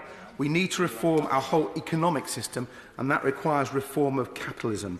Nothing else will be sufficient to response to the young people protesting. Nothing else will be radical enough. What does that mean? Well, decarbonising capitalism means reforming the rules for our banks, for stock exchanges, for our pension funds, to force them to take account of climate risk. And if people think this is radical, well, the Governor of the Bank of England agrees with it. Mark Carney agrees with it. Many people agree with it. And this government is getting behind the curve on the financial reforms we need. And if we did them, we would radically transform the situation. On European engagement, Madam Deputy Speaker, when I intervened on the Secretary of State for the Environment earlier on, I pointed out that Britain had led climate action at the EU level, and through winning stronger EU action, Britain had influenced the United States and China, and through that we'd influenced the United Nations, and that had led to the Paris Climate Treaty. So actually, action at Europe was critical for global action on climate change. As Minister, I spent 2.5 years of very solid climate diplomacy across the EU, but actually a lot in Warsaw, because Poland was the issue. And we worked with the Poles, we got a compromise, and we moved them over. And because of that, we saw the whole of the EU adopt a greenhouse gas reduction target that I'd been told by the EU Climate Change Commissioner was impossible. We got right at the far end of ambition, and it was Britain leading up ambition, not going down to the bottom, as is sometimes said about Europe. And if we're at the table, we can make that difference. So I think Brexit, Madam Deputy Speaker, is a climate disaster in itself, because it's reducing the soft power and influence of this country. Finally, on technology, Madam Deputy Speaker, when I became Secretary of State, I was told by the Daily Mail and various other people that renewables were too expensive, and didn't I know that the sun didn't always shine and the wind didn't always blow? Well, because of the policies we put in, renewables are now the cheapest option, and that's fantastic for this country and for the world. Now, intermittency, the other problem, is fast being solved with storage, interconnectors, smart demand-supply response, and if we add in tidal power and CCS, we'd have the baseload to sort out the problem relatively quickly, Madam Deputy Speaker. So the solutions are there. We need the political will and the determination to drive them through to meet this climate emergency. I'm afraid we haven't done that well at my idea that people would voluntarily speak for 2 minutes. So I'm going to reduce the time limit for 2 minutes. I'm sorry, but I want to get as many people in as possible. David Drew. Thank you, Madam Deputy Speaker, and I shall rush what I've got to say. It might well help if we actually understand what we mean by state of emergency. So if you refer to Section 1 of the Civil Contingencies Act 2004, it states, an event or situation which threatens serious damage to human welfare in a place in the United Kingdom. And it goes on to list what we mean by those different events. I contend we're in a state of emergency and we should respond accordingly. But my main point is we're here today because of Extinction Rebellion. And I have to say the people who came, many of whom came from Stroud, I think you will be aware, and there are those who say it was born out of Stroud. And they came and they danced and they sang and they made speeches, they got arrested, they disrupted, and they stuck themselves to things, including to my leader's fence. It's very important that we understand that this was about bringing home to us what really we should be doing, and we're now doing today, which is declaring a state of emergency so that we genuinely do something about climate change. And that isn't something we park to 2050. We need to do things now over the next 10 years. We need to halve our carbon emissions over that time to stand any chance of reaching our target by 2050. We have to stop fracking. We have to stop airport expansion. We have to end fossil fuel subsidies. We have to recognise that one of the things that we've not talked a lot about today is disposal of waste. And waste cannot be disposed of by a massive expansion of incineration. That itself is something that will add to our emissions. So I hope that we will get the message, we will do the radical things, and then the people who came here and got arrested did it for a purpose. Point of order. No. Not even been in here. You've only just come in. Do it at 7 o'clock. Madam Deputy Speaker, you may not be aware, but the Defence Secretary has just been sacked. And therefore, have you had any indication that the Prime Minister will be coming here to speak? No, I haven't. And I think we need to get on with the debate. Daniel Seitman. Thank you, Madam Deputy Speaker. I think we were all impressed by the passion of children across the country who have taken action over the last few weeks, and those who had never been involved in protests before in Extinction Rebellion. But we can all talk about climate change, but seeing the evidence at first hand makes a real difference. And I was fortunate to visit the British Antarctic Survey in Cambridge last week, where Dr. Hugh Griffiths, who I was paired with in the Royal Society scheme, just back from the Antarctic, and Professor David Vaughan showed me their extraordinary ice cores. These are things which are dug down deep into the ice, and it's like a pathway back into the past, and little bubbles from centuries past are captured from the atmosphere. And they are able to chart the rises and falls in temperature and emissions in the atmosphere and show on a chart exactly what has happened to our climate over the last few millennia. And what it shows, up and down, up and down, up and down it goes. And we should be just entering the cooling period. But what you see on the chart is we're going up. Yeah. And it's such a graphic representation, it makes it all clear. And that's why the Intergovernmental Panel on Climate Change was so right last year to demand rapid, unprecedented and far-reaching transitions. And we're not seeing it from the government, I'm afraid. One quick example on transport. We have not seen the cuts in emissions in road transport. So why was the government so pathetic in its response to the suggestion they look again at the fuel duty escalator? For goodness sake, it was introduced by a Conservative government originally. And why such a negative response to Labour's brave suggestion to actually restore our bus services by transferring money from VED? Those are the kind of things that make the difference. Not honeyed words, as we heard earlier from the Secretary of State, but actually rapid, unprecedented, far-reaching transitions. Madam Deputy Speaker, that's what we need. Thank you, Madam Deputy Speaker. I want to begin by reminding members why we are even here to debate the climate crisis in the first place. We are not here because of an international effort coordinated by world leaders. We are not here due to the recent cyclone in Mozambique or the increasing incidence of climate disasters wreaking havoc across our planet. We are here because last August a small group of school children decided to walk out of school to take a stand against climate change. They inspired a global movement. In one sense, this is a testament to the great power of protest and a cause for hope in future generations. But it is also an indictment of our global political leadership. Frankly, it is an embarrassment that it should take a group of school children to pressure us to act. Younger generations have exposed the abject failings of the world's decision makers. We saw these failings on display just last week when the Minister for International Trade seemed to legitimize climate change denial. His comments displayed a stunning level of ignorance on climate change, an ignorance which runs throughout the Tory party. Madam Deputy Speaker, make no mistake, climate change is happening at a terrifying pace. Only through urgent and coordinated action can we tackle this crisis. Doing nothing is simply not an option. I have been contacted by many of my constituents about this very issue, and as a MP for Warrington South, I have called on Warrington Borough Council to declare an environment and climate emergency. In this country, Madam Deputy Speaker, we led the way in the Industrial Revolution, and it would be fitting if we were the architects of a green revolution today. And I commend Parliament must vote to declare a climate and environment emergency today. Thank you. Thank you, Madam Deputy Speaker. It is a pleasure to speak in this important debate. There can be no more denial, no more delay and no more hesitation. We are facing a climate emergency.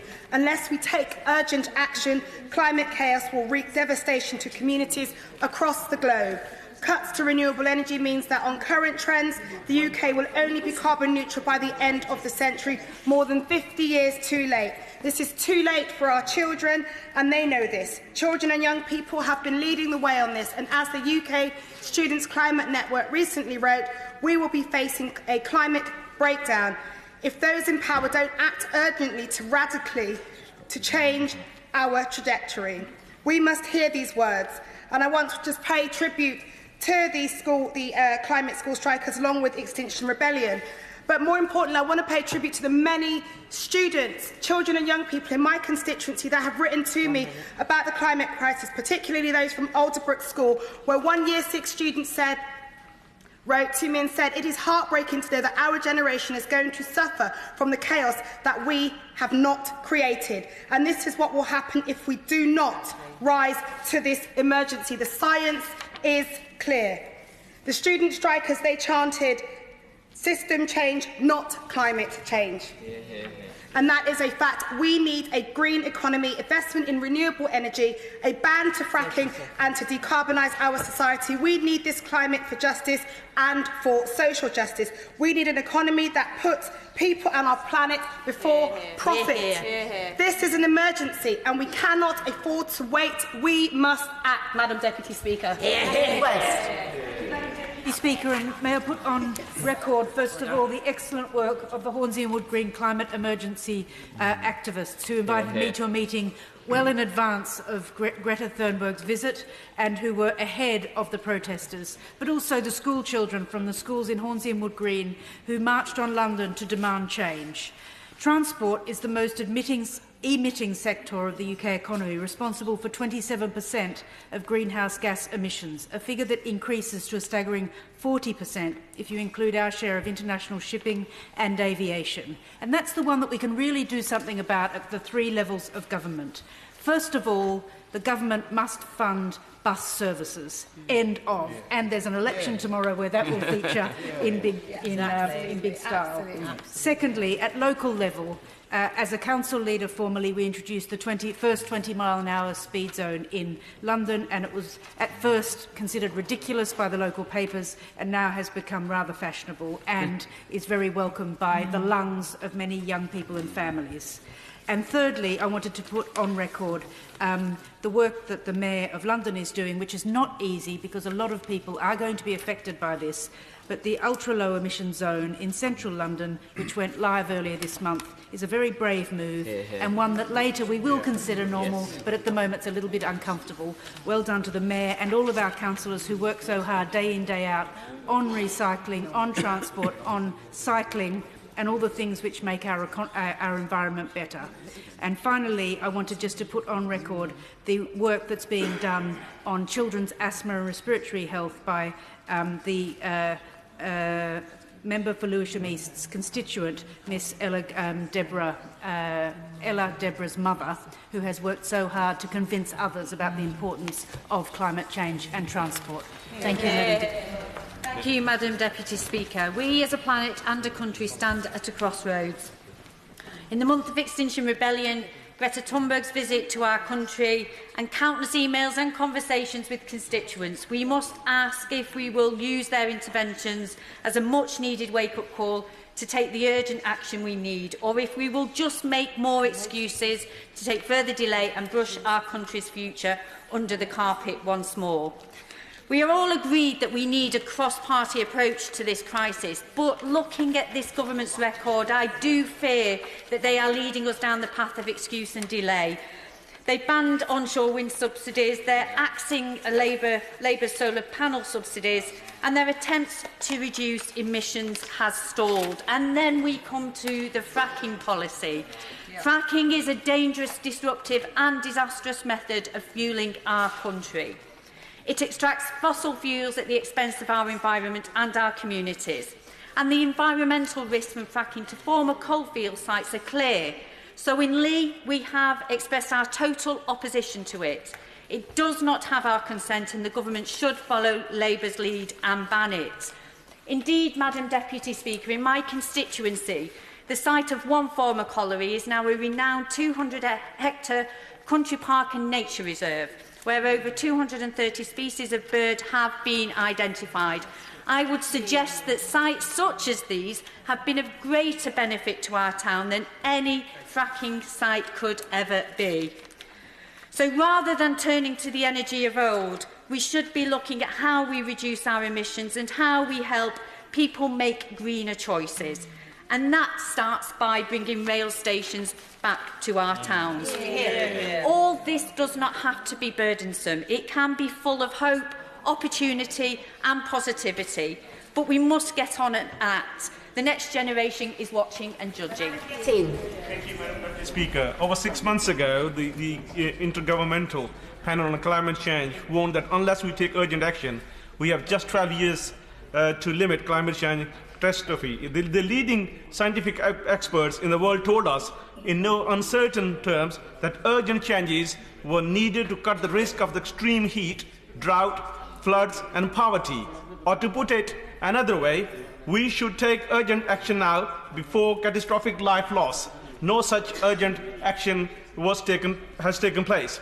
At the World Economic Forum in January, Sir David Attenborough told world leaders that we are destroying the natural world and with it ourselves, but no real urgent action followed. We have known for decades now that the climate change was a threat to our planet. Many have devoted their lives to the climate change cause to wake the world from its complacency to understand the gravity of the situation. But human beings want great at planning and preparing for their future, and even less good at planning for the benefits of their future generations. I'm very pleased that the last month Bedford Borough Council voted unanimously to declare climate emergency and committed to a 6-month project to identify action needed to achieve its 2030 carbon target. We heard from the scientists who talked of deafening sounds of huge glaciers calving off the Greenland ice shelf, that the current logging and burning of tropical forests releases more carbon dioxide than our remaining forests could possibly absorb. So, like Bedford Borough Council, I would like to urge that, like Bedford Borough Council and other authorities, this government should now take true world leadership and declare climate emergency. Nothing short of green revolution will do. And I'm very happy to support this. Mr. Speaker, UK Student Climate Network, Friday for Future Movement, Extinction Rebellion. These movements for climate action, driven by passion and activism, follows proud traditions of movements from change throughout our history. Like the trade union, this week the CWU are doing an annual conference in Bournemouth, who also debated climate change, gladly passed. I was pleased to see recently, can't read my own writing, I was pleased to see recently cross-party political talks, positive commitments emerged from these talks. Sadly, no Prime Minister, no Conservative Party representation. To conclude, Madam Speaker, I just want to reflect on a recent meeting I had with a young constituent of mine, Alexander. He had come to one of my surgeries in Moodiesburn, concerned about the lack of action on climate change. He made an overnight journey last week from Moodiesburn to London. He jumped in his car in order to participate in the climate change protest. He came down to London to join the protest. And he said to me, rephrasing a quote from World War II book he had read, "Britain's honour and its national interest are at stake. Our planet is under attack, and there can be no delays on declaring war on climate change. Whatever other nations decide to do, we must do better." How right that statement is. There can be no further delays. We have to act now. It's time for the UK to demand climate change. Brown. Thank you. On Monday, I was privileged to host students from the fabulous St Bonaventure's Boys' School in my constituent. Students who are working with the East London Citizens Organisation and CAFOD, learning about politics and campaigning for social justice and a brighter future. They wanted to talk to me about housing, Brexit, the kind of violence that's blighted our community. But most of all, they wanted to talk to me about climate change, and their dedication and knowledge gave me hope. Xavier told me about that we need to stop trees from being destroyed from developments in the UK. Ethan told me how important it is for us to invest more in research and development to produce the green innovations that will help us to reduce emissions. He wants to become a scientist and help with these challenges, and I reckon he'll do it. Arpon told me we needed to stop fracking and rely on renewables, not just because of carbon consequences, but because the impact on clean water and the local environment. And Ethan, another Ethan, told me how inspired he is by the idea of a Green New Deal in the US, what we'll make of a green industrial revolution here. And Thomas told me that we need so many more charging points for electric cars. Thomas is right, Arpon is right, Xavier is right, Ethan, both Ethans are right. What we need is a genuine commitment from the government to act. Oceans rising, deforestation, wildfires, hundreds of millions at risk of flooding, displacement, drought, disease and starvation. Mass extinction with huge numbers of species lost. That's what we face. It's enormous. We need a commitment to implement green policies on a scale that matches the enormous challenges that face us. Transformation of our economy, homes, transport, agriculture, our energy system. Transformation of an entire society, creating greater social justice as well as securing our very future on planet Earth. We know what we need to do. Let's get on with it. We've heard an awful lot about the various resources, the various approaches we should be taking, but what we haven't heard about, and I think this is important, is about the impact this is presently having on some of our communities. Now, I'm going to do what many MPs do. I'm going to talk about my constituency. Do not switch off, because what is happening in Fairbourne will be happening in other communities around the United Kingdom and around Wales in years to come. The sea is rising 4.7 millimetres a year in Barmouth. That is not exclusive to Barmouth. That is happening everywhere. Now, the spring tides, these are not just in spring, these are 24 times in the year. They are now higher than the level of the land in Fairbourne. There are 470 properties there. There are 1,200 people living there. There is a master plan.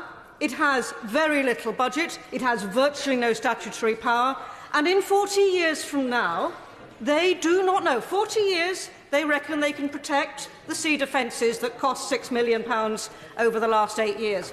They reckon they can protect those to the cost of £10 million. But in 40 years' time, we do not know where those people will be, and we do not know where their houses will be. Now, I've had one person write to me, understandably, that she doesn't want her MP to talk about the challenges faced by Fairbourne. She says that the Council and the Environment Authority are wrong, that the sea isn't rising, and that if the sea is rising, then it's an unmitigated disaster for everyone, so there's no point in doing anything at all. To quote from recent correspondence, Fairbourne is a happy and friendly place to live, and everybody gets on with life, so please don't go with stirring up old news now. Après moi, le déluge. Now, you can see the political incentive to keep quiet. The easiest thing to do would be to keep my head down, save for the fact that this is the crux of the problem with our short-termism, our self-interest politics. To close, Fairbourne is what a climate change emergency looks like now. It's slow, but it's happening, and we have little response to it. In the 1970s, as a teenager, I first got involved in political activity through campaigning on the environment and against nuclear power. It is amazing the change that has happened since. Then we were dismissed as cranks and eccentrics, and now the thinking is mainstream.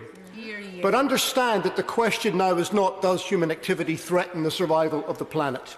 The question is not even, do we need to do more to curb that activity?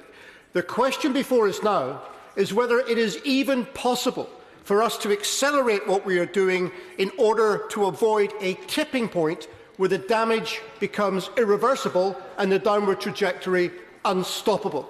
And that point doesn't come in 2050, it comes in about 10 years' time. That's why this is an emergency, and that's why the government needs to do more. Let me give a couple of examples where the government should be doing more. I eat red meat. I should eat less of it. So we all should. But you can go into any supermarket in this country and buy a kilo of beef for less than a kilo of green beans. So we need the government to take action with our food producers and using every lever at its disposal, including tax and subsidy and regulation, to make sure that families in this country can eat nutritious food with a low-carbon footprint without putting themselves at an economic disadvantage. Another example. I come by train to this place from Edinburgh, but that's because the taxpayer pays the fare. If they didn't, I would have the same dilemma as everyone else in my constituency, and that is that on any day of the week, it is cheaper to fly from Edinburgh to London than it is to take the train.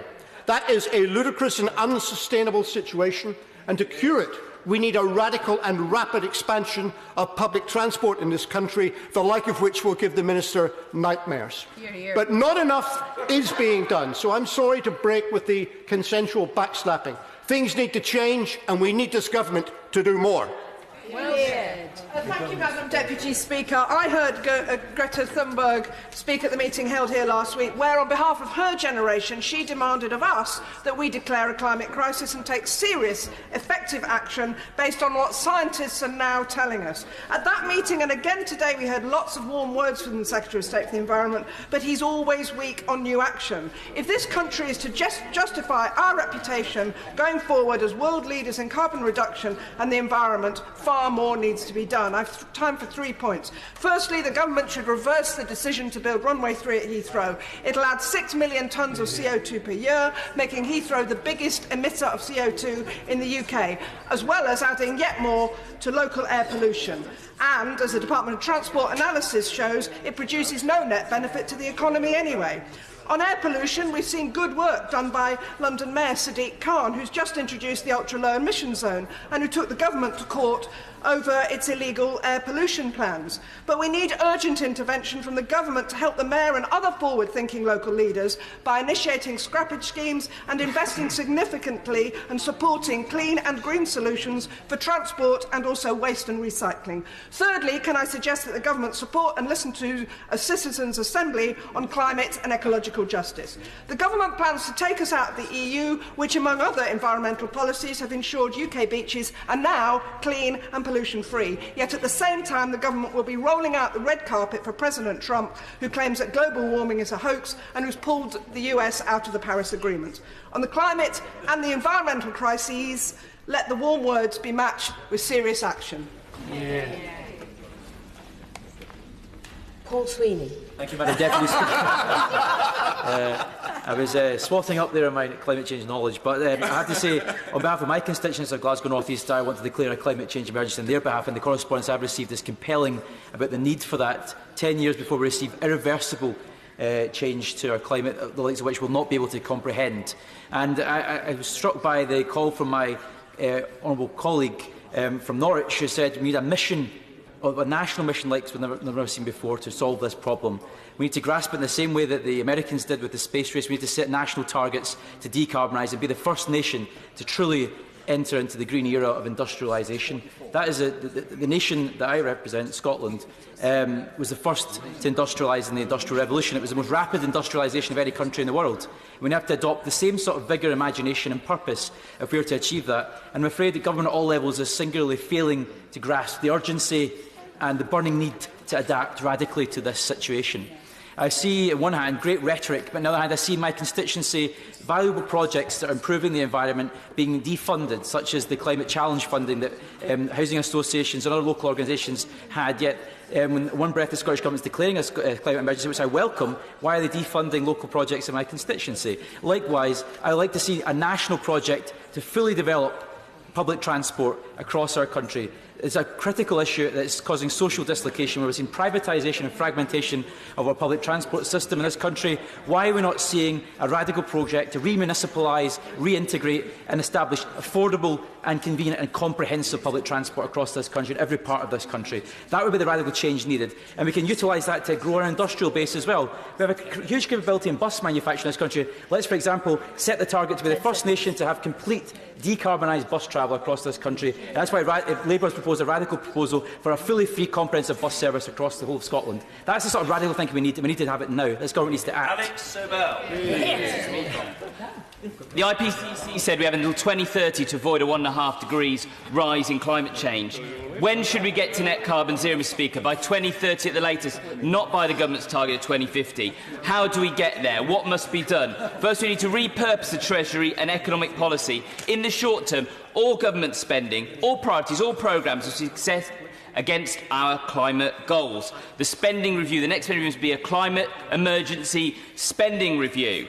Too little government spending as a climate change priority. In contrast, 25% of EU budget 21 to 27 will be climate related.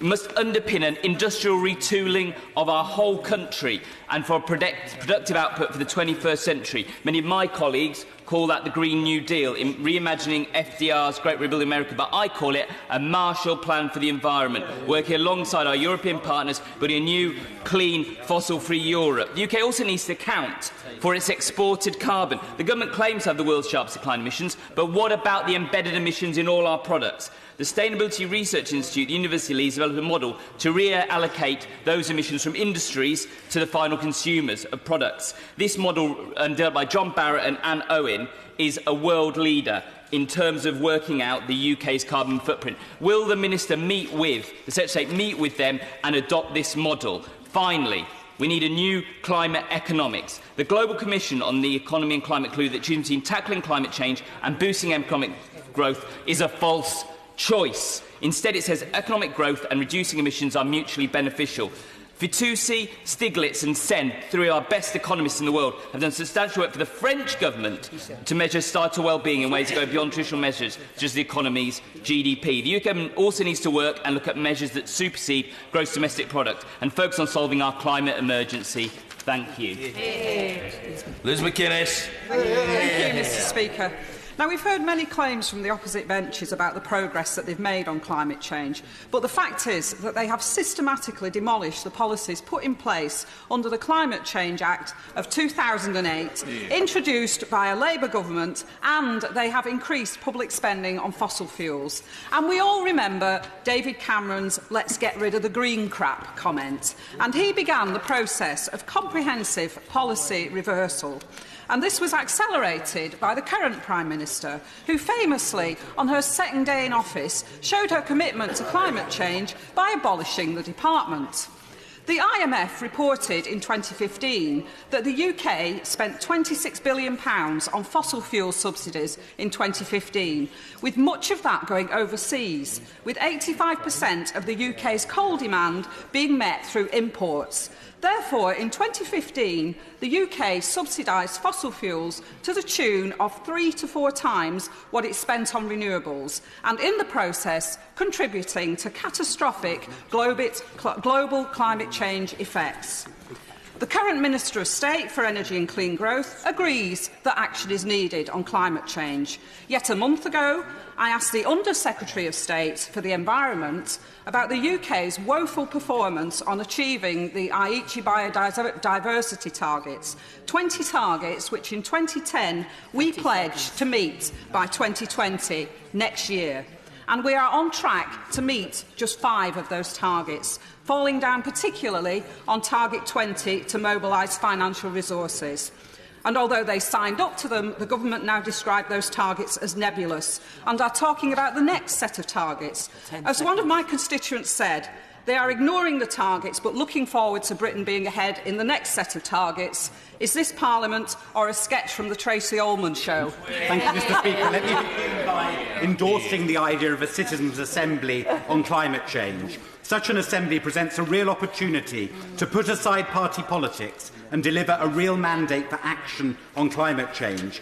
The Irish Citizens' Assembly has recently looked at tackling climate change and they faced up to some of the difficult trade-offs, reaching a consensus across a group of citizens from Irish society, providing a strong public mandate for renewed efforts to tackle climate change. I urge the government to look at establishing a citizens' assembly here in the UK to give citizens a voice in this fight. Liverpool has set the bold aim to become the world's first climate-positive city by the end of 2020. In other words, seeking to remove more carbon dioxide from the atmosphere than it emits each year. And the City Council is working with the Poseidon Foundation to help offset its carbon emissions by incorporating blockchain technology into the Council's day-to-day operations. Last summer, the International Development Committee started an inquiry into UK aid for combating climate change. Yesterday, we agreed to publish our report next week. Climate change cuts across everything.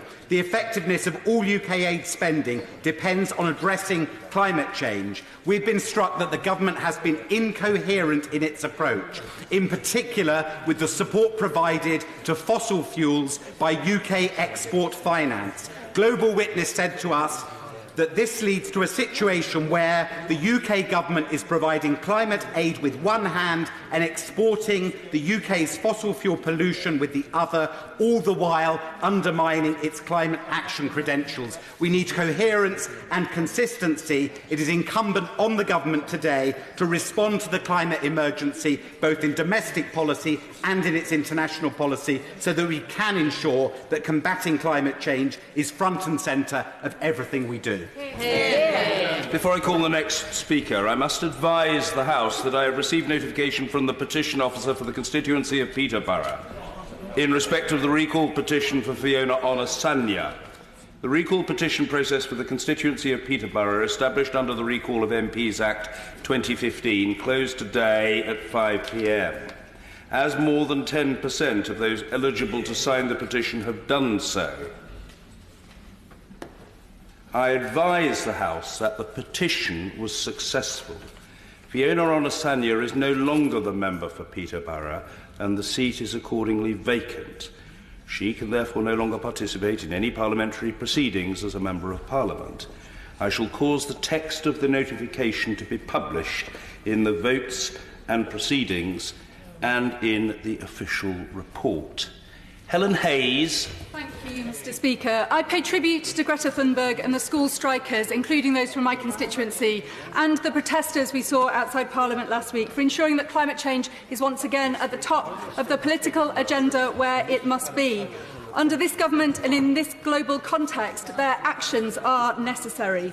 On the issue of climate change, the government has failed. Since 2010, a raft of policies and initiatives which were driving progress on climate change have been scrapped. Members opposite today have called for action on energy efficiency, yet the Tories' cancellation of the Green Home Scheme means that the retrofitting of insulation is at 5% of the level in 2012. We should have been building on those initiatives to make further progress, not talking about the extent to which we have moved backwards. With the very limited time available, I want to raise one issue which hasn't been mentioned this afternoon, and that is the issue of fossil fuel divestment. Part of the system change we need to see involves taking money out of dirty, damaging, exploitative fossil fuel extraction, and we can do something about that here in this place.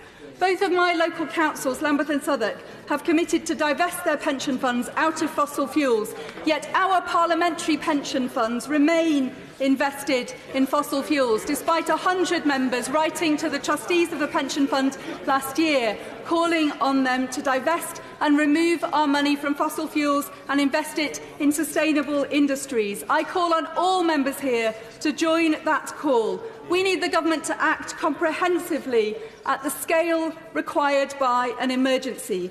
Climate change demands that it is the prism and the underpinning principle of all our political and economic decision-making. We must act to address this emergency. Thank you, Mr. Speaker. What I would like to know is whether our desperation to seal trade deals with other countries, especially the United States, will inhibit our ability to talk candidly with them about the need to change tack on climate change, because I want the government to embed in any future trade agreements legally binding commitments to reduce carbon emissions emissions, because we can do everything humanly possible in this country to reduce our carbon footprint. But if we continue to trade with the rest of the world on the same basis as we do now, then it will be for nothing. Our economy is changing rapidly, and it is now possible for people to order goods from almost anywhere in the world and for them to be on their doorstep within a matter of days. To the consumer, that's one click of a mouse. No climate impact at all, but if one counts the carbon footprint of original manufacture, transportation and then packaging, it begins to look a lot less pain-free. We've talked in here about some of the awful working conditions delivery drivers have to put up with in the gig economy. How they often have to pay for their own transport, outdated transport, and how they often have to drive convoluted distances to get to the destinations. That business model isn't sustainable for them as individuals, and it's not sustainable for the planet. And what about the packaging? We always talk about how we need to tax the online giants more. Well, let's tax those who do deliveries for the miles that they send their products and for the ludicrous amounts of cardboard they use when doing so. I'm sure it would not take long for them to develop more sustainable ways of delivering their packages. And as we heard from the leader of the opposition earlier, WWF has said humanity has wiped out 60% of mammals, birds, fishes and reptiles since 1970. Shouldn't that fact alone cause us to reconsider what we are doing? We are the dominant species on this planet, but that dominance should be used responsibly, not to drive everything else to extinction. Not only because that is wrong, but it also will end with our own extinction shortly afterwards. We have to take responsibility for our actions. All of us, we have to declare a climate emergency, and then we have to act on it. And that is the most important thing. We have to take action, not just today, but every day from now on in. Lisa Dodds.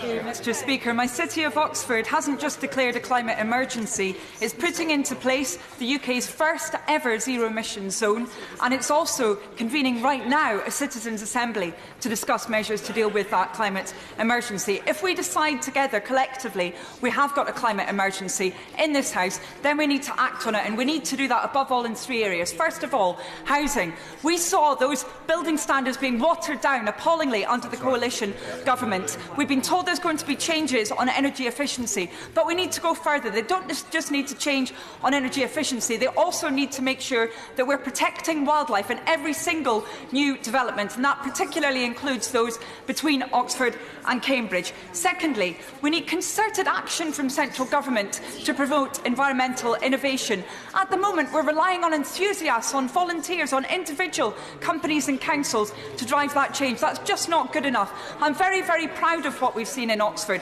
of Project Leo, of Project Eric, of those big projects changing our energy infrastructure locally, but it needs to be backed up by government investment, otherwise it's going to be piecemeal. This should be mainstream, not just a matter for enthusiasts. And finally, we've got to be honest about the challenges that we face. I absolutely agree with what the Secretary of State said when he said we've got to be honest. Quite frankly, I'm sick and tired to hear people say that they care about the environment, and then the next minute they tweet out some criticism of a policy like the ultra-low emission zone, for example. I'm very proud of those who are saying, yes, we've got to take those difficult steps, we've got to have those difficult conversations, including London Labour MPs like the one sat next to me from Enfield Southgate. We're facing up to it, we're dealing with this in a grown-up manner, and that is what government should be doing, not trying to, sadly, make those kind of short-term, politically expedient points that so often we see greeting environmental measures. Let's grow up, just like those kids have been doing, actually, when they've been out in the streets. That's what we need to do in this place. Thank you. Ruth George.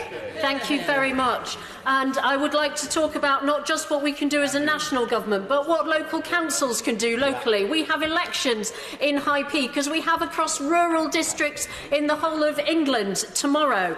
And local people can show their commitment to climate change and to taking the measures that are needed to tackle it by voting for Labour councillors that have practical proposals that they're putting forward in order to tackle climate change. From my council in High Peak, where Labour councillors voted to ban fracking, where they voted to declare a climate change emergency in the face of opposition from Conservative councillors who have not taken the actions that we need to do this. They're not proposing ending the green proper passive house standards for housing. They're not legislating for clean air. They're not even monitoring it properly. And where they are monitoring, then they're refusing to release the results of those air pollution monitors, even outside our schools, where we've got parents concerned about their children's health. We haven't had a single public charging point for electric vehicles installed in High Peak in my area under a Conservative council for the last 4 years. We've got people crying out to be able to use electric vehicles, to be able to use public transport, but we're seeing our buses cut, we're seeing our train services not supported, and it is Labour councillors who are out there fighting for our bus services, working with local companies and local people on cycle routes for our constituency to make sure that people can get to work, that they can use cycles for leisure, and that we can reduce emissions in an absolutely practical way, not just by doing things like banning fracking, but by supporting renewable energy in a positive way at a local level. That's what every local person across rural England can do tomorrow. They can back policies that will support the environment and make this change real. Thank you, Mr. Speaker. It's an honour to close today's debate. I think the kind of debate that justifies why the public go to the ballot box to put us here. We've had 63 collegiate, wise and passionate speeches today, all the way through from the member for Newbury, who talked about farmers displaced by salination of their lands, all the way through to the honourable member for Norwich, who gave us my favourite comment of the day, where he said, if you are drowning, you don't ask, ooh, what's politically possible? You do what you need to do to survive. We also heard the maiden speech from the honourable member for Newport West, and I have to say that Newport will be proud of her tonight, as will her predecessor, who I'm sure is smiling down today. We also heard from the Right Honourable Member for Doncaster North, who was applauded right across the House for his groundbreaking work on climate change. But he also said that every political issue we consider must deal with climate change. And in that vein, I wanted to pay tribute to many of my colleagues who haven't had the opportunity to speak today, who have been leading the charge on climate change, not least the Honourable Member for Workington, Brent North and Southampton Test, who are sat behind me today. Now, the great Salford poet and songwriter Ewan MacColl once wrote in a song about hiking on the moors, I may be a wage slave on Monday, but I'm a free man on Sunday. Now, whether or not you like his music or his politics, I think there are three things we can take from that, which almost everyone in this House would agree on. Firstly, the environment is not something separate from ourselves, something out there. It's part of our freedom. When we talk about the environment, we're talking about the places that mean the most to us, about our food, about the air we breathe, literally the air we breathe. And 70% of the world's oxygen is produced by marine life, life that is threatened by ocean warming and acidification caused by carbon put into the atmosphere. Secondly, climate change and the environment are not luxury concerns. It's working people that benefit most when our public spaces flourish, urban or rural, and it's the poorest, both at home and internationally, who will be hit first and worst by the climate emergency. And it's the working people, as we've heard today, who have the most to gain from a green industrial revolution that could transform our economy, creating hundreds of thousands of good jobs. And we on this side estimate that retrofitting the UK's housing stock could create 160,000 jobs alone right across the UK. Offshore wind by 2030, 120,000 jobs, largely in coastal towns and regions that have struggled for decades. And thirdly, our climate and our environment are in deep trouble. You don't have to look far to see how climate change is already a disaster for many across the world, from the cyclone that's recently struck Mozambique to protracted droughts in East Africa. And if we continue on our current path, we face unimaginable losses for every member's constituency in this House, and unimaginable losses for people and communities across the world.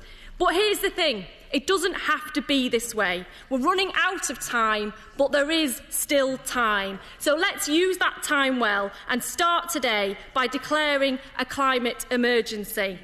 But very briefly, what does that mean?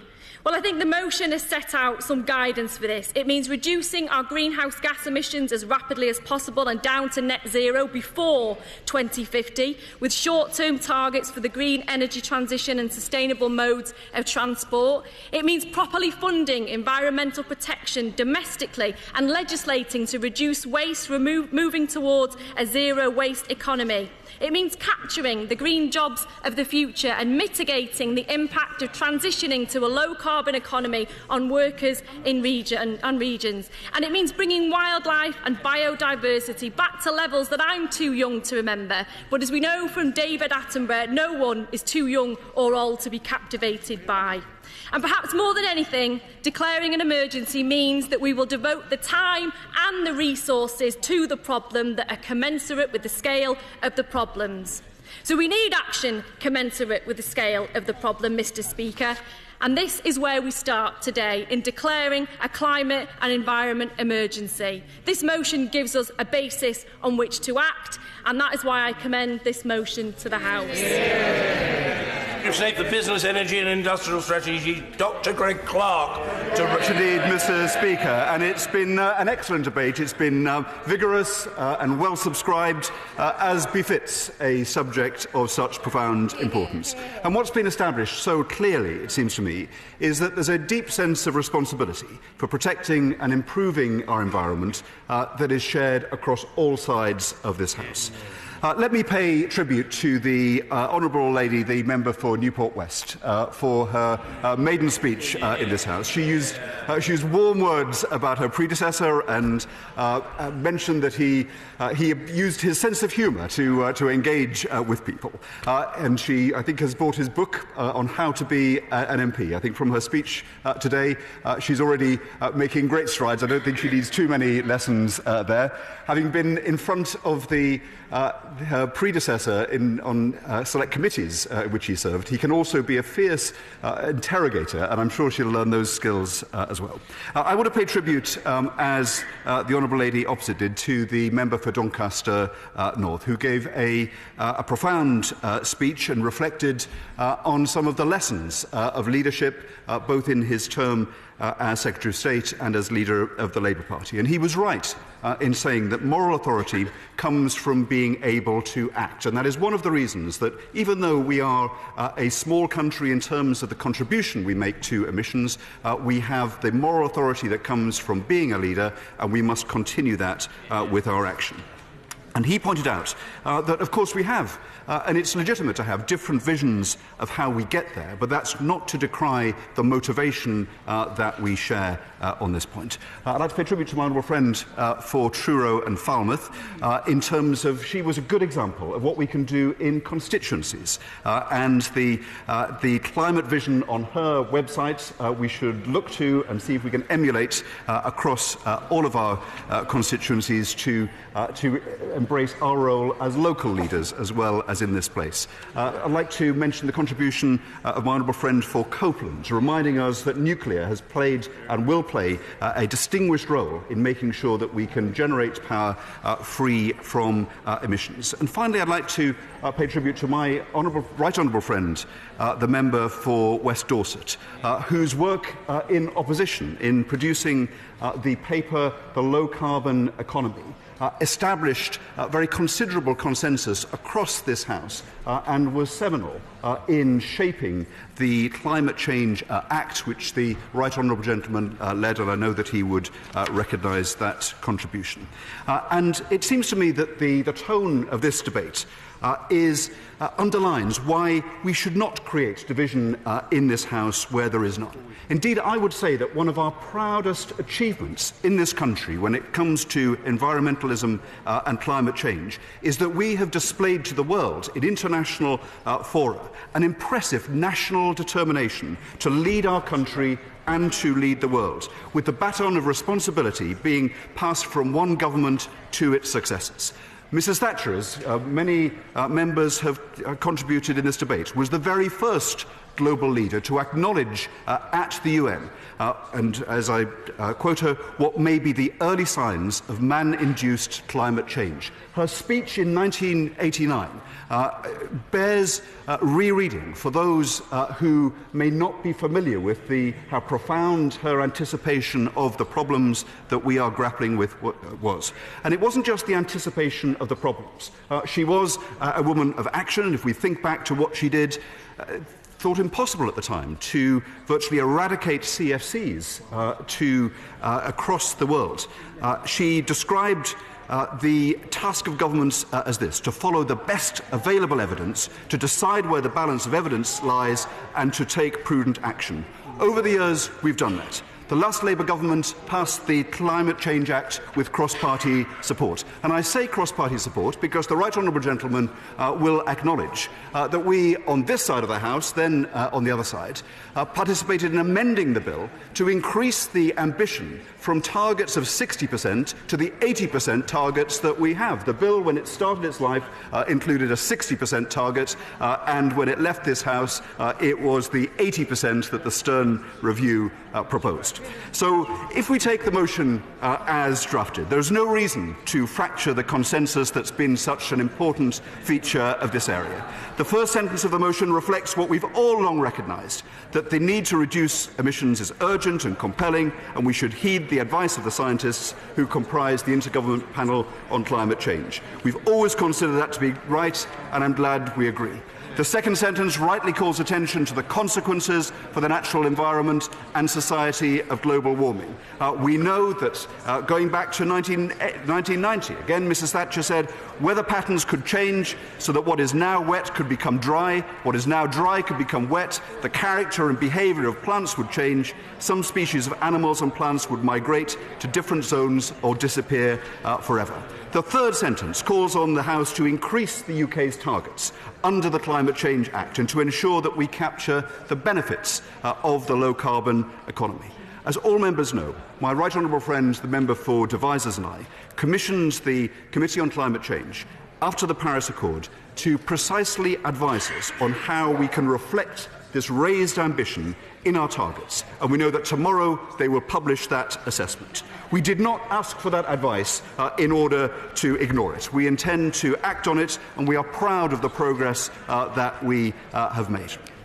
I was reading some of the policy documents that were being debated at the time of 2008 when we were forging this consensus. And between 1997 and 2007, our greenhouse gas emissions were increasing. They were increasing at the rate of 2% a year between 1999 and 2004. Since then, we've transformed our performance and our reputation. Since the year 2000, few countries in the world, and none in the G20, has gone faster than Great Britain in decarbonising the economy.